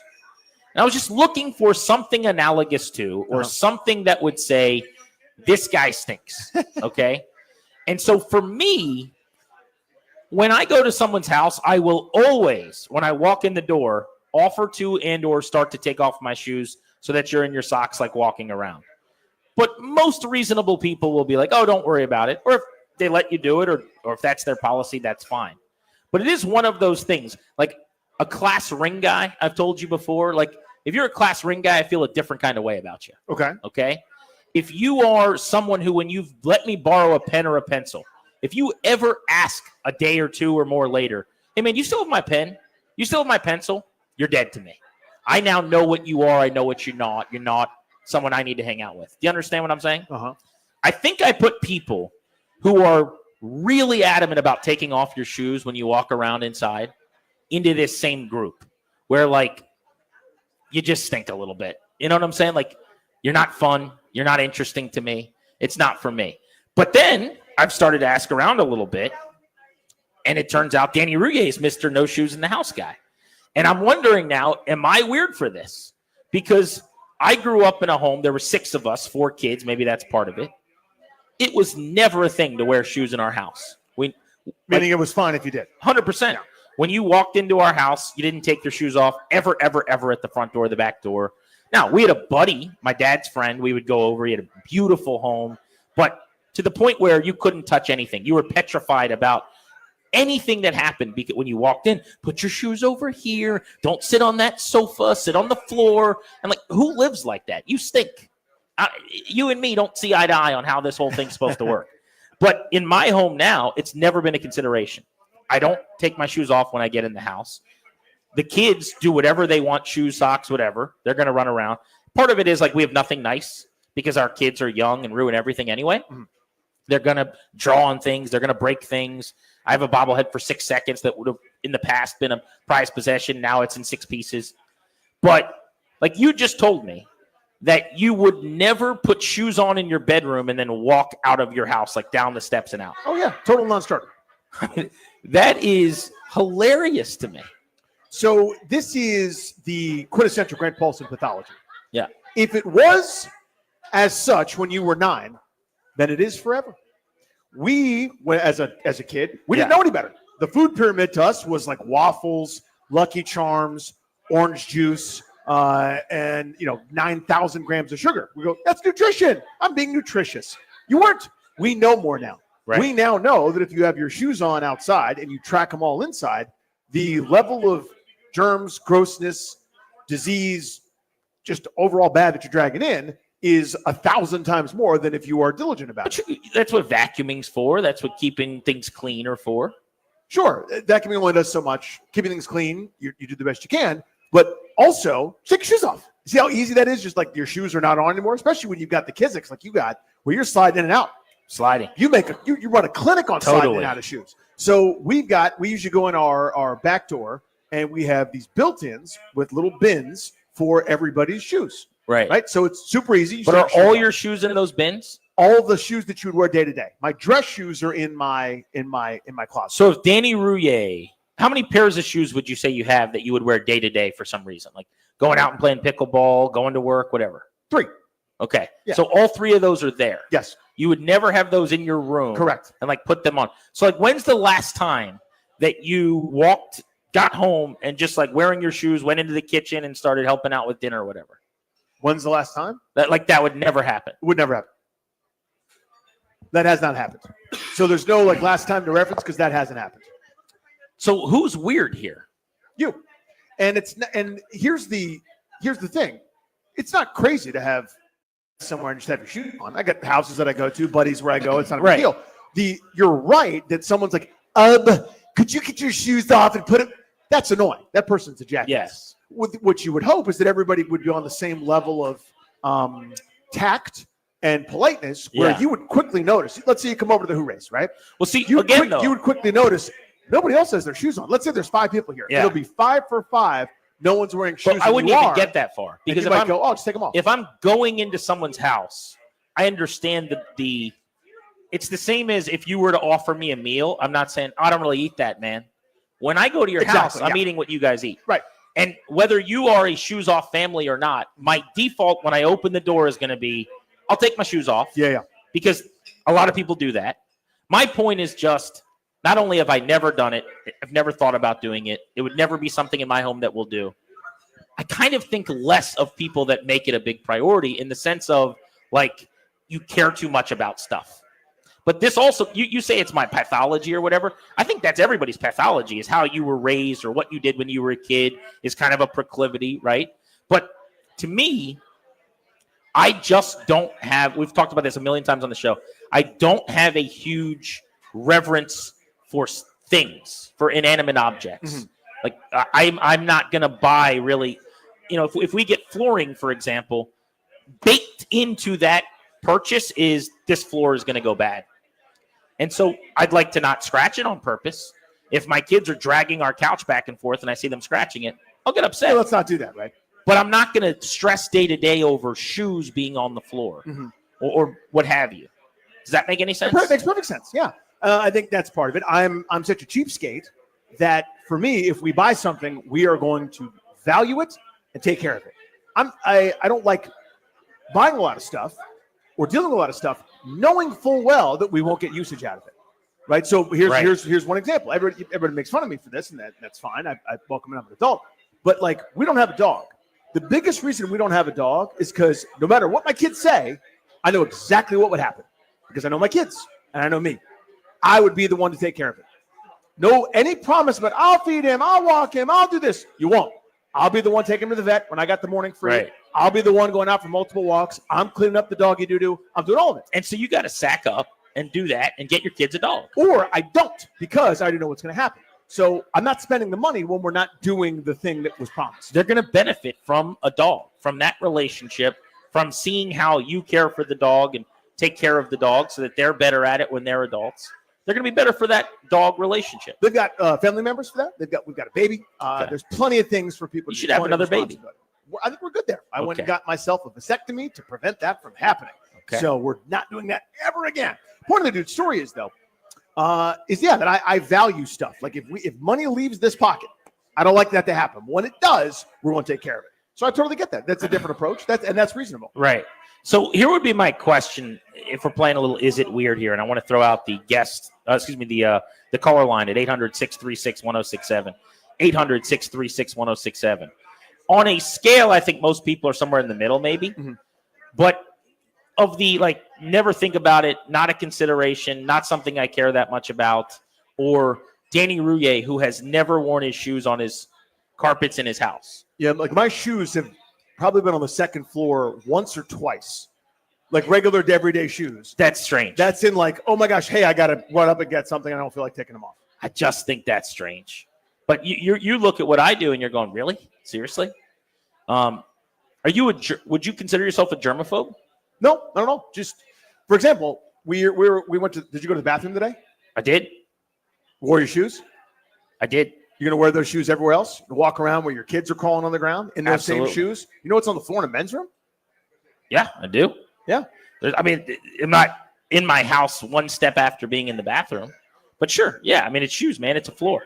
It's not great. Yeah, just part of it. I try not to track strangers' urine when I go places. Build that immunity. Build that immunity.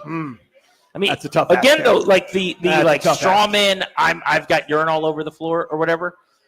Okay, I'm not saying that I've never taken my shoes off if my shoes are dirty or muddy or whatever. But your shoes have never touched carpets. You've never put your shoes on in your bedroom and walked out of your house. That to me is weird. No, we have a place for it. We designed it as such. Right. Right. So you don't have to walk around with the same dirty shoes that you wear outside with all the elements and all the things, and you don't track the dog poop that you stepped in, the fleck of that, or the who knows what a cat left behind, who knows what the foxes were doing. Maybe you stepped in some deer. There's a billion and one things out there that you probably don't want to have just floating around your home, and you can easily avoid it just by taking your shoes off. All right, Make a Ryan, habit of doing it. You live in an apartment, so maybe that's different than owning a home that is yours forever, but you got to live there. It's yours. You got to punch up his mic for me if you would, Baresh. So you tell me, Clary, where are you at on this? Danny is the weird one, in my opinion. I don't think we can hear you, so. I hear him very low. It's very low. Okay. There we go. So right now I can tell you this, that Yeah, we'll just come back to you another time. Darius, where are you at on this discussion? So I've never lived in a household where taking your shoes off at the door was required. So yeah, I don't have an issue with walking around with your shoes on in the house. Now I've had plenty of friends and been in plenty of households where that is the case. Front door, you take your shoes off, or whatever. Right outside, you take your shoes off. But I've never lived in a household where that's been the case. Do you walk in your house? You would walk down. Would you keep your shoes on in your room as you're sitting there watching TV? If you're going up to the kitchen and cooking, your shoes are on all night until you are derobing to get comfortable. No. I usually take my shoes off once I get to my bedroom, and then I'll walk around the house with slides on. Okay, but out of just comfort, or hey, we're letting the feet breathe a little bit, not because you're concerned about tracking things in your house. Right? Yeah. It's definitely a comfort thing for sure. So he's kind of lockstep with me, I would say. Ryan, we'll try you again. Yeah, so I can tell you guys this much. I am a shoes in the house person. In fact, I am a shoes on the couch kind of person. I think shoes belong in the house, and it's just one of those things you are going to have to live with. So I have to side with Grant on this one. Shoes are just okay in the house. I grew up that way. That's the way I am at my apartment. Would you agree with me that if you are a person who is adamantly against shoes in the house, you are more likely to ask someone for the pen that you let them borrow the day before? I can see the correlation you're drawing there. Or have a class ring, or if you go to dinner with everyone, divvying up who ate how many wings. I think there's some crossover there. Okay. The class ring thing I've never gotten from you. Just as a quick side, but do you have a class ring? I do, but I've never. Oh man, it's happening. But I don't know what it is. Is my point. Right. I don't either. It's just there's a big crossover. Yeah. But the social awareness and kindness, to not impose on other people. The most important thing we should do is not impose on people. But this isn't what are you talking about? I'm going to explain it. So if I'm a shoes on guy. I don't believe it because of my ancestry, and it's so important to me. I would never be you have to leave if you can't put your shoes if you can't take your shoes off. Would you ever ask someone to take off their shoes? No. The only way it would come up is if someone's like, "Hey, do you guys do shoes off?" And I go, "Yeah, we do actually. Thank you." That's what I would do. Okay. Because here's the point: if you have someone coming over, you're now running whatever risk such as it is. It's not a risk, but you know what I mean? Like, yeah, that you're gonna have to do extra work. You're gonna have more dishes. You're gonna have more to clean up when they're gone. Let's go to Will in Arlington on line 2. Grant and Danny. Hey, Will, where are you at on this? Will, are you there? Yeah. You're on the radio. This is the part where he dropped. Okay. Let's go to Keith in Tysons. Hello, Keith. How are you? Line 3, Keith, you're in Tysons. Yep. Can you hear me? Yes. All right, cool. Yeah, so I grew up in a house when you can walk in, wear shoes whenever you want, but my wife did not. It's actually a pretty big thing in Muslim cultures to take your shoes off. But she is more the type that will just be very irritated if she sees you doing it, and she might ask you once, hey, do you mind taking your shoes off? But I had a roommate from Minnesota. Hang on. Let me ask you a follow-up to that. When you say she'll ask you, meaning a guest in your home, she will say, can you take your shoes off? Yes, if she knows you well. Wow. So, yeah, if she knows you well. But I'll say the other side is I had a roommate from Minnesota, because I think it's also a north-south thing. And he almost tried to fight me once for wearing shoes in the house. That's tough. Yeah, so that's what he wouldn't take him off. He was like Donnie Brasco. What's his name? Danny Rudy. No, thank you for the call. Danny, if someone ever asked me to take the shoes off, now again, I would do it in someone else's home. Of course, yeah. But if for some reason, like I'm carrying something in or whatever, and I forget, I don't know how we got here. Sure. Yeah. And they said, will you take your shoes off? Here's what I would do. I would very calmly say, oh, no problem. Absolutely. And I would take my shoes off and I would come back and we'd have a great time. And I would never go back to their house as long as I lived in a million years. I think that's a little aggressive. I know what I need to know now. It is more important to you for me not to give my germs to your floor than for me to have a comfortable experience in your home. And that tells me what I need to know. So I will not be at your house anymore. How about that? Yeah. Wow. So when our little guy starts crawling around and we're trying to be extra conscious of not having his hands and stuff on my the shoes, ground, and my shoes would be off. So I was like, so I actually said, like, oh, hey, dude, do you mind taking your shoes off when you come in? Like that level, you would never hang out with me again? No, I think in our situation, it'd be if I'm best friends with the person, or in your case, like quite literally, I'm with you more than my wife. Yeah. There's not much you could say to me that I would hold against you forever. Do you see what I'm saying? Like we're almost like brothers, essentially. So, okay. So, but in a normal, like I'm at a neighbor's house. Yeah. I go over to my buddies all the time and we have, bourbon together and we sit there and our wives and everything, we just hang out, right? Sure. If the first few times I was there that happened, I would never have gone back there. If I'm at a neighbor's house and someone said, again, like you're going to ask me for my pen 3 days later. I'll never need a pen from you again. Not happening. It's just not happening. I know everything I need to know now. Wow. Anthony in Virginia, Grant and Danny, what's up? How are you? I'm on your side, sir. Unless you got like an immune deficiency or you got cancer or something like that, or you stepped in dog crap or they're all muddy. No, shoes in the house. But you don't know. You don't know if you did or not. Like, so somebody did, and then you stepped in the place that they stepped. You see what I'm saying? Like it's your bottom of your shoes are filthy. All right, let me ask you this. Yeah. Do you wear rubber gloves when you open doors? No. That's tough.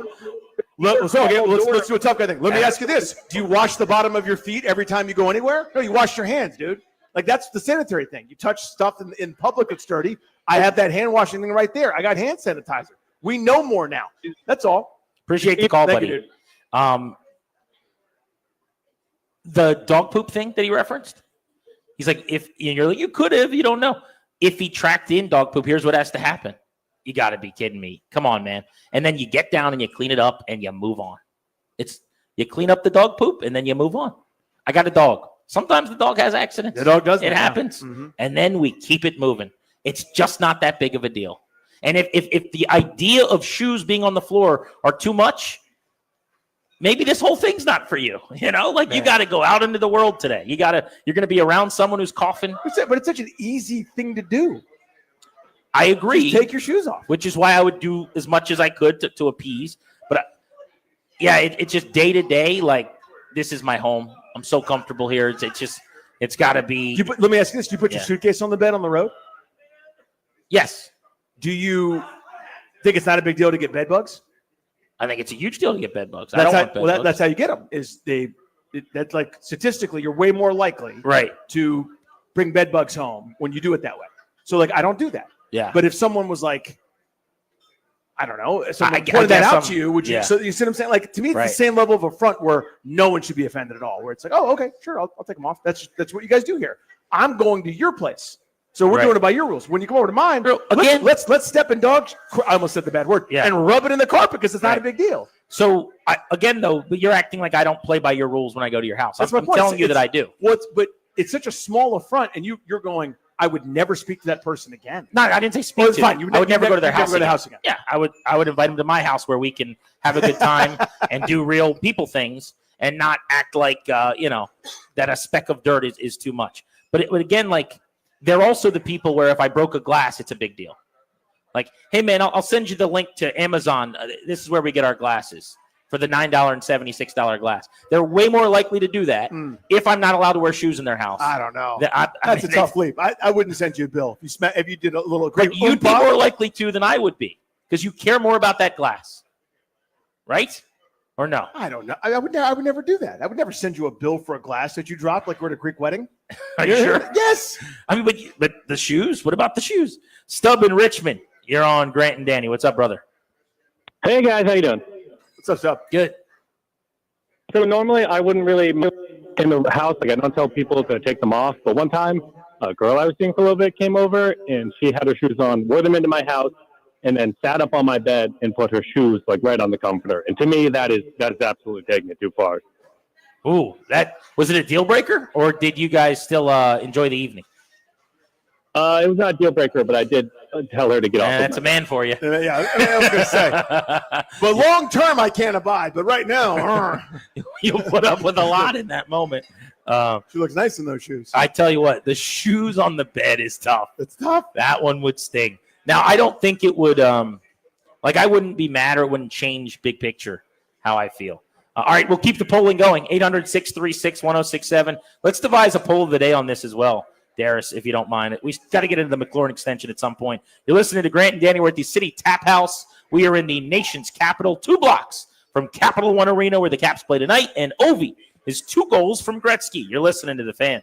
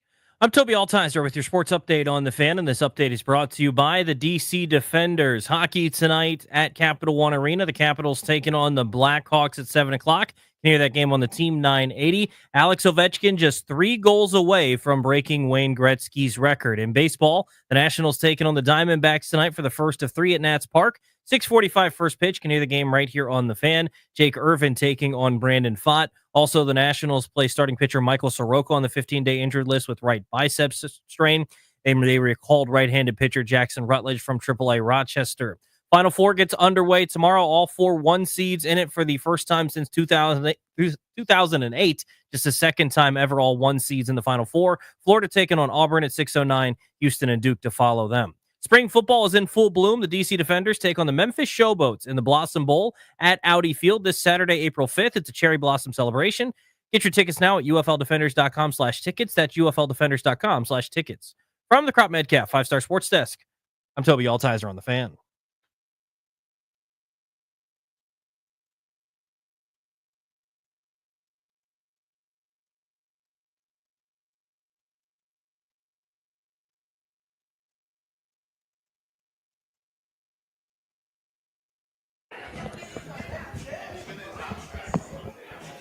Grant and Danny on the Fan. Terry McLaurin is entering the final year of his deal. It is time to extend the talented wide receiver. We want to get into that coming up in just a bit on G&D. Remember, we've got one final pair of tickets for you for the summer series ahead. You're going to choose your own show out at Wolf Trap.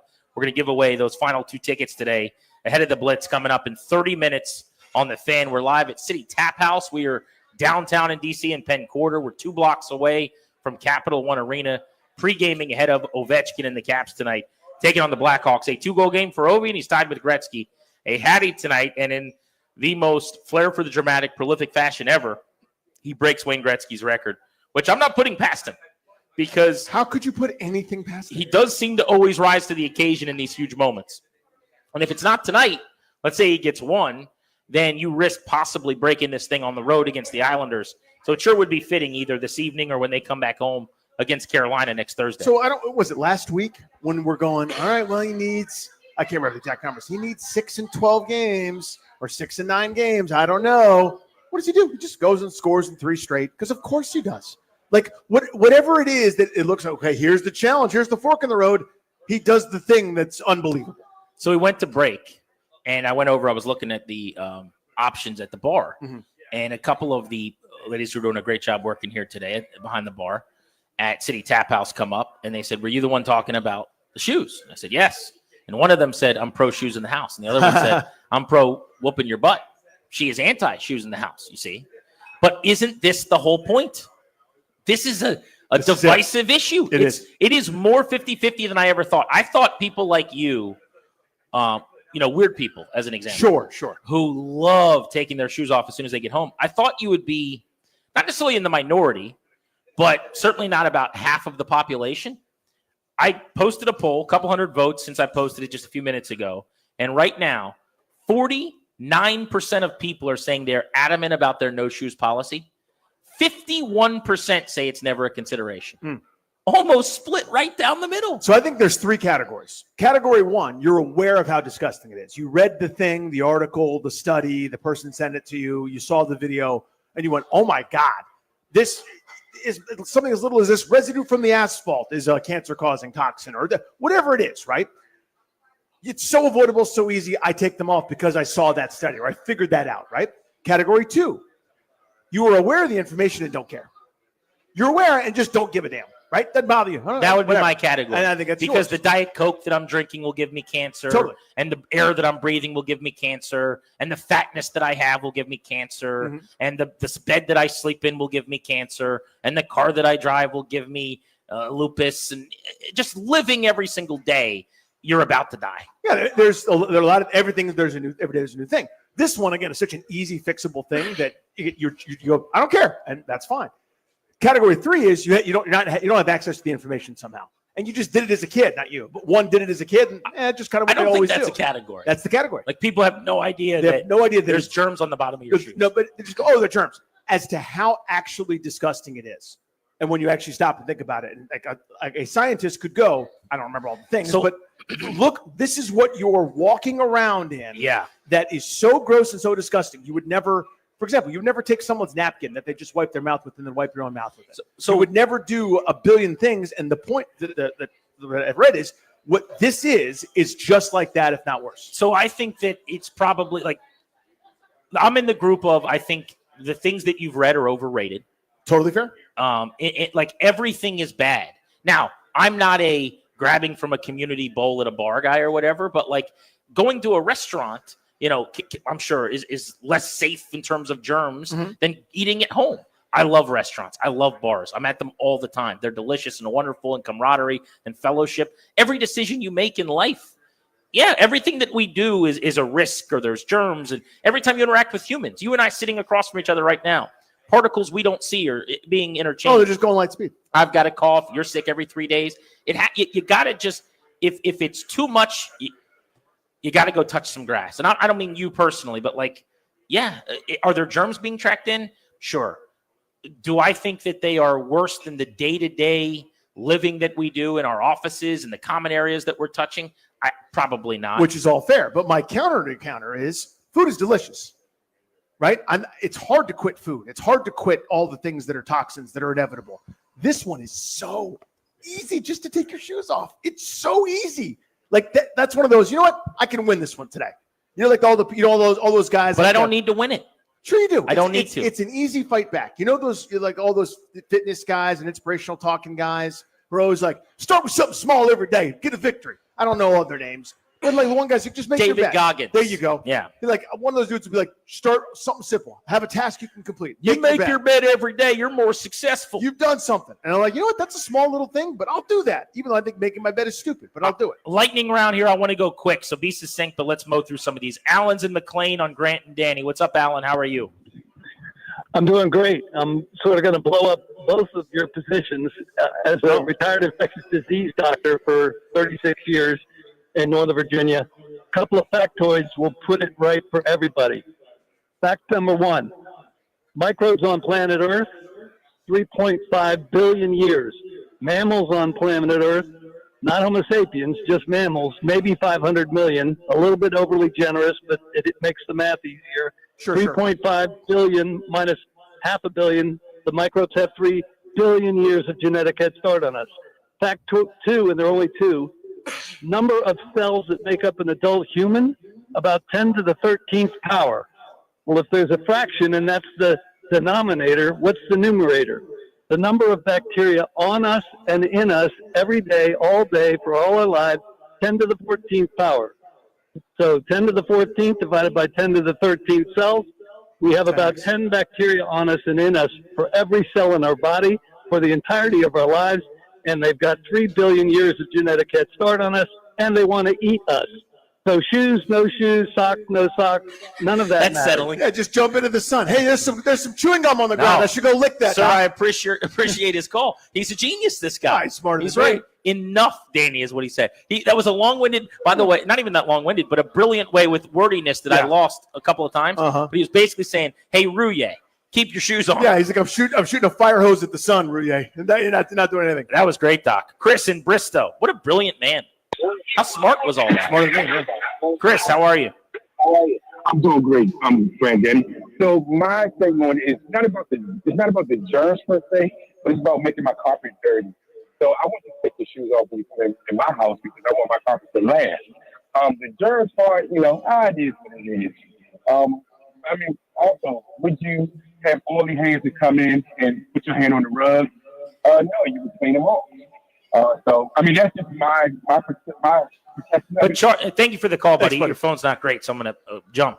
I will say, maybe people do this. I certainly do not. I do not wash my hands as soon as I get home. Just walk in and wash my hands before I touch everything in my house. There's a real good chance touching my steering wheel. By the way, touching your cell phone right now, worse than anything that you're doing with your floor, I promise you. That's why I regularly wipe it off with an alcohol swab. Do the best you can. But right now, this moment, your cell phone is pummeling you in ways that we don't even know. But my point is, like, you're not walking in and washing your hands right away. No, you're getting right after. You're doing whatever you're doing at your house with your hands that are dirtier, I would imagine. Your mouth, same thing. Like there's so many germs and dirtiness. Now you don't have a dog, but most people do. You got a dog. You can't wash its paws every time it comes in. Those paws are every bit as gross as your That's shoes. right. They're running all over the place. Charles in Temple Hills, you're on G&D. How are you? Hey, I'm good. How y'all doing? Good, buddy. It's a culture thing. In some places, if you're from India, they take your shoes off. I think Japan or China is customary to take your shoes off. But if you got a rug, don't get a white rug. Don't get a white Yeah, rug. no doubt. I mean, and it's not bad if one or two people, if I'm inviting over one of your house, you say, okay, take your shoes off. Okay, fine. But it looks weird when you invite like a party and it's like 50 people with no shoes on. And I had a cousin. So they gave us weird. socks to put. No, so now you're totally right about that. I appreciate the phone If you have a Christmas party, there's a party that the shoes are on. And because there's an immediate floor cleaning that's that going is to take place after. outrageously hypocritical. Not at all. There's more germs being dragged in and more shoes in that situation than for months at any time in your But house. you know that if you're hosting a party, like you're already involved in a deep clean.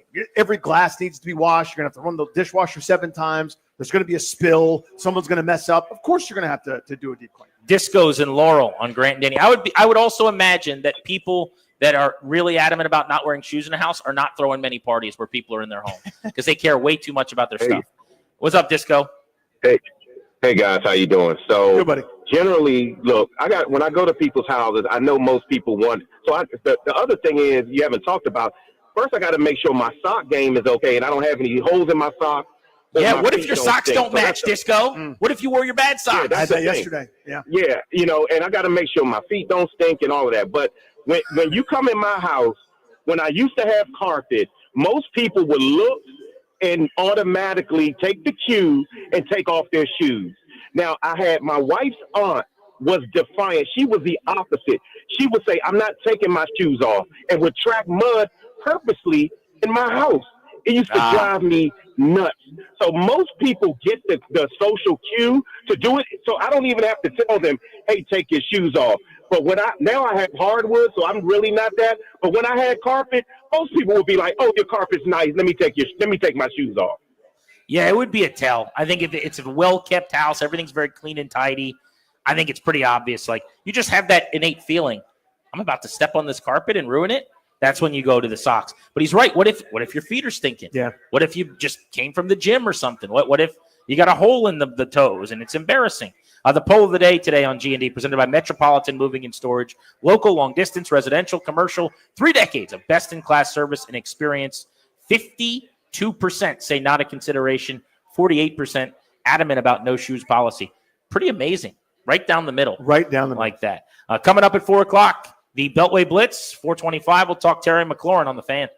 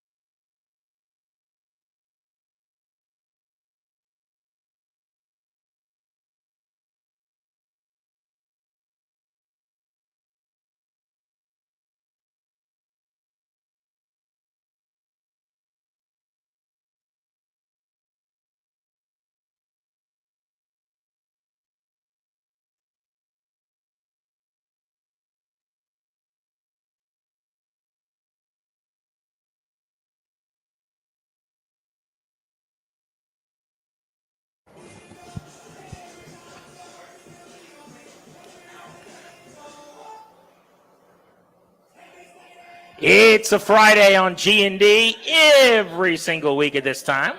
Tally up our off-field wins. What little things going right in our day? How are we in the win column? We'll give you a winning off the field in just a moment. I might as well start here. Your boys in the win column because I'm headed over to Capital One Arena when we're done today. Capitals, Blackhawks got a ticket to the game tonight to see Alex Ovechkin try to chase down Wayne Gretzky, 2 from tying, 3 from breaking the record. What are ticket prices like, by the way, for this? I've been saying all along when he is on the verge of breaking the record, and this is a 3 count away, so it's still not quite there. Like if it was a goal away, it's kind of what I'm talking about, and that might be Thursday against Carolina if he scores 1 or 2 in the next couple of games. But I think that game will be the most expensive ticket for a regular season contest in DC sports history. What are we looking at today? So upper tank, about $130. That's your section 4. It's like up there. That's not bad. I mean, you're in the top row of the stadium. Yeah. To get in for that's pretty good. Getting in their lower bowl, you're looking $300 plus. That's pretty much your standard. There's one for $200 that I'm seeing, $208 at the back of the lower bowl, which is actually a great seat. What if you want to sit down low in center ice? What is a really good ticket That's cost? $489. Yeah. $489. It's actually, people are going to think I'm crazy. Kind of a bargain. It's actually not as crazy as I thought it would be for tonight. I think it's because the likeliness of him getting a hat trick is what? Single-digit percentage points? Yeah. I mean, you'd have to say it's 5% that he breaks the record. And even mathematically, it'd be less than that. But I'm just accounting for Ovi and the flair for the dramatic and the fact that they're feeding him. But, I mean, you could play this game out 100 times. 1 or 2 of them, he gets a hat trick and punches his ticket here as the all-time goal scorer. But I think, again, they play Sunday at 12:30 on Long Island against the Islanders. We're going to be out at Caddies in Bethesda watching that game with listeners. If you get through that game, which is the more likely game for him to break the record, now Thursday against the Canes with a 3-day build-up, Monday, Tuesday, Wednesday. Yeah, look at these prices. $2,615. Is that Thursday? That's Thursday. No way. 902 right there, lower bowl. Look at it. What is the get-in like 400s? That's your. It's got to be a couple $100. Around $240. That's upper tank. I mean, all that's right, like all so the way sitting lower level costs what for that game? 400 is the best I've seen here. A lot of 600s. Yeah. And I'm looking at your screen now. There's a $2,600 ticket. That's what I'm saying. You want a nice one? You want me down close? Find out what they had for lunch? So that's the calculation. Yeah. But this is why this is your value play. Now you got to hope for a hat trick, something crazy, right? But if you get the ticket for about a third the price to get into this one, 3 goals away, you just need Ovi to do something awesome. Yeah, so I remember going up to Camden Yards for Cal's streak. I couldn't get, because they weren't my tickets. I went with friends who had incredibly nice Were seats. you at 2632? No, I was not at 2131, 2632. I wasn't any of the huge ones. That's what I meant, Yeah, 2131. I wasn't at 2131. I was at like 2126.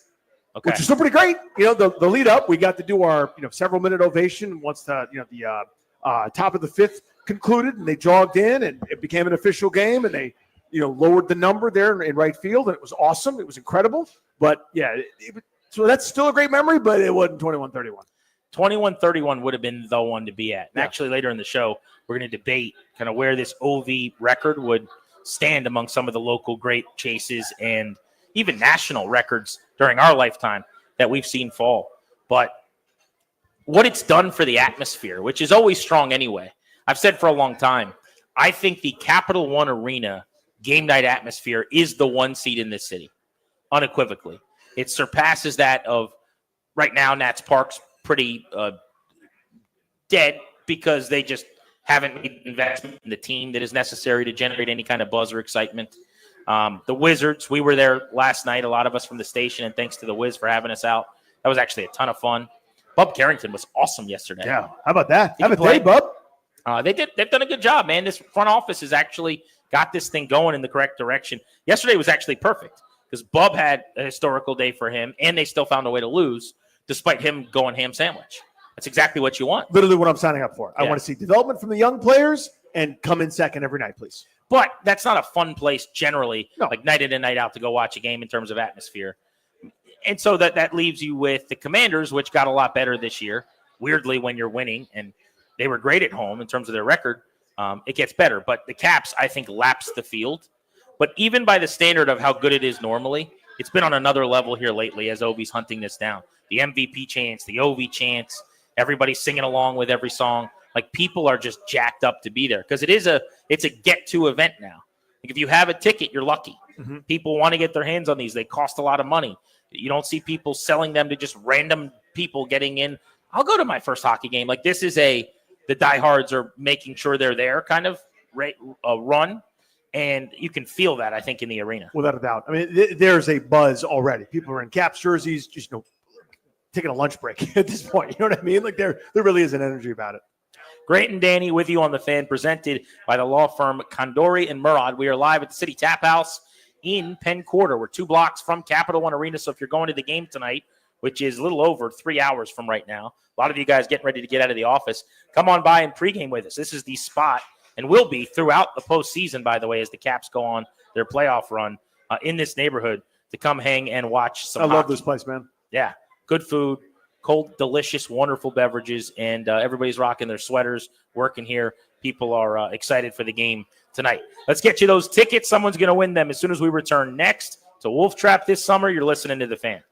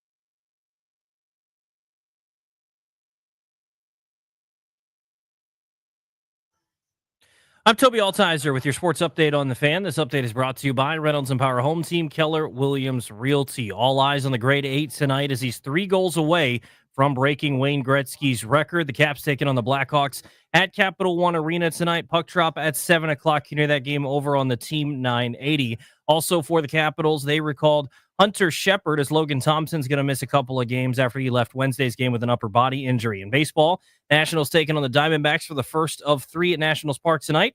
6:45 first pitch. Can hear the game right here on the Fan. Jake Irvin takes the hill for the second time this season for the Nationals. Brandon Pfaadt making his second start for the Diamondbacks this season. Also for the Nationals, they play starting pitcher Michael Soroka on the 15-day injured list today with a right bicep strain, and recalled right-handed pitcher Jackson Rutledge from AAA Rochester. Final Four gets underway tomorrow. All 4 1 seeds in it for the second time and the first time since 2008. Florida going to take on Auburn at 6:09 tomorrow night. Then Houston and Duke will follow in San Antonio. In the NBA, the Magic beat the Wizards last night 109-97, but Bub Carrington had a career-high 32 points on 12 of 18 shooting, 7 of 10 from beyond the arc. Wizards back in action on Sunday on the road in Boston against the Celtics.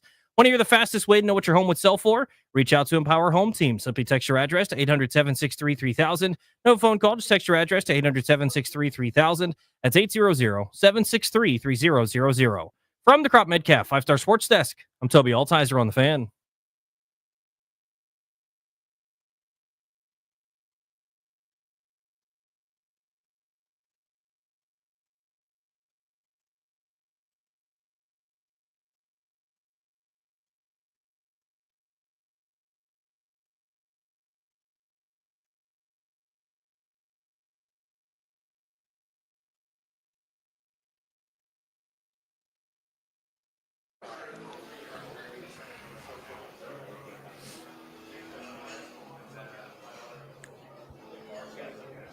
Caller number 10, as promised at 800-636-1067.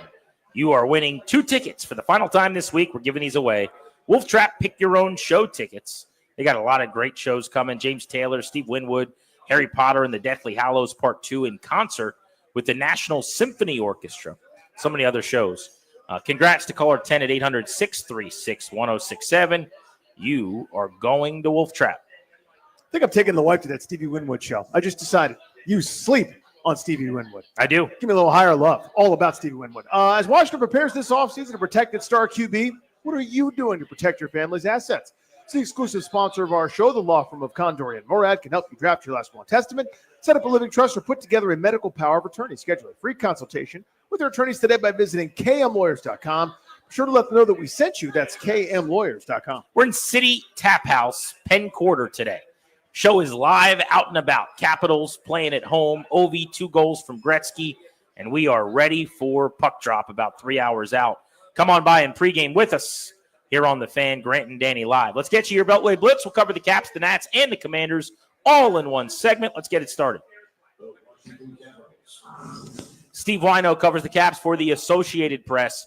So, Swino, before we get into the Ovi watch here, 4 losses in 5 games, and elite goaltender Logan Thompson, upper body injury, going to miss a couple. They've had to recall Hunter Shepard from Hershey. Should I be concerned right now? You should be concerned, JP. And I walked right by your City Tap House earlier. I could have come in and said hello. And Spencer Carter is concerned, and he's going to shake up the lines tonight for the Blackhawks game just because things have not been good, even when the results were coming. This team is not playing the way it had been playing for a long period of time to get to the top of the NHL, the top of the Eastern Conference. And they're hitting the late season lull, which you don't want to see this time of year. And they've been really healthy most of the season, knock on wood. The Logan Thompson injury, he took that shot off the mask the other night. We don't know if that's exactly what caused it, but something that now Charlie Lindgren's going to have to carry this. And the Capitals don't really care about the President's Trophy, but they would love to shore up first place in the East so they can do some load management and rest some older guys down the stretch. Okay, let's get to the Ovechkin part because I think, it's the concerns about the club are kind of taking a back seat to what this incredible player is doing at this advanced age. Quantify this for us, Swino. Every time it seems we get to a crossroads of, maybe he's slowing down or he needs to do this thing and it seems probably too hard, 6 goals in 12 games or whatever. Of course, he's right here on the precipice again. Every time it seems there's a slowing down or something in doubt, he's risen to the occasion. Yeah, that's his whole career, Danny. That's exactly what he's done. Where no goal scorer has ever done this in his mid-30s, late 30s. This guy turns 40 in September, and it's still scoring like this. And you're right. Every time we're thinking, oh, well, this might stretch next year. And look, it still could. Or he could have a hat trick night. Who knows? It's just this has been his entire career of finding a way to score. He's done a really good job this season of finding a different variety of places to score from, not just his offense on the power play, not just in front of, sort of in front of the net. He's been able to do it from everywhere. And we've seen kind of an evolution of Ovechkin from young guys scoring off the rush and all these other things to this guy now just figuring out a way to get it done. And it's really hard to score in the NHL. And I think we all forget that sometimes because this guy has scored 892 times and is going to get to 895 sooner or later. Yeah, it feels like it's imminent. So tonight could be the night. I'm going over there. What do you think I'll see? Does he score tonight? I would be shocked if he doesn't score tonight, but who knows? The Blackhawks are terrible. They're one of the worst teams in the NHL. They don't have a great blue line. They don't defend very well. Spencer Knight is their goaltender now, coming from the Florida Panthers. He might be the only reason Ovechkin's kept off the board tonight. Yeah, so my counter to that is it hasn't mattered when they've played bad opponents. The teams at the bottom of the Eastern Conference gave them fits here recently as part of this streak. So let's get back to that part. Part of Ovechkin scoring is potentially the team playing well. That's how you get the empty netters. You got leads at the end of the game. What is it you're seeing where you go, you know what, this just doesn't look quite right in terms of the way the Caps are playing here of late? I think it's a little bit of regression to the mean of this team had the highest shooting percentage, does have the highest shooting percentage of any team in the league. And all of a sudden, that if that falls off a little bit, that's the difference between scoring 4 goals a game and scoring 2 or 3 goals a game. And you start to see a little bit more mistakes defensively, some missed coverages, some things we weren't seeing earlier in the year. And Logan Thompson clearly wasn't right last game, allows 3 goals on 12 shots. Charlie Lindgren has a sub-900 barely save percentage this year. So they're not getting excellent goaltending. And when the little things start going wrong, everything that's gone right, so the vast majority of the season, I think is what's causing things to sort of go off the rails. They haven't been a horrible team, but there's certainly something there that Spencer Carberry has noticed, and I expect some major sort of lineup changes and tweaks tonight. How's Ryan Leonard been? Really good, and he was arguably the Capitals' best player the other night against the Hurricanes. He's come out of Boston College with a ton of energy, and not just like speed and all of that, but winning puck battles. There was a goal in Boston the other night where he's the one who fishes the puck out of the corner and gets it in front and sort of creates that goal. And even though hasn't gotten that first goal, that first moment yet, this kid looked like he's fit in at the NHL level. Now, will he probably sit as they rotate players through? Of course he's going to sit. But I have to imagine game 1 of the playoffs, Ryan Leonard's in this team's lineup. Swana, thank you, sir. Enjoy tonight. Thanks, guys. Talk to you soon. We will see you, brother. Hit that national sounder, Darius. One of the voices of the Nats, Dave Jaguar, joins us here on the Beltway Blitz. Jags, early season, small sample, but seems like they're struggling against starting pitching, talking about the Nationals offense. Yeah, Danny, it's the first 5 innings. I mean, I kind of broke down the numbers just looking at, out of my own curiosity. Innings 1 through 5, the team batting average is 131. And then innings 6 through 9, it's 305, which seems, kind of crazy. Normally it's going to be harder to hit, late inning setup guys, closers. But most of these games, particularly in Toronto, they did nothing. They didn't score in the first 5 innings. Then they bust out in the 6th inning, maybe get a run or 2 across in the 9th inning and come up just short. So, David Martinez has talked about it after the game Wednesday, pregame today. We want to get off to a good start. I mean, you put the lineup, you put the best guys first because you want them to bat in the first inning. They've not scored a run in the first inning all year. So it's just easier to play the game if you put a crooked number up early. Your starter can go to work. You can manage the bullpen later. So, yeah, you'd like to see them get off to a good start tonight. Jags, Mike Soroka left his first ever start with the Nationals with an injury. It looked really bad. Then after the game, we were told not to worry. It's just cramps. And then today they put him on the injured list. What do we know? Yeah. Well, I mean, we know he's going to be down for the 15 days. So they're calling it a bicep strain. And, obviously I think, one of the things that really hit this team hard that hasn't been talked about yet was the DJ Hers injury right before the start of the season because, a lot was made of, hey, 7 starting pitchers plus some other guys maybe knocking on the door at minor leagues, starting pitching depth. Well, that's being tested early because Hers figured to be the first guy up. He's on the 60-day IL, and now one of your top 5 is down after 1 start, at least for a couple of turns. So at this point, they're listing a TBA on Sunday's game. They could move Trevor Williams up on regular rest. then that would open up a spot start against the Dodgers. I don't know if you want to do that. Or you could potentially have, Brad Lord and Jackson Rutledge, multi-inning relievers, going some sort of bullpen game. Or call up someone from minor leagues, be it Ogasawara, who pitched on Tuesday, or someone else in the farm system. So this is kind of getting thin early, and it could be a concern, hopefully, for Soroka. It's just the 15 days. I mean, he reported feeling better after the initial scare in his first start against Toronto. He was able to play catch on Wednesday, but obviously, coming off that, didn't feel ready, with a side session to be able to make his next start. Jags, we know how hard and frankly unfair at times this game happens to be. And it's the only game that I've always found this so fascinating, where you can't just try harder to fix stuff, right? In basketball, if you're not shooting well, you can play great defense. And in football, if you're not, I don't know, you can play tighter coverage, or you could make it up with effort. You can't try harder at hitting, right? So Dylan Cruz, who's 0 for to start the season, hit a couple balls on the screws the other day, still with nothing to show for it. How do you keep from pressing when all you want to do is kind of get yourself a knock and have some crooked numbers there next to your name?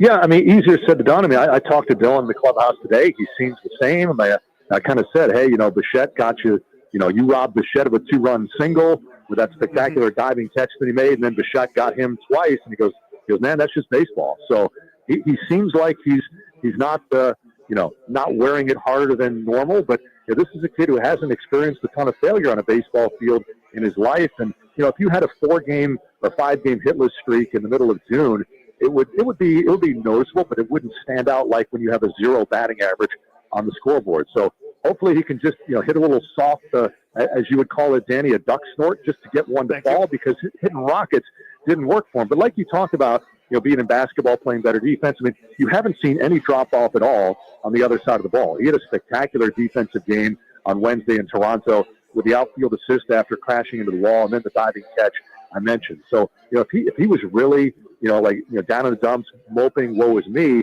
you might see some negativity on the defensive side, and we haven't seen that at all. So, I think you still have to be bullish on this, and hopefully he gets that first hit, and then they come in bunches. Because at this stage, when you're 18 to 20 at bats in the season, if he has a 3-hit night tonight, your batting average jumps 150 points. So, he hasn't dug himself too big a hole just yet. Jags, I know better than to be overly concerned from a 1-5 start, but I also see the 8-0 Dodgers coming to town here for 3 just around the corner. This feels like a significant series, right? Because if you were to get to, I know ideally this doesn't happen, but 2-10, 2-11 or something, now you are talking about having to play really good ball for a few weeks to dig out of that, even though it's early. Kind of feels like a significant couple of days ahead here with Arizona in town. Yeah, I mean, I think that's fair. I mean, you can't have an eye on the Dodgers, because this Arizona team comes in. They're a good ball club. I mean, they won 88 last year. They're in the World Series 2 years ago. They just took 2 out of 3 from the Yankees, who with their torpedo bats, you thought they might go 162-0. So, yeah, I mean, you've got to catch this team and play some good baseball. We know that Arizona, plays that aggressive style that the Nationals like to play, with Corbin Carroll's hair on fire at the top of the lineup. It's not an easy team to play, but hopefully a day off, getting back at home, the Nationals can have some good things happen. Maybe there's going to be a little 2005 mojo. I mean, it was cool to catch up with Brian Schneider and John Patterson and Chad Cordero. These guys are here. This is actually the day. 20 years ago today, Nationals baseball was born, April 4th, 2005 in Philadelphia. The Nationals' first win in D.C. in 33 years was against the Arizona Diamondbacks. So I think it should be a fun weekend with those guys in town, a good vibe around the team. Let's have a nice little series win against the Diamondbacks like they did 20 years ago. Jags, thank you as always. Have a great call. All right, my pleasure, guys. See you. We'll see you, brother. Hit that local 53, Darius. My God, that's Chris Russell's music. Chris, how many runs per game does a team need to be successful? I'm kidding. Would you give up anything for Trey Hendrickson, or just try to fill through the draft? I would not give up multiple picks, and I would not give up a first-round pick at this point, because I think the acrimony is so bad between the Bengals and Hendrickson that you might be able to get away with, stealing them for, the late second or some sort of other creative package. But again, why I wouldn't do the deal overall is because I think the Bengals are going to want more. Also, as I've talked about, I think with Grant, when you were out last week, Danny, to me, the price tag went up for Trey Hendrickson by $6-7 million per year because of the Myles Garrett situation. And now you're talking about paying him, a 4-year extension worth, I don't know, like $160 million as opposed to $120 million, which is what I thought when this whole process started. So, Chris, to be clear, if Duke Tobin's on the phone and he says, hey, deal is done if you say yes, pick 29 for Trey Hendrickson straight up, you say no. I probably would say no. Are you looking at an edge at 29? Yes. I mean, so you'd take an edge but not be willing to trade the pick and then pay Hendrickson. Right, because it's, again, not just being willing to trade the pick, it's the contract that you have to give a 30, what is he, 30, right? 30, I think. 30 or 31. He's 30-30. He's 3,000. 30, right, yes. So he's a documentary series for ESPN. What if I told you that Trey What if I Hendrickson's told 30-30? Yeah. Again, I understand that, like, I'm intrigued by Trey Hendrickson. I didn't like the fact that, again, the Myles Garrett deal reset the market. And I know there's some thought like, oh, he's got to be happy. That's what the Bengals executive said. And he said, in regards to that, well, like, we're willing to talk about things. Well, is he willing to talk about things at $30 million a year? Or is he willing to talk about things at whether I'm going to make $37 or $38 million a year versus $35 million a year? We don't know that. And that, to me, makes a difference for a guy that is getting up there in age, 8 years in the NFL. Yes, very productive. But, I mean, at some point, your body kind of fails you. Russell, for me, speaking of running the ball, this current running back room, I love Austin Eckler. And Brian Robinson, I think, is a great dude. And Jeremy McNichols has a cool story. But I don't love the type of running back they seem to value and seem to want. Do you think they go get a guy that's more scat back, that's more quick, that's more even Austin Eckler light to kind of help supplement and I don't want to say provide a weapon, but provide a little more ease, a little more speed? Or do you think they like this thumping idea?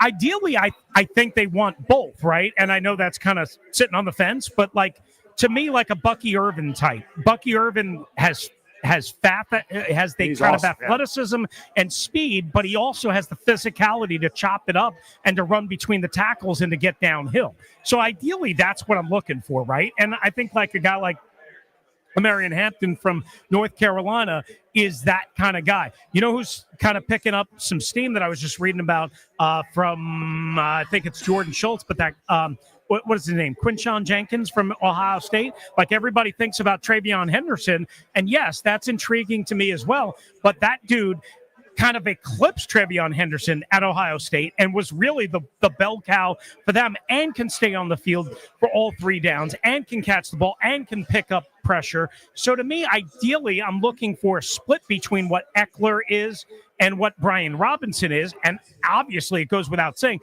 somebody who also can stay on the field, because neither guy was really capable of staying healthy last year. And they're both going to the final year of their contracts. I enjoyed hanging out at the Wizards game with you yesterday. It was a lot of fun. I sent you some pictures, some adorable pictures. I don't know if you've seen them yet, but it was a lot of fun. I'll see you guys over there. I'm coming. I'm going to go park the Batmobile under Capital One Arena and waddle on by. Now, come Russell, on over to City Tap House. Yeah. Was Grant able to see? I know it's way higher up than he usually sits, right? Well, yes. He had to take out goggles. I mean, you're just seeing him up. He had to take out the binoculars because, Grant was looking for the hockey glass because he's so accustomed to that at a basketball game. I mean, I sit all over the arena. I sit everywhere. And last night I was in Suite 343 with my pal Rainey. Sometimes row 1, seat 1. Sometimes row 1, seat 2. Yeah. He sits all over the arena. Danny, what would you guess is the last time Grant Paulson, as you call him, Pressbox Paulson, sat in the 400s like the rest of the Minions? So what year is it? 2013. You're wrong. I sat in the 400s for a game this season. Whoa. Come on. No Absolutely. way. Were you filming content for Corporate Clarity? No way. I 100% did. I get in how I got to get in. I'm buying tickets. I'm moving and shaking like everybody else. Reenie, thank you, buddy. I heard you got connections. I have no connections. Thank you, Slashy. Bye, guys. Can I say that watching Russell work the room last night was a treat? I mean, everyone's just kind of doing their thing. He's always on, man. He saddles up next to Cakes, and he's talking to Cakes about, Ovi and the Capitals and the Junkies. And all their reads, and all this Yeah, stuff. yeah. He's like, how do you guys do that? Then he sees Denton Day. Now he's like, what do I know Denton likes? Denton likes college sports. Now he's talking about Kevin Willard and Buzz Williams with Denton Day. I mean, Reenie's just working the room. He's amazing at it. He's a lot of sports talk. He's a chameleon. He can't stop. Speaking of working the room, he's always the best with the kids. So I brought Truman last night. Now, Truman did have a bad fall. We were oh no. Yeah, we did the thing where he needed to get energy out. So I would keep having him run, in the suite area there. He would sprint to the wall and back, like outside of our suite in the hallway. And he did that very successfully, like 20 times. But one of the times he was racing CK's kid Sean and a couple, I think Russell was actually racing them too. And my guy Truman bit it. And his face slid across the carpet. Oh, that carpet for a little while. Oh, you hate So he woke up today with like what looks like, clown lips around his eye. You know what I'm saying? Oh, dude. One of those. Now, he didn't cry or anything. It worked out great. He had a blast. He actually was kind enough. The general manager of the Wizards is a gentleman named Will Dawkins. Will Dawkins, yeah, sure. Really nice guy. So he came by the suite last night, said hello. And my son thought he should tell him. He walked up to him and said, I know who number 1 is. Do you? And Will Dawkins, who, signed number 1. He scouted. Paid number 1. Signed, Kobe Jones. He's like, no, who is it? He's like, Kobe Jones. And Will said, oh, okay. He's like, do you like Kobe? And Truman, I don't know why he likes Kobe Jones. It's not something we've talked a whole lot about. He said, yes. He's like, do you want me to keep him on the team? And Truman said, yes. So I think Kobe Jones is going nowhere. Congrats to Kobe Jones. Yeah, that's right. Wow. Truman vowed for him last night. Man, that's huge. That's a choice, though, to quiz the GM if he knows what players are which. I love the confidence. You know what I'm saying? That's one of the things you're looking for. You want to be in that role, you got to have a little swagger. Time to pay Terry McLaurin. We'll get into that next on Grant and Danny, taking you up to 6:30 at City Tap House on the Fan.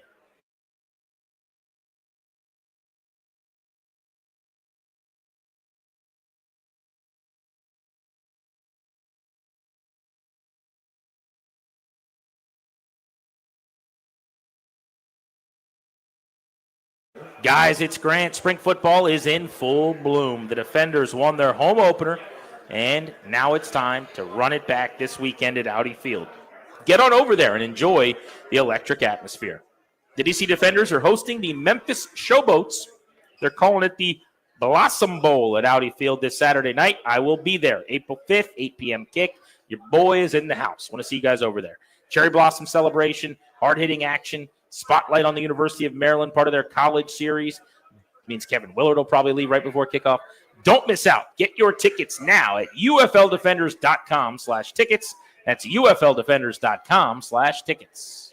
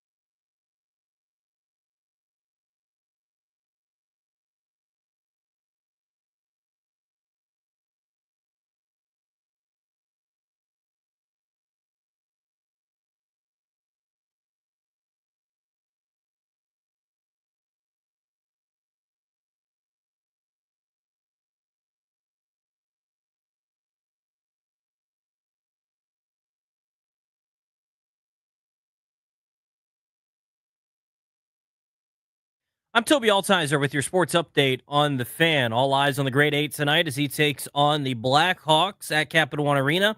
Ovi just 3 goals away from breaking the record. Be a 7 p.m. puck drop. You can hear that game over on the Team 980 tonight. Also for the Capitals, they recalled goaltender Hunter Shepard as Logan Thompson's going to miss a couple of games. He left Wednesday's game with an upper body injury. In baseball, the Nationals beginning a 3-game series against the Arizona Diamondbacks tonight at Nationals Park. 6:45 first pitch. Can hear the game right here on the Fan. Jake Irvin makes his second start of the year for the Nationals. Brandon Pfaadt makes his second start of the year for the Diamondbacks. Also today for the Nats, they play starting pitcher Michael Soroka on the 15-day injured list with a right bicep strain. He left his start against the Toronto Blue Jays with biceps cramps. Now he goes on the 15-day injured list, retroactive to April 1st. And they recalled right-handed pitcher Jackson Rutledge from AAA Rochester.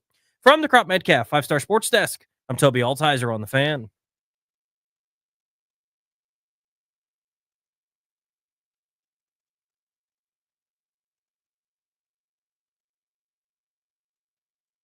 Yeah, I think, short answer is we want to make Terry commander for a long time. You know, he's a great commander. He got better and better as the season went on, not only as a player, but as a leader. It was really impressive to see him grow so much when you think of Terry as this, pristine, polished player, but then he got even better, so it's really cool. Everybody can get better, even the great ones. So, but we've had talks with Terry's representation, and I think just like any talks we'll have, those will stay in the house. But it's been really positive.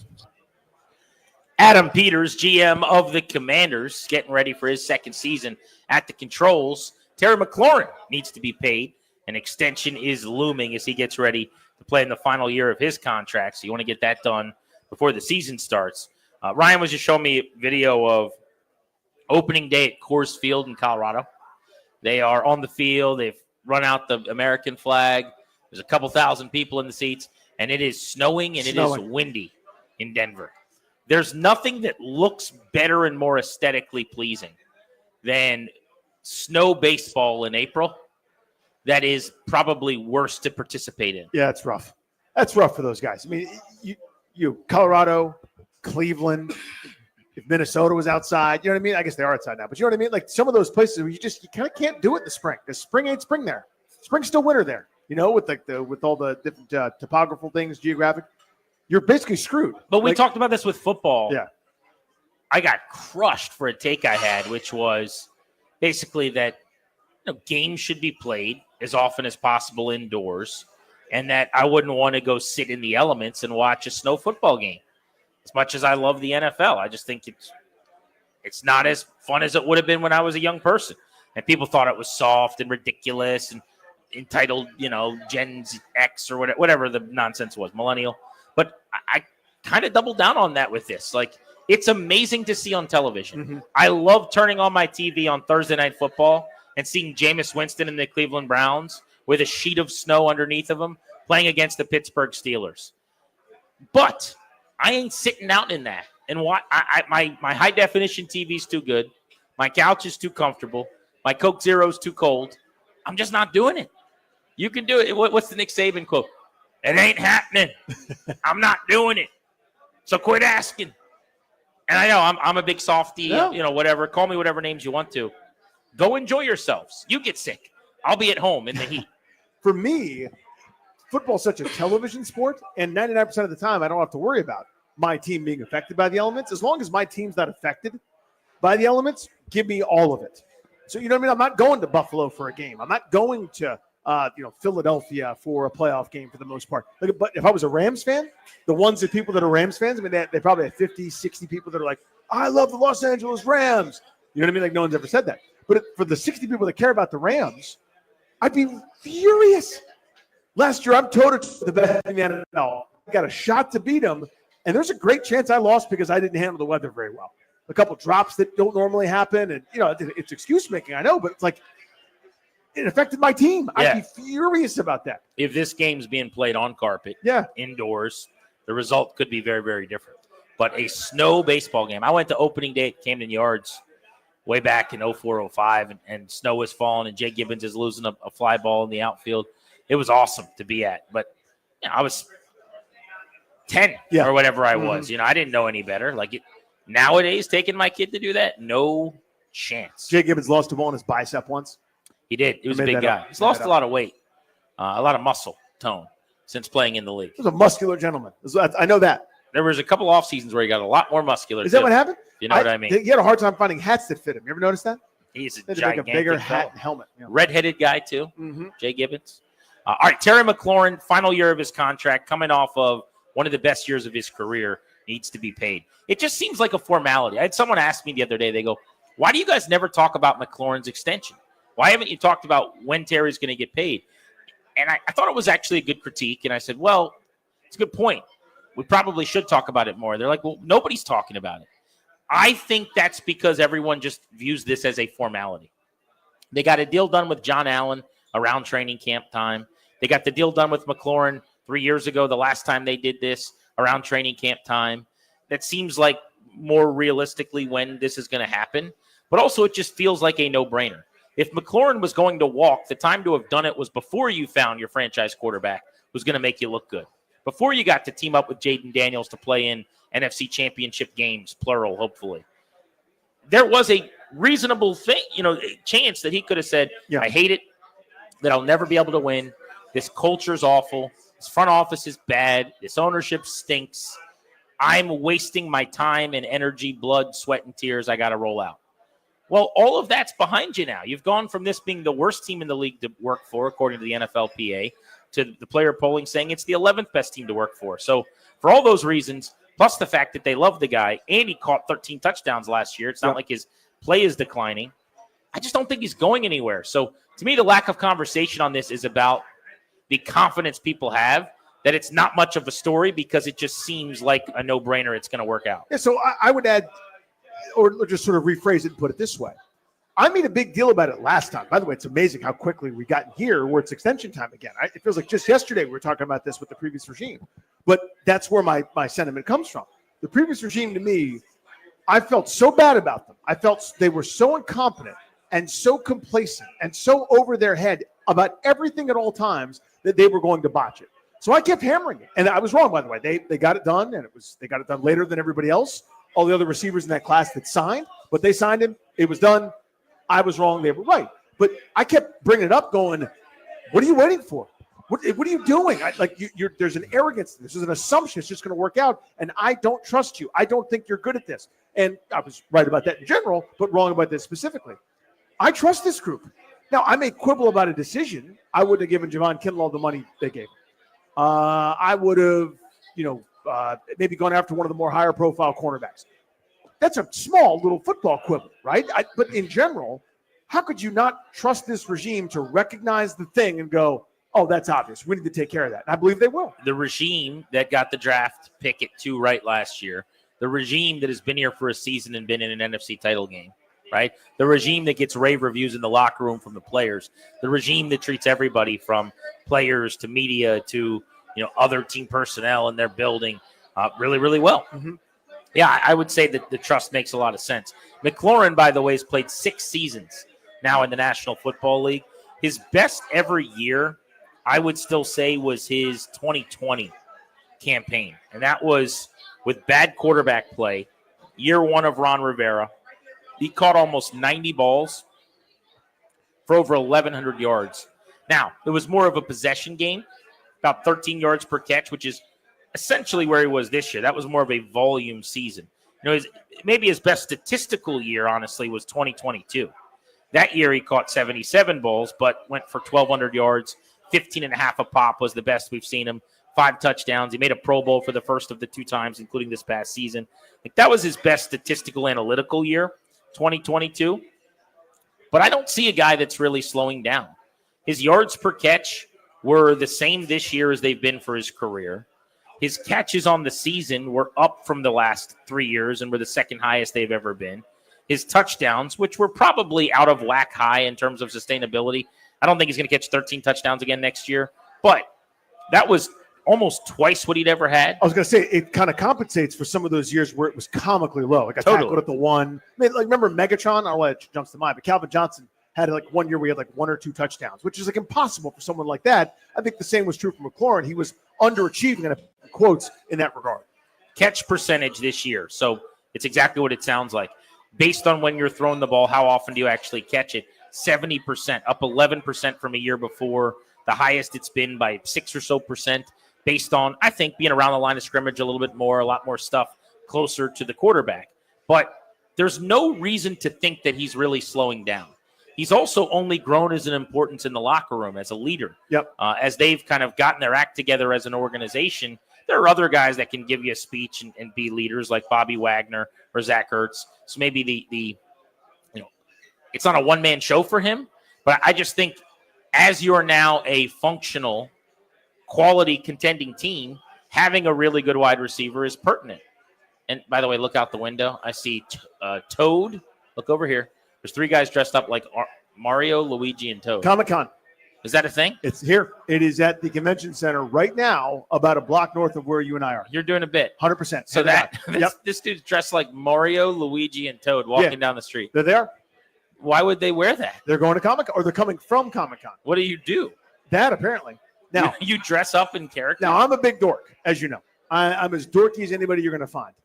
This is too much for me. I mean, I don't want to be that guy. That is the nerdiest thing I've ever seen. Yeah. So I think it's a little bit too much. Like you get the people that it's called cosplaying, right? So like you want to dress up as your favorite star, get some pictures taken. Again, I'm not really sure what the point is. I don't get the enjoyment out of it that some do, but you see it. Hey, folks will dress up for what I don't know what that did for them. You know what I'm saying? Like, apologize. Yeah. But I just saw that, and it's not something I see every day. Of course not. So they were just standing there like nothing, like they weren't doing anything. Normal, yeah. Exactly. Waiting for the crosswalk. And then when it turns green, Mario goes, "Here we go," and then they cross. Right. They were just literally everything's normal here, except nothing is. But here's my question to the masses listening right now on G&D. Does any part of you worry about an extension? Do you think this is a lock? And are you pretty convinced that Terry McLaurin is not at risk of in the next year or two losing a step? Because it's not like he's young, by the way. Like He came in the league at 24. Yeah, that's the reason why, because it's only been the 6 years. But we're talking about 31 years old. He's going to 29, I guess. But at the end of, like, when you pay him, 31, 32 years old, he will turn 30 at the start of this football season. So the beginning of the next extension is 31, is kind of what I'm getting at. Not an age where I think you'd worry about a receiver not being helpful. But if he's about to get a nice payday, if he's going from a little over $20 million a year to now $27, $28 million a year. Because, by the way, if you're paying him this offseason, you're paying him like a number one. That's right. Any kind of thought about that other than where do I sign and let's give him the money right now? 800-636-1067. You want to hop in on Grant and Danny. This is The Fan.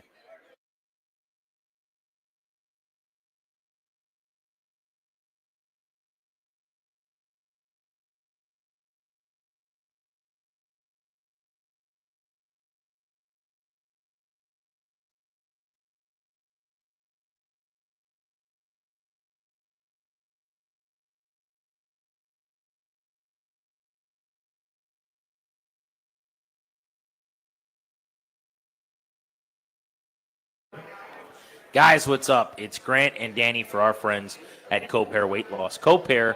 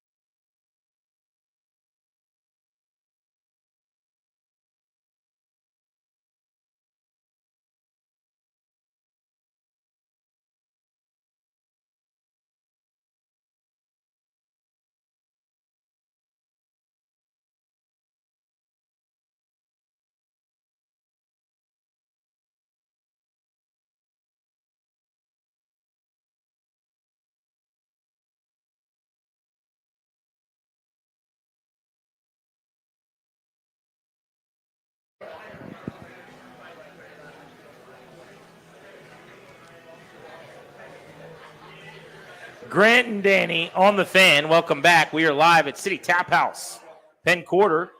Caps getting ready to play the Blackhawks tonight at 7:05. Joe B's going to join us right at 6.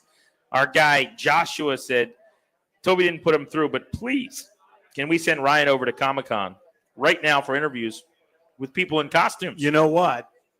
Ask him about anything. Torpedo bats, Ovi, doesn't matter.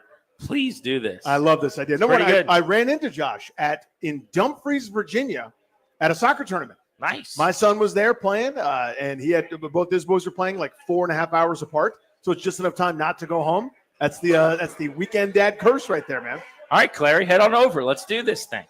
Go meet some people that are in costume. The weirder, the better. That's what we're looking for. Yeah, head on over. Why not? Is it close enough? Can we send them It's over? Convention Center, literally right here. All right. Yeah, go get us It's a report. one major intersection away. Yeah. Put the if we don't have enough time because it's a little late in the game today, maybe you could put something together for Monday. This could be his big Awesome Con debut. This could be the kind of thing where his fellow folks at corporate are looking at the engagement, using words like lead generation, yes, and like putting a pin in things, where it's like he's got all sorts of clicks and hits, and he's talking about like user ROI, like just made up sounding terms, where he impresses everybody by interviewing a guy that looks like Luigi. The Ryan Clary that worked on our show would have done a good job. I think corporate Clary could really elevate the entire company. That's what we're talking about. With what he's doing over there. Yeah. Let's go to Shane in Oxon Hill, wants to weigh in on the Terry McLaurin extension. Seems inevitable, but it's all things are very, very quiet. What do you make of where we're headed there? Yeah, man, I just want to say that I wouldn't be too worried about, the return that we'll get just because the professionalism, if that's a word, that Terry McLaurin brings to the table. The locker room guy that he is, he's always healthy, and so I just think that he's the type of guy that, is like a coach, extension of the coach, and how Adam Peters and company love these type of guys, Bobby Wagner and Zach Ertz. So Terry McLaurin is an extension of that, and he's just young enough still to, and not really too old.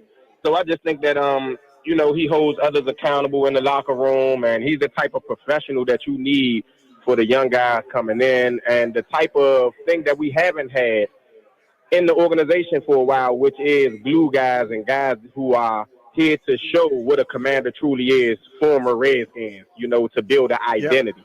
So I think that these are the type of guys who are building our identity, and he's an identity type of guy. Yeah, he is the guy.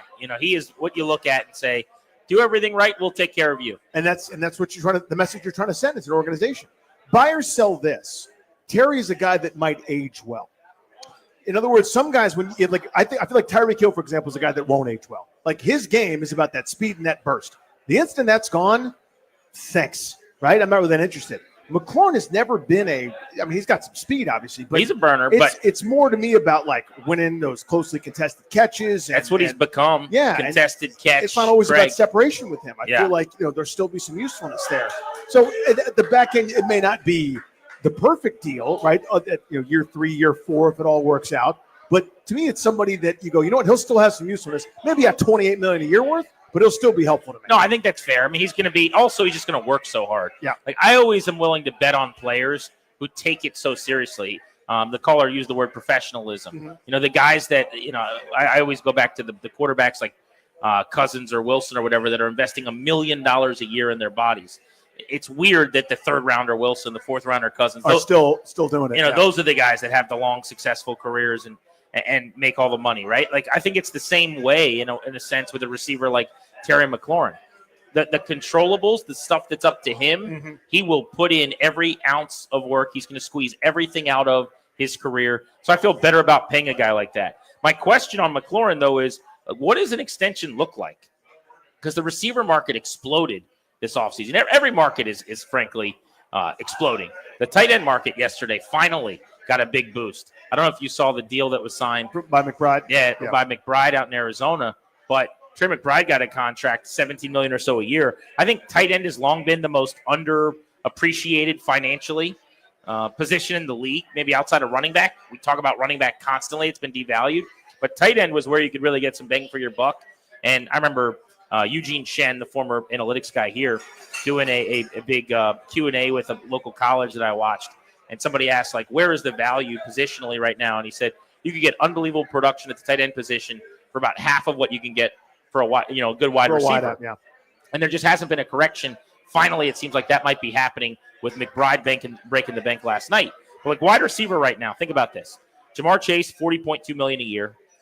Justin Jefferson, $35 million a year. CeeDee Lamb, $34 million. DK Metcalf, $32.9 million.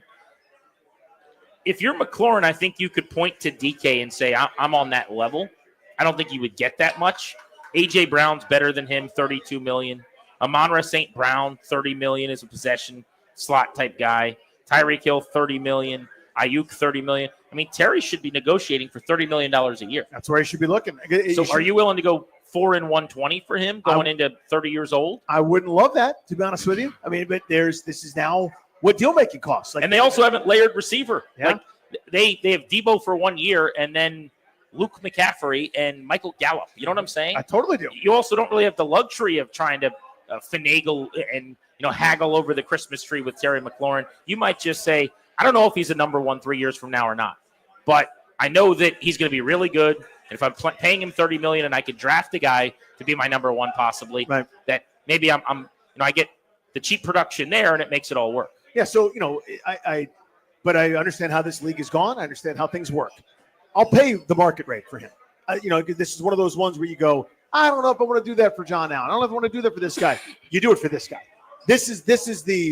He's done everything right at all times, still productive, coming off probably his best year as a pro. This is what we do. Then I also know full well that I'm just making up some names here, that when Nico Collins takes his turn in line, when, I don't know, the next young receiver that's outstanding goes, he'll be 10th, 12th, 13th, 15th, 20th in a handful of seasons, talking about Terry McLaurin when he signs his deal. Grant and Danny on the Fan. Taking you up to 6:30. We are live at City Tap House. We are in the Penn Quarter neighborhood, 2 blocks from Capital One Arena. The Capitals are actually playing a 7:05 game tonight against the Chicago Blackhawks with Alex Ovechkin just 2 goals away from Wayne Gretzky. We're going to talk about Ovi's chase for Gretzky's record. We'll do that as we continue next on the Fan.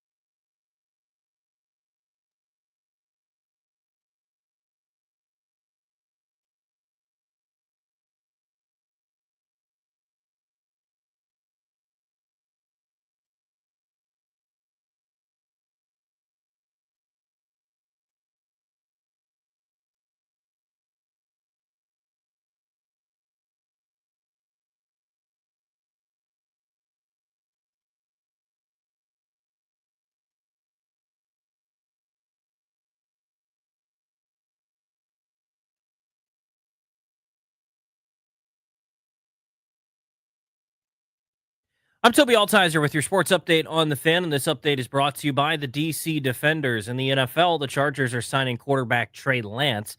All eyes tonight on the Great Eight. Alex Ovechkin just 3 goals away from breaking Wayne Gretzky's record.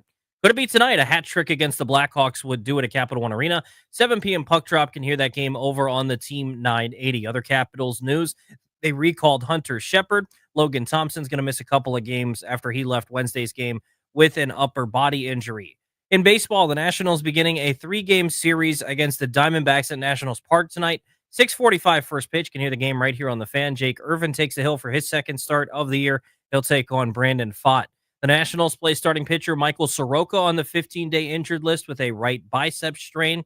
He left his start against Toronto with biceps cramps. Now he goes on the injured list, retroactive to April 1st.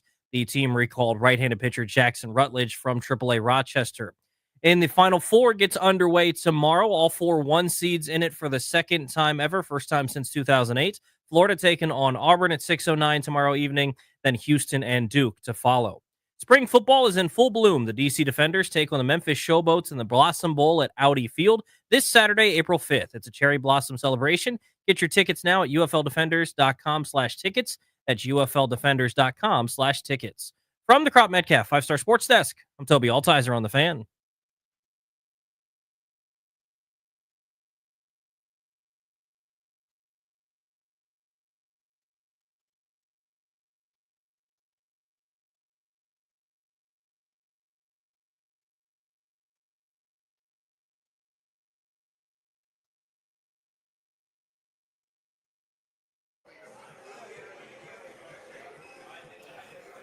Caps Blackhawks tonight at Capital One Arena. Alex Ovechkin needs 2 to tie Wayne Gretzky, 3 to become the all-time goals leader in the National Hockey League. As we welcome you back, we remind you that we're sponsored by the law firm Kandori and Murad. They'll help you draft a last will and testament. They'll set up a trust for you and your family. Schedule a medical power of attorney if that's what you need. They'll give you a free consultation as well. You got to tell them we sent you, and you'll get a discount. KMLawyers.com to schedule everything. That's KMLawyers.com. Let them know that we sent you for your deal. Ted Leonsis was in the news today, the owner of the Caps and the Wiz. He is still interested in buying the Nationals as well. But I found this really interesting. So the Nationals, remember, owned by the Lerner family, were up for sale a couple of years ago. Leonsis was one of the few bidders, it seemed like. The team didn't get sold, and the Lerners now continuing to own the team seem to have taken them off the market momentarily. Whether that get back on the market or not, we don't know right now. We don't know. They haven't really said that. But when the Masson dispute got resolved, Danny, it seemed like it was a no-brainer, and I said as much on the air. Well, they're going to end up on the Monumental Sports Network. Why wouldn't they? Monumental's got the Wizards and the Capitals and the Mystics and the other teams in town, all of which Ted owns. But also, what a great benchmark for them in the spring and the summer to make it a year-round network to add the Nationals to their portfolio. So I just thought it was a complete no-brainer and a done deal that Ted and Monumental would swoop in and they would get the Nationals. And I thought it'd be great because Monumental's presentation and the way they do things pummels what Masson has done over the years. Today, Ted Leonsis actually was quoted about this for the first time. And he poured some cold water on the idea with the Washington Business Journal that he would bring the Nationals over to his network if he didn't own them. Because that was the first thing everybody said. Now Ted doesn't have to own the Nats to get the rights when the Masson thing got resolved. It seems like, at least publicly what he's saying, he's not interested in the rights if he doesn't own them. Here's what he said. Quote, how am I going to write them a big check? It's not like the distributors are saying, we'll write you a bigger check. If I own the team, then it might make sense, right? Because we have a platform, and the big move is to go direct to consumer. But he said that his interest in having the Nationals as a TV rights deal would be precluded by him being the owner. It says, quote, if he's the owner is what they say here. Does that surprise you at all? Now that I've seen that quote, it does not. Well, so let me. Well, duh. Now that he's already said it, I believe what he said. No, but once that crystallized it for me, right? Because his point, I think, is right on. It's twofold here. Kind of the thought process of Ted. He's letting you into the to the old mind of Theodore here. Number one, he's 100% right. Nobody as regional sports networks are dying on the vine everywhere except for LA, New York, Boston, maybe Chicago, a couple others. But everyone else, Major League Baseball is about to take over and just sort of run their own TV production in-house. It's a bad time to be a regional sports network. So his point is, why am I going to win a bidding war when nobody's bidding? I'm not going to hand him a huge check. I might just get it by default. So it doesn't mean that he's not going to necessarily want to be involved at all. But this idea that the learners are going, yes, pay us our huge amount of money, and he's going to fork that over. His point is that's probably not great business right now. Which That's is true. one. But am I misreading this then? I don't read this as him saying, I don't want to win a bidding war. I took it as him meaning, I don't want the rights on the team, which is a completely different thing. So I don't think there has too. to be a bidding war. Masson is the only other suitor locally.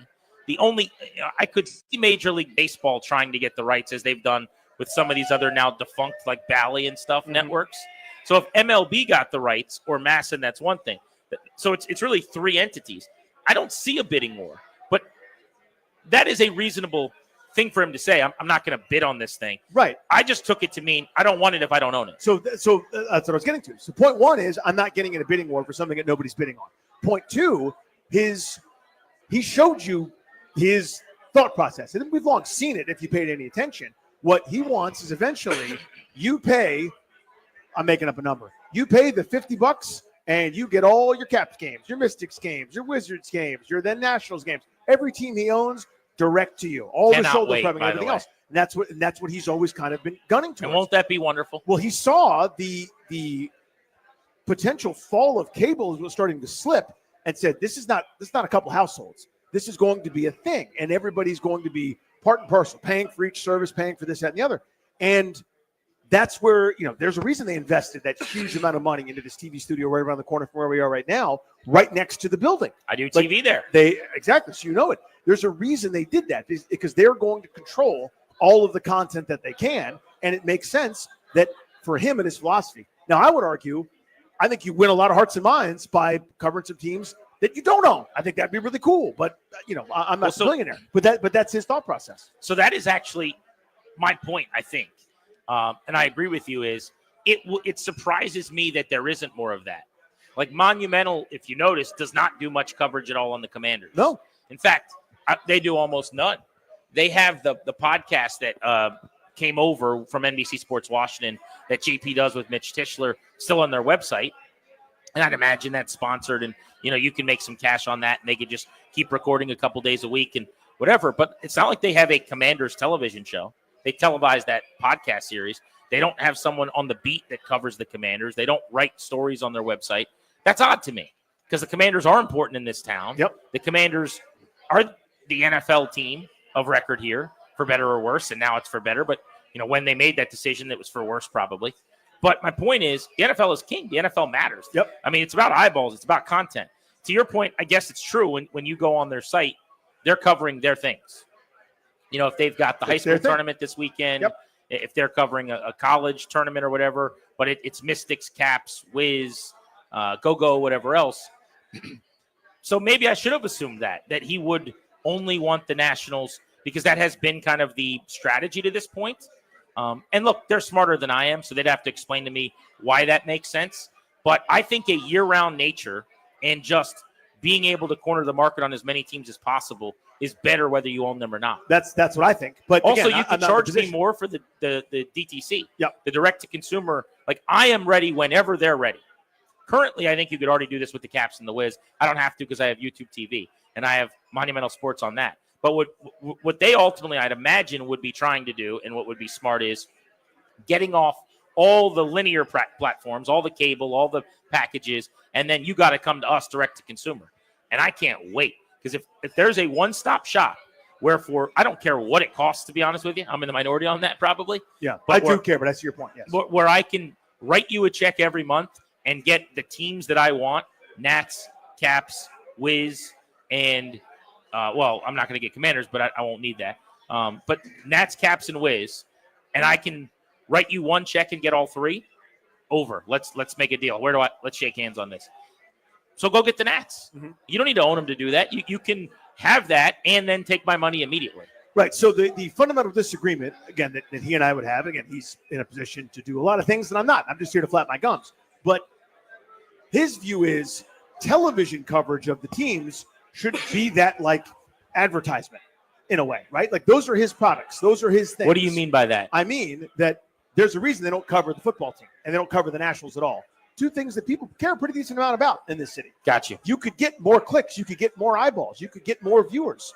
I don't want them for that. I want Do you them think for my he doesn't want to muddy the waters of his product in the sense of like whether it's on the smallest scale of you got an X amount of dollars you can spend, Mm-hmm. I can spend it all on the Wizards, Caps, Mystics, whatever it is, or I dilute it by now. I've got to pay producers to do the Nats show. I've got to pay an on-air person, me or somebody else, to come in and do a Nats show. You see what I'm saying? I do. Yeah. Is that part of it, or do you think it's just again above my pay grade? We're going to care about the teams that we have and put them on a pedestal to grow them, and the other teams can kick rocks. Like, is that the philosophy? I think it's more the latter. But again, I wouldn't know. Maybe somebody could show me you're thinking, Danny, this is them talking to me now. I don't know what, is this the third person, the second person? It's the eighth person. The fourth person? Yeah. I don't know. So, Danny, here's what we're saying. Expenditure it would cost us to send a beat reporter out, to have a Nats magazine show, to do this. We wouldn't be able to bring in the right amount of revenue. That doesn't make sense for us. Oh, okay. I guess. I don't know any better, right? But to me, this has always sort of been, from the outside looking in, a philosophy of I'm going to put over the things that I have control of. Like that's how his television proclivities have always felt. He, when NBC Sports Washington used to exist and they were covering everything, I don't think he liked that. I think I'll buy a third of it. Now we'll absorb the whole thing and we're shifting the coverage. They cut out. There used to be Nationals coverage on NBC Sports Washington. There used to be football coverage on NBC Sports Washington. When they took over, that went away. Well, there was a ton of football because they had to deal with the Commanders. They would do the pregame, all that stuff. I don't ever remember much baseball coverage, to be honest with you. There was some, but I'm blanking on the name of the guy that used to be the beat reporter for him. But they had one at one point. Once it became monumental, okay, there's no deal with the team, but it's still a pretty big deal in town. Right, there's still a large amount of interest. No, I'm stunned that they were not more involved in covering the Renaissance year of the Commanders. It would be such low-hanging fruit to have, if you go to their website, to have an article right at the top. Jay Daniels is good. Click here. No, but they're not interested in that. That tells me they're willing to sacrifice, things that we are not in possession of at the altar of. We're going to do another television show, 30 minutes, where we get to know the pets of Jacob Chikrin. Like they'd rather do that than say, here's a football magazine show or whatever. And it's a philosophy. It's not what I would do, but again, I don't know anything. Well, the shame of it to me is that nobody's really spending a whole lot of money on sports content outside of oftentimes the ownership groups that own the networks. Mm-hmm. And right now, they're doing really good programming. Now I'm biased in getting to do some of these alt casts, and I really, really enjoy them. That's an awesome thing that they're trying. That's a forward thinking. They're at least doing something. Exactly. Yeah. They're trying something. It's neat. I think it's the most fun I have broadcasting, to be honest. It's really, really cool. It's the Manning cast thing. Nobody's spending on these ideas. And to get back to my point, the shame of it is you could do that stuff for the other sports. Not necessarily an alt cast, but I'm saying there's no reason they couldn't do, a Commander show for a half hour every single day at 5 p.m. Remember the old Julie Donaldson or whoever it was? Larry Michael extravaganza was on Comcast Sportsnet. Yeah, you don't even have to do a propaganda show. You could do a good one. That's what I'm saying. Yes. Yeah. It doesn't have to be Commander's propaganda. It could be insightful and analytical and do a really good program. And it could be there's nothing like that in town, by the way. There's literally no pre or post game coverage from a local standpoint on television at all, week to week for the football team. That's insane to me. I don't understand that. So you could corner that market. It's a huge audience. We benefit, I think, pretty immensely, I would imagine, as a radio station from being live and local before and after every game in a way that there aren't TV entities. But I'd have to ask him because, I've never talked to him about this. It's not like I see Ted very often, but I bump into him enough, and he is actually very approachable and accessible. It definitely is. Yeah. I'd be surprised if he didn't have a good answer or an answer that is from his paradigm. And by the way, I just want to be clear. I respect this. Him giving this answer. I don't know if it's to the Biz Journal or if it's I do too. I'll say this. I respect it. That's fine. I want them so badly to get the TV rights to the Nationals because the TV rights for the Nationals being on Masson, it's just the whole thing is not good enough. I want a real post-game show and a real pre-game show. You know, I want so much more, you know, than what you're getting. I need shoulder programming. We have zero shoulder programming. You know, on Yes Network or whatever in New York, you know, people always talk about these sports towns, about, you know, with such reverence and as if they're so much better than us. Well, guess what? I mean, people get to learn about their team all day long. They get to, you know, why is the Caps fan base so informed? Why can you walk up to any of these guys in sweaters out here and they can tell you about what the Beauvillier scratch tonight means for the third line? You know, some of the programming they do is part of that. Exactly like, right. The Caps coverage is incredible. 100%. I think the Wizards coverage is good too, but it's just not an interesting team or a team that as many people care about. And because of that, I think, because they're so bad a lot of times, for me, it skews very positive at times where you're kind of like, oh, they just got beat by 29. Like, I don't know much positive Wizard stuff I want to hear. The Caps are great, so the positivity and just I think there's actually real honesty. Alan May will light them a new you-know-what after a bad period. Craig Laughlin will take him to task. And, like, that happens for the Capitals. I think the coverage is awesome. Being able to be a small part of it over the years has been really, really cool. But I just think the informed fan base, like baseball-wise, what is the shoulder programming? There's not a Nats show. No. There's not a TV show breaking down baseball at 6 o'clock every day. Like, Masson used to do a really mediocre one with like that dark wood and up like there in like Towson, like a couple exactly. of guys sitting around. It's been like 3 or 4 years now. Yeah, I mean, and even then, I used to kind of joan on the quality of it. Looked like cable access or whatever, but at least it existed. And now it doesn't even. I'd kill for that show. I know, and it shows you how far it's fallen. So, I guess what I was going to say is I respect his stance on this, even if I vehemently disagree. Now, it's not necessarily his job to cater to my whims or whatever. But my point is, it kind of is. I mean, you're a diehard DC sports fan. I guess to a degree. Like, but you're his audience. Yeah. Let me try to say that the right way. Like, I understand he's got the means to do nearly anything he wants to do. Right? He could never work again a day in his life if he felt like it. Okay. So he's got the means to do something about it. So for me, I want something better, and I disagree with him. But it's not necessarily his job to go, oh, the baseball fans in this town deserve better. I'll swoop in and do it at a loss, or if I think it dilutes something or whatever. Again, I don't know. I'm above I keep saying I'm above my pay grade here. But to me, I don't care if it's Masson. I don't care if it's Monumental. I don't care if it's a network to be named later. I don't care if it's Major League Baseball. I just need the improvement. And the easiest low-hanging fruit, I thought, would have been Monumental, where they're like, yeah, we already got a pretty good shop set up. Well, just right look. down the street. We'll do it. But I just want the real network. That's what I want. Look at their Caps coverage, even their Wizards coverage, and compare it to the Nats coverage. Yeah. I mean, it's night and day. So you just can't tell me that if they were to get the Nationals, it wouldn't be a massive win and a boon for the entire fan base. Of course it would. I mean, the quality is pretty obvious. But I would have thought they would have immensely jumped right at it and tried to get those rights. And at least according to the Sports Business Journal story today, Leonsis is saying, really doesn't make a lot of sense for us unless I own the team. If you guys want to react to that or have a thought on that conversation we just had, we'd love to hear from you at 800-636-1067. 800-636-1067 is the number. You're listening to Grant and Danny on The Fan.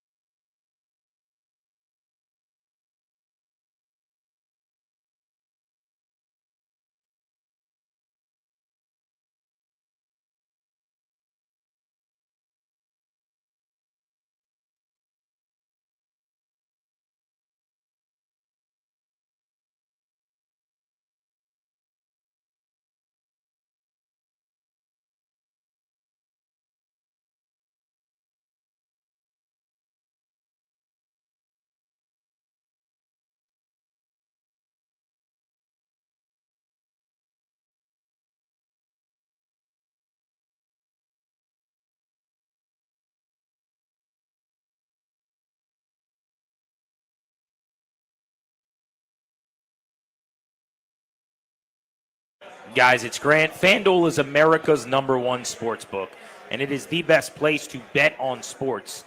There is just a loaded calendar this week for sport matches, right? Sports games, all the different sports are in action, and FanDuel is a fun place to be. Whether you're into basketball, baseball, hockey, or any other sport, Check out some of their exclusive promotions like Dinger Tuesday, Hump Day Parlays, Golf Profit Boost tokens over the weekend, and so much more. New customers could get $200 in bonus bets right now with any winning $5 bet. That's $200 in bonus bets. FanDuel.com/GP to make every moment more. That's FanDuel.com/GP. Must be 21, present in Virginia. First online real money wager only. $5 first deposit required. Bonus is issued as non-withdrawable bonus bet expires 7 days after receipt. Restrictions apply. See terms at sportsbook.fanduel.com. Gambling problem? Call 1-800-GAMBLER.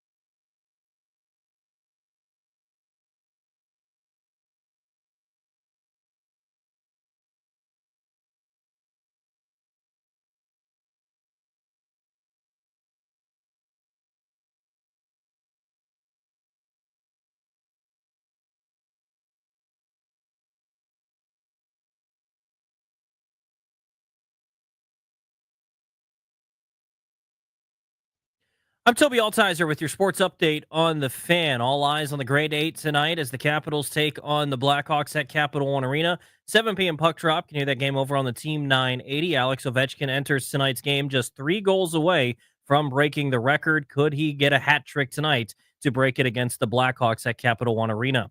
The Capitals recalled goaltender Hunter Shepard from Hershey because Logan Thompson's going to be on the shelf for a couple of games. He left Wednesday's game with an upper body injury. In baseball, the Nationals taking on the Diamondbacks for the first of 3 at Nationals Park tonight, 6:45 first pitch. Near the game right here on the Fan. Jake Irvin makes his second start of the year. He'll take on Brandon Pfaadt of the Diamondbacks. The Nationals play starting pitcher Michael Soroka on the 15-day injured list with a right bicep strain. He left his start against the Blue Jays with biceps cramps. Now he goes on the 15-day injured list, retroactive to April 1st. The team has recalled right-handed pitcher Jackson Rutledge from AAA Rochester. From the Crop Metcalf 5-Star Sports Desk, I'm Toby Altizer on the Fan.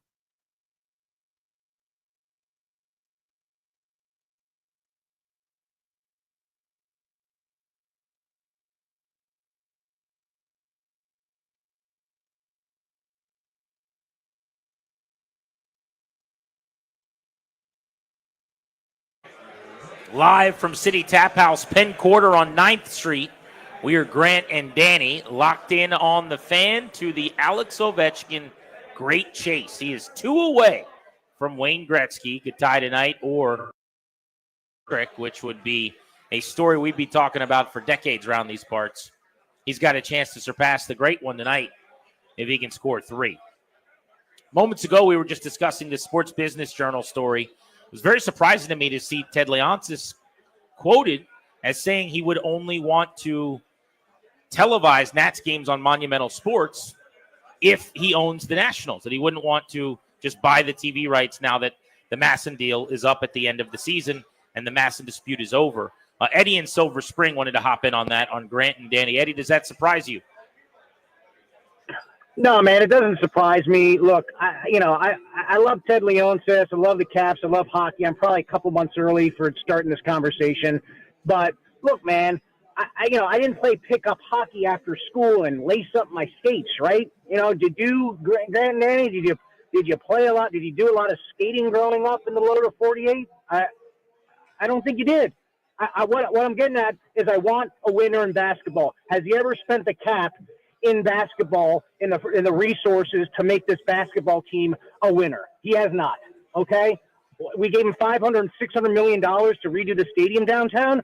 When are we going to get a basketball winner? I don't get it, man. I love hockey. Again, my first sporting event ever. My old man took me to the old Cap Center, and I like hockey. But again, man, let's bring a winner. Let's bring the Bullets back. Let's spend some money. I'm not feeling love, and we give this man another team, and he's got the excuse. Well, I couldn't get the rights to televise this, so I'm not going to put a lot of capital in the team. I don't know, man. I don't think that's a winning thing. And again, I'm not trying to hate on hockey. I'm just let's focus over here. Let's get a winner in basketball, guys. Bullets. Why can't we bring that name back? The Bullets back. Well, the last part, you give me a hopping all over the place. Yeah, we had covered a lot there. I agree with you on the Bullets, by the way. Never should have been changed. They should be the Bullets. But I've sort of lost that battle, and the ship has sailed. But so 2 things. Yeah. One, I don't know that relates to the question we were asking, really. He heard the name Ted Leonsis, and he has a take, I guess, which is he'd like him to do a better job with the Wizards. Not related to necessarily whether he's surprised with the fact that he doesn't want the TV rights if he doesn't own the Nationals, I don't think. But to answer his question directly, I think the Wizards are doing the exact right thing. I guess I'm in the minority here. I'm also very much pro the Nats rebuild over the last few years. I have no problem with transparency. And they came out and said, we are tearing this thing down to the studs. It's going to take several years. Now, my gripes with the Wizards were bountiful before this. I didn't think they should have kept paying Bradley Beal. I thought he was overrated. I thought he made way too much money. I thought they kept treating him like he was a top 15 player in the NBA or something when he was like top 30, top 35. It just wasn't for me. And if you're going to say that they've done a better job with the Capitals and the Wizards, I think the proof is kind of in the pudding. There's no doubt about that. But what I begged for the better part of a decade, maybe that's excessive, but 5-6 years is what they're doing right now, which is be awful, draft high, and hit on your draft picks and blow it all up and go get real executives. And they did with Michael Winger and Will Dawkins, and the draft with Alex Sarr was a win. Last year, Bilal Coulibaly was a win. It seems to me, Danny, it's early, but like what they did this past year with their 3 first-round picks with Keyshawn George, I mentioned Sarr, but also last night we got a great night from Bub Carrington, was a win. This draft is better than last year's draft. Hopefully they hit the lottery and get Cooper Flagg. next year's draft is way better than this year's draft from the people I've talked to in NBA front office. So to me, they are on their way with the Wizards, but I'm not going to argue with the guy if the point is, hey, I've been a Wizards fan for a long time and they haven't been good enough. Yeah, there are no 50-win seasons in my lifetime. So that's everybody else has done it multiple times over. Teams have been good, bad, everything in between. Has never happened with the Wizards. So, yes, they are doing finally what I've asked them to do.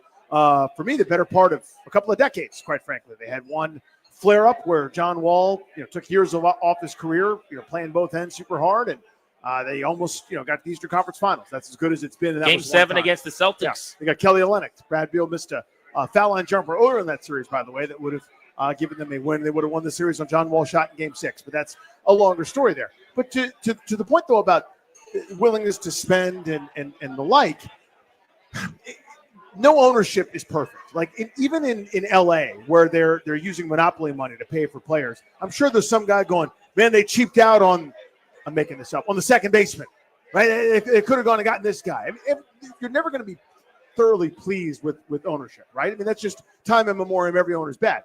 But to some degree, there has to be a sliding scale there, right? Where I understood for so many years, even if I had a gripe here or there with Leonsis, with keeping Ernie Grunfeld employed, and I don't know what the mandate was, I don't know what their vision was. I have no idea what they were doing for so long. So I disagreed with that.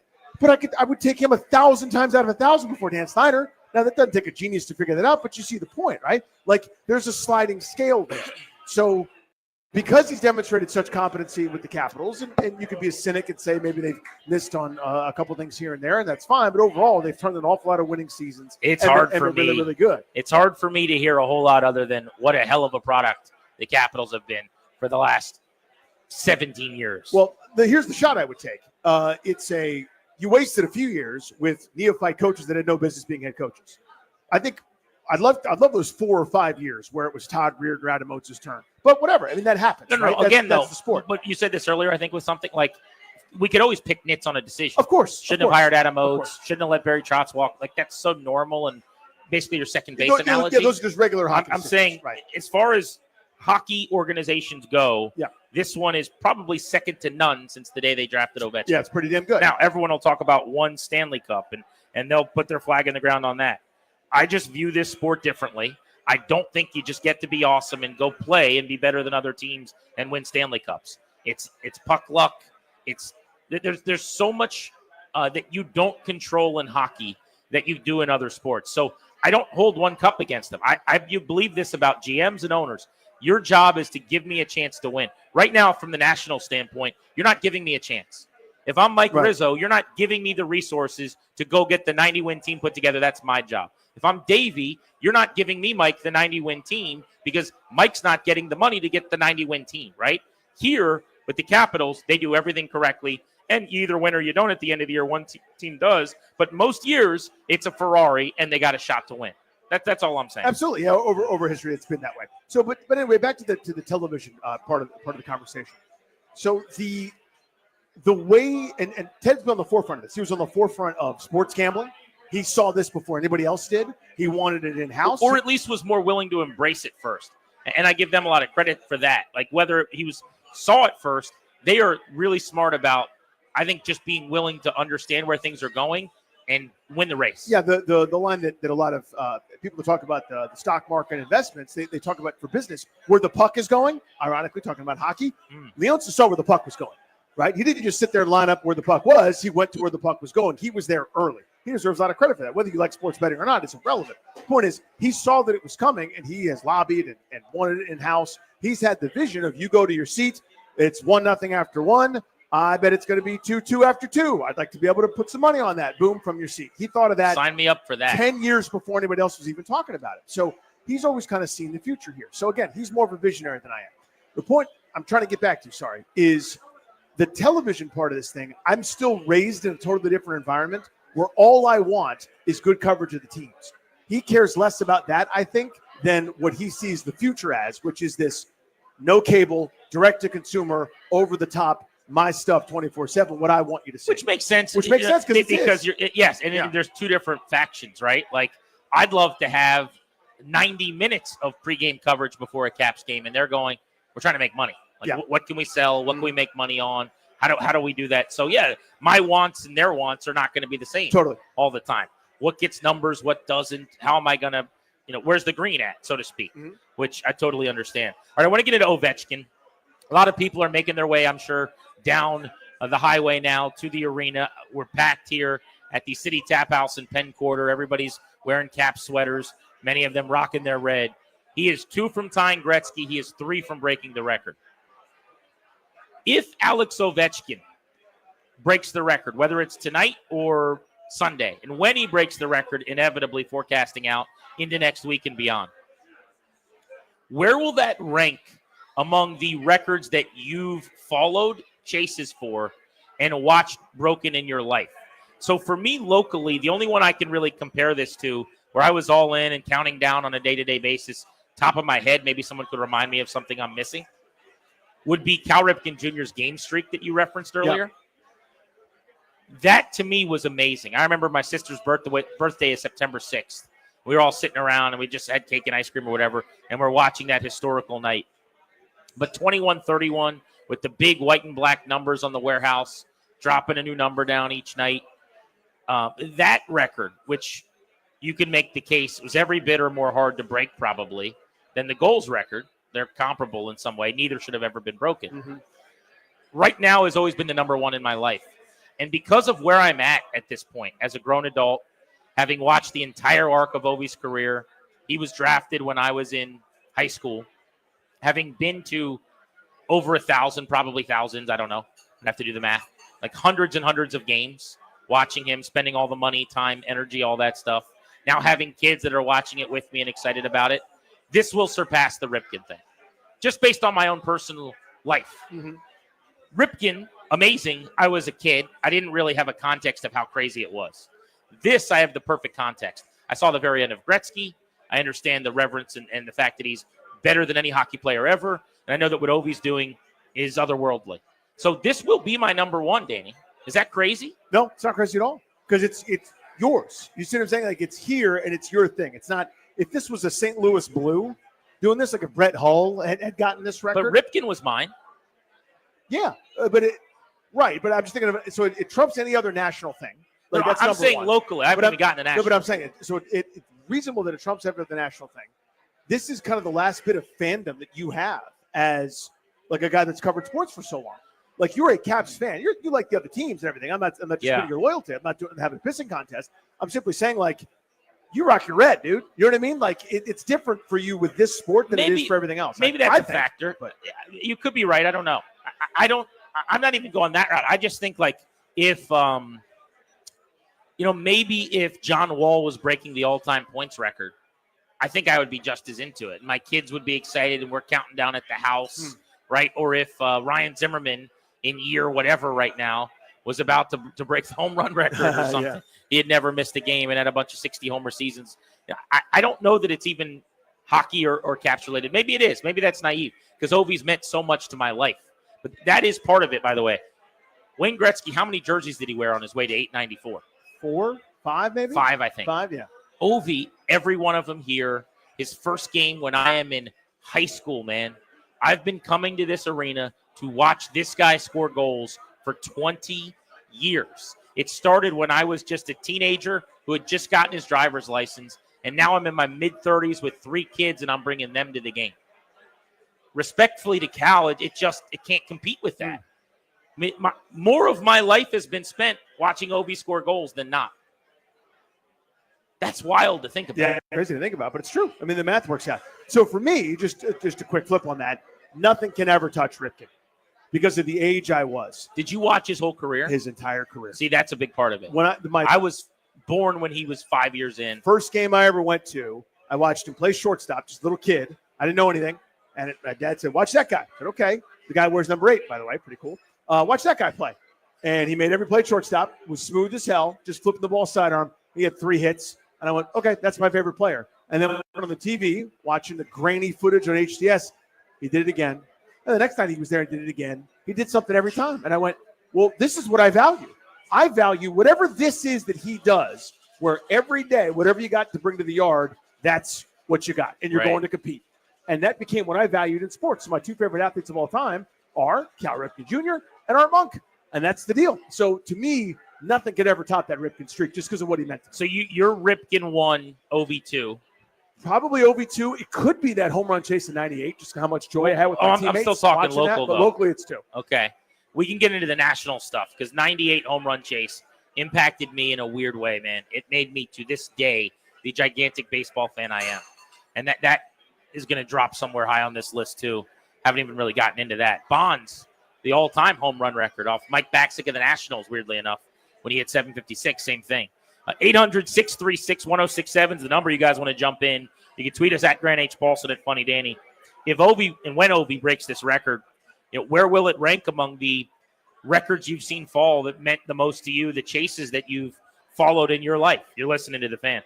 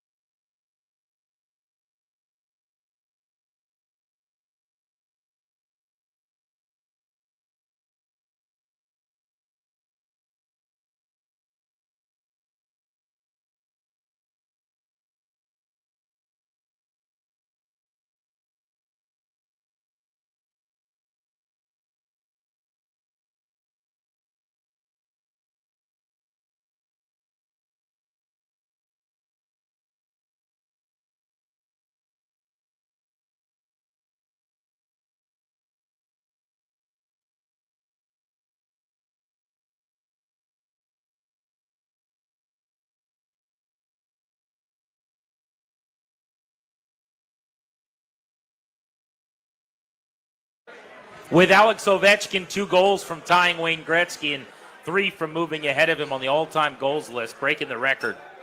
We are getting ready for Caps hockey. 7:05 puck drop, Chicago Blackhawks in town.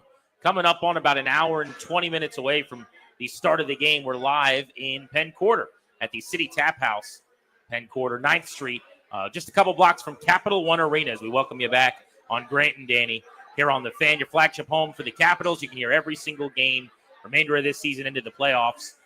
Nats, Caps right here on The Fan. We are discussing where Ovi's record chase and record being broken would rank on our all-time list. I would move it to number 1 locally over Cal. You're going to keep it 2 behind Cal. I would, yeah. Where it gets complicated is what do I do with the 98 home run chase, which made me the baseball fan I am. McGuire and Sosa going back and forth. Because the same way that I'm going to tell you that the 20-year commitment, my entire adult life basically being spent watching Ovi score goals and now my kids being involved, like all of that is weighted and adding to Ovi moving ahead of Cal on the list. Also DC as my city more so than Baltimore was, even though that was my team at the time, no doubt, is a factor.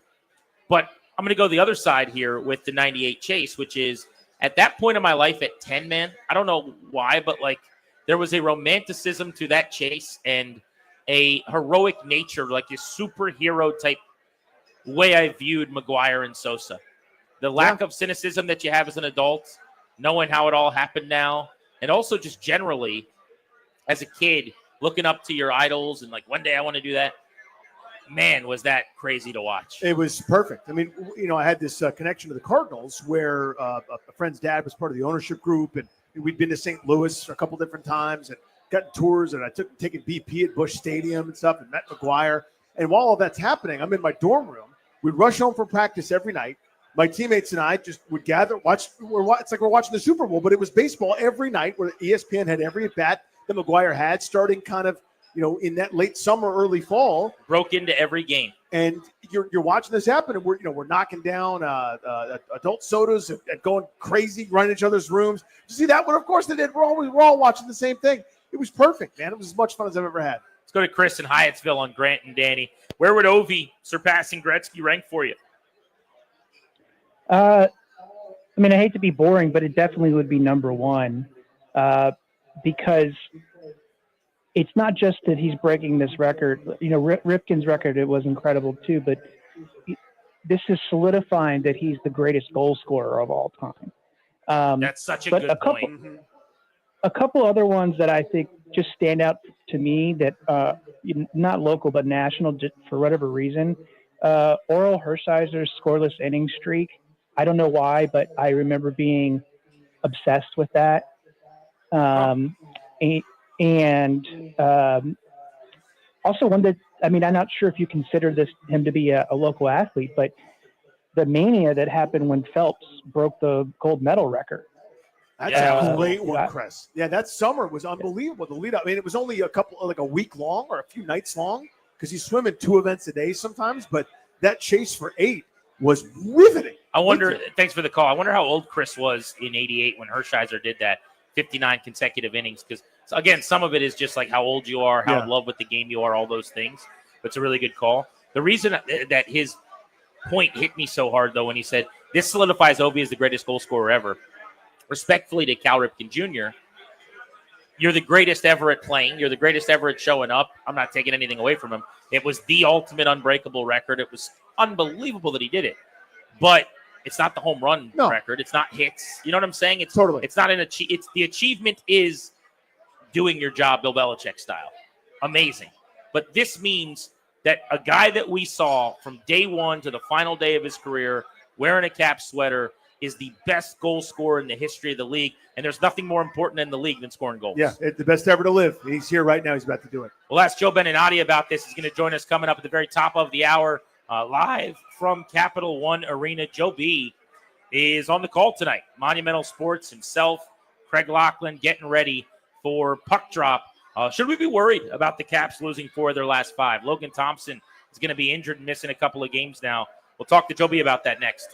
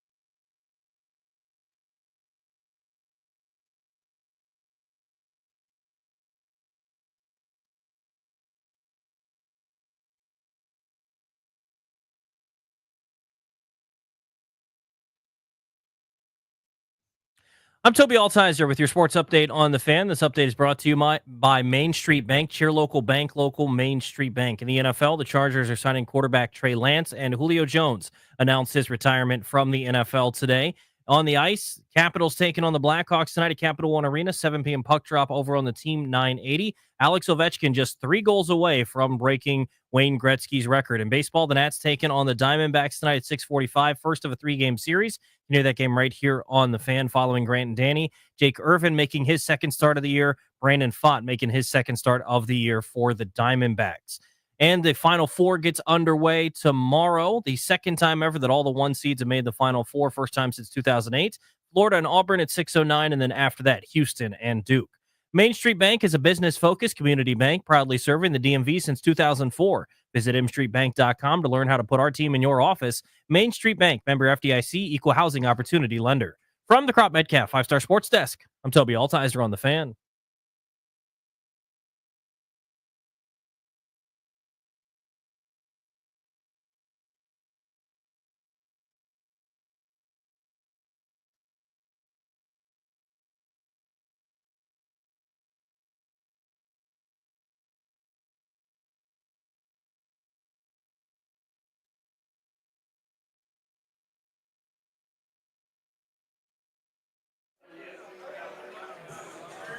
Stretch run of Grant and Danny taking you up to 6:15 on the Fan. Caps hockey coming your way with Nats baseball this evening in DC Sports. Got the Nats game here on the Fan. Alex Ovechkin is chasing down the great one. 2 goals from Gretzky. He can tie with a pair. He can break the record with 3. I want to get right out to Capital One Arena for our power play tonight as we talk to Joe Beninati. It's time for your Caps power play.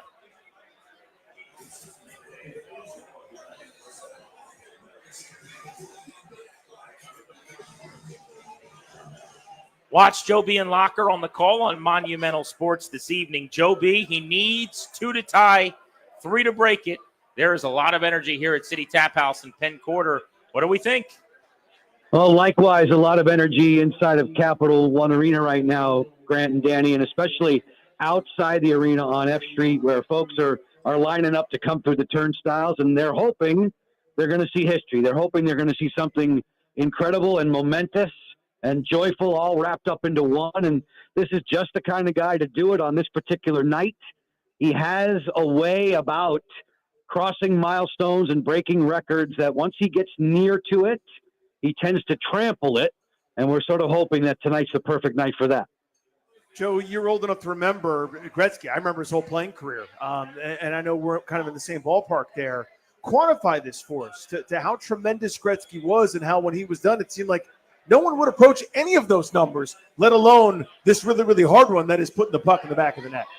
My favorite one, Danny, is that Wayne Gretzky would be the all-time leading point scorer in the NHL if he never scored a single goal. That's how many assists he has. So we are talking about the game's greatest all-time point scorer, and up until today, at least, is still the game's greatest goal scorer until number 8 has his way with this record. And I just think, knock on wood, that if Alex stays healthy, this is a matter of when, not if. And we're all hoping that it's going to get across the finish line, perhaps tonight, but before the end of this regular season. And we can all celebrate it as we have for so many incredible moments for 20 years with this guy. But he just seems to have an ability to see the goal line and reach it. The nose for the goal line in football, the ability to crash through any wall necessary to set a mark that's this special. It's probably the game's sexiest record, and he's about to have it. Goals in 3 straight for OV, 3 from Immortality. Joe Beninati, Craig Laughlin on the call on Monumental this evening. Joe B, we've seen him go for the hat trick for a major milestone against Chicago, which is kind of a fun backdrop, I think, to this game tonight. But last one for me on the record before we pivot to the Caps more broadly. How do you think he's holding up with all of this? The pressure of getting it is not even the storyline to me. It's just how often he's having to talk about it and do media about it. It's got to be overwhelming.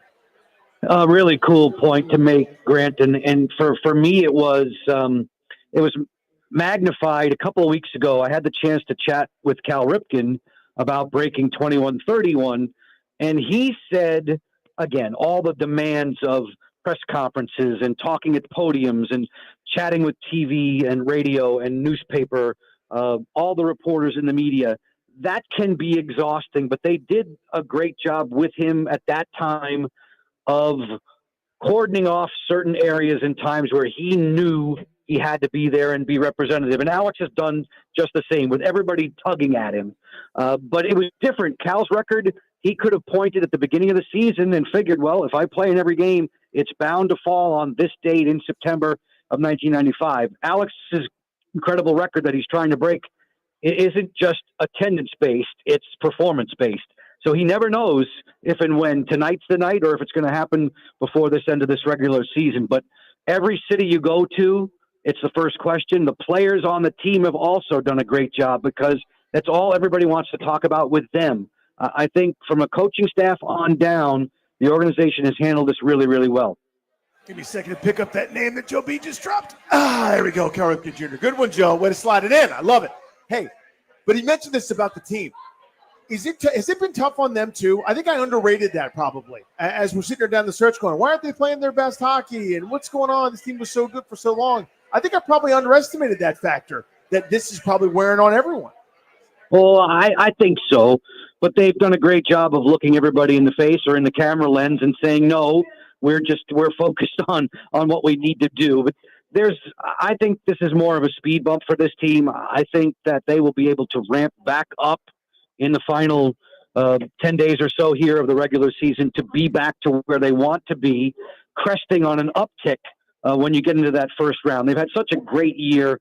I don't think that this is going to submarine them by any stretch. But at the same time, I know that they have been dealing with these types of press conferences and media obligations for weeks now. And again, they've all handled it professionally. It's the first question that's asked in every Spencer Carberry press conference, and he and his staff have done a great job of preparing the team for it. Now it's just a matter of executing, and we're just about there. We're just about across that finish line. Joe Beninati on Grant and Danny here on The Fan. Broader brush question similarly. They've lost 4 out of the 5. Now Logan Thompson, who's been elite all season long, leaking a little bit of oil down the stretch, but he's been one of the best goalies in hockey, is hurt. They're calling up Hunter Shepard. Should I have any concern at all about the way they're playing with the playoffs looming? I understand the concern. I do. And with regard to Logan, I think, I'm going to look for the silver lining here. If he misses a week, it might be a good mental and physical refresh and reset for him. I think he's definitely earned the right to be the number one guy when the playoffs begin, whether it be April 19th or 20th for the Caps. You have a more than acceptable, more than ready backup in Charlie Lindgren, who will carry the lion's share of the work down the stretch here. And if need be, if you need to open the playoffs with Charlie, you do so. I just think once this team gets to mid-April, when we start to get and go through the toughest tournament to win in sports, that these guys will be back on the balance beam where they need to be. I think they've lost some footing here, especially with regard to special teams. The power play isn't just about right. The penalty killing, which was so airtight for so long, has come off of a boil. I think they can find that regardless of who it is that they're matching up with. I just think it's a point in the season. It always is. It seems to be when you've had such a runaway great year, there's a little bit of boredom that happens in that last month, and I'm sure they'll be able to shake it. And I'm not asking them. I'm not saying that they should just try and flip a switch. That's hard to do. I do expect them to play better. I think this is hopefully tonight really a get-right game for the offense. Chicago's defense is very young, and let's see if they can take advantage and get themselves back in the right place. Joe, quick one. I know you got to jump. What's the number one thing they got to clean up in your opinion? For me, special teams is so important. You think back to the Stanley Cup run of 2018, that power play was vicious.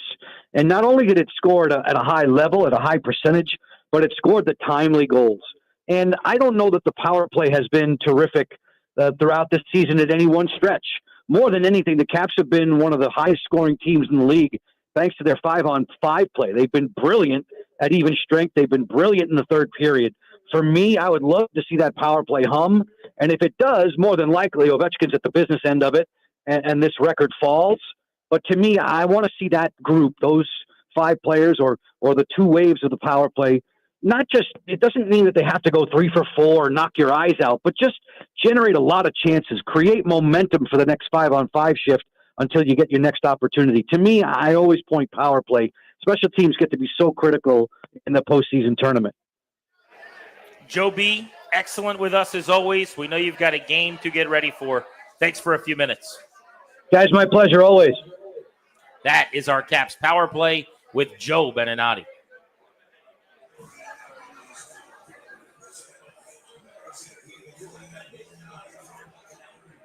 So I do think Alex Ovechkin scores tonight. I'll be surprised if he doesn't. You're playing a bad team. There's going to be some power plays. You're going to outskate them, outwork them a little bit. So you're going to get that opportunity. It would not surprise me if he pots 2 and ties it. I don't see a hat trick. It's just too hard to predict that. I think it would be an amazing story. I'm certainly pulling for that. But I'm going to predict he scores 1 goal. He's 1 from tying and 2 from breaking going into Sunday in Long Island. When, by the way, we're going to have a Grant and Danny watch party. We're going to be out at Caddy's in Bethesda on at 12:30 on Sunday watching the Islanders game. So if anybody's in the Bethesda area wants to come out and hang out with a bunch of Caps fans and watch Ovi try to break the record if he doesn't tonight, we'll be there. It feels a little too storybook. It's a little bit too Disney for a hat trick tonight at home in front of this Rock and the Red faithful. Doesn't it? It feels a little too storybook that he scored his 500, oh, not 5, excuse me, his 800th. I get my huge milestone numbers confused. His 800th on a hat trick against these same Blackhawks. It feels a little too unrealistic, so I'm with you. I got a goal tonight, and then I think we're really doing it on Thursday. I think Thursday against the dumb Hurricanes, who I hate so much, I'll never forget. I think he does it against the Hurricanes. They have to sit there and watch the celebration. Be nice, though, I'll say. I mean, the Hurricanes are quickly becoming a team that I hate almost as much as any other. The Penguins are always going to be number 1 just because of the 20-year iteration of this rivalry here with Crosby versus Ovi. The Rangers were forever number 2, and certainly during the Tom Wilson era of the statement they put out when he destroyed their organization, and they got so upset about him throwing Panarin off of his back. But the Panthers have surpassed them, and maybe they're number 2 on the list behind the Penguins now. Never forget Warren Foegele.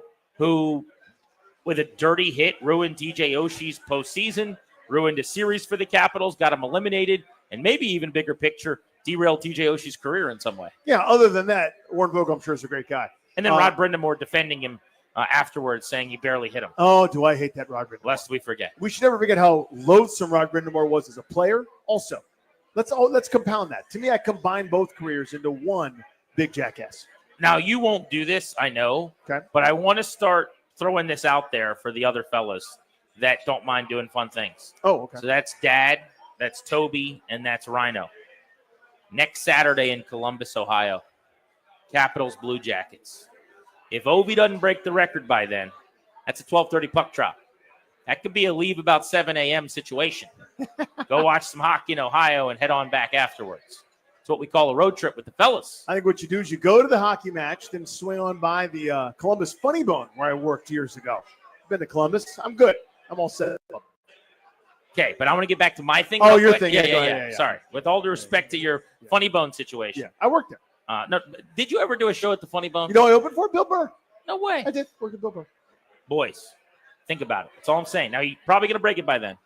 That's only 8 days away. Mm-hmm. Just a few games away. Let's put that in the coffers, just as an idea. All right, it is time for the leadoff, brought to you by the Window Man. Since 1989, the Window Man has been the educational window company. Get your free in-home estimate or visit thewindowman.com's all-new Fairfax showroom. We're getting you ready for Nats baseball. Batting first, play shortstop, Jake Abrams. Batting second to left field, James Wood. Batting third, doing the catching, K-Bear Ruiz. Batting fourth at first base, Nathaniel Lowe. Batting fifth at second, Luis Garcia Jr. Batting sixth, your designated hitter, Josh Bell. Batting seventh in right field, Dylan Cruz. Batting eighth at third base, Jose Tena. Batting ninth at center field, your guy, my guy, our guy. That's Jacob Young. Dylan Cruz moved up a little bit in the order. Kind of like that. Little vote of confidence after he hit a couple of balls on the screws his last time out. Still bottom third, but hitting seventh. I will take that. James Wood, first home run of the season, north of the border at Rogers Center. Batting second behind Abrams. And the MVP of this outfit so far, K-Bear Ruiz, the .381 hitting catcher who's got a hit in every single game. batting third. He's been a different player. I'm not telling you it's important because it's early, but man, do the Nats, with the Dodgers looming at 1-5, really need to play some good baseball here against Arizona just to keep this thing from getting sideways. They could use a couple good showings. Not like one time a salvage piece in a series, but like an actual nice series where they play well, have what they're calling leads in a game. Let's go out and take 2 out of 3 from the Diamondbacks. So I'm calling a 1-goal performance from Ovi tonight to get to within 1 of Gretzky, Danny. I got a goal for Obi tonight. He's 1 behind Wayne at the end of the evening. Let's do this thing. Caps fans, enjoy yourselves. Nats baseball coming your way on the Fan as well. For our crew and for Danny, I'm Grant saying so long. Ladies and gentlemen,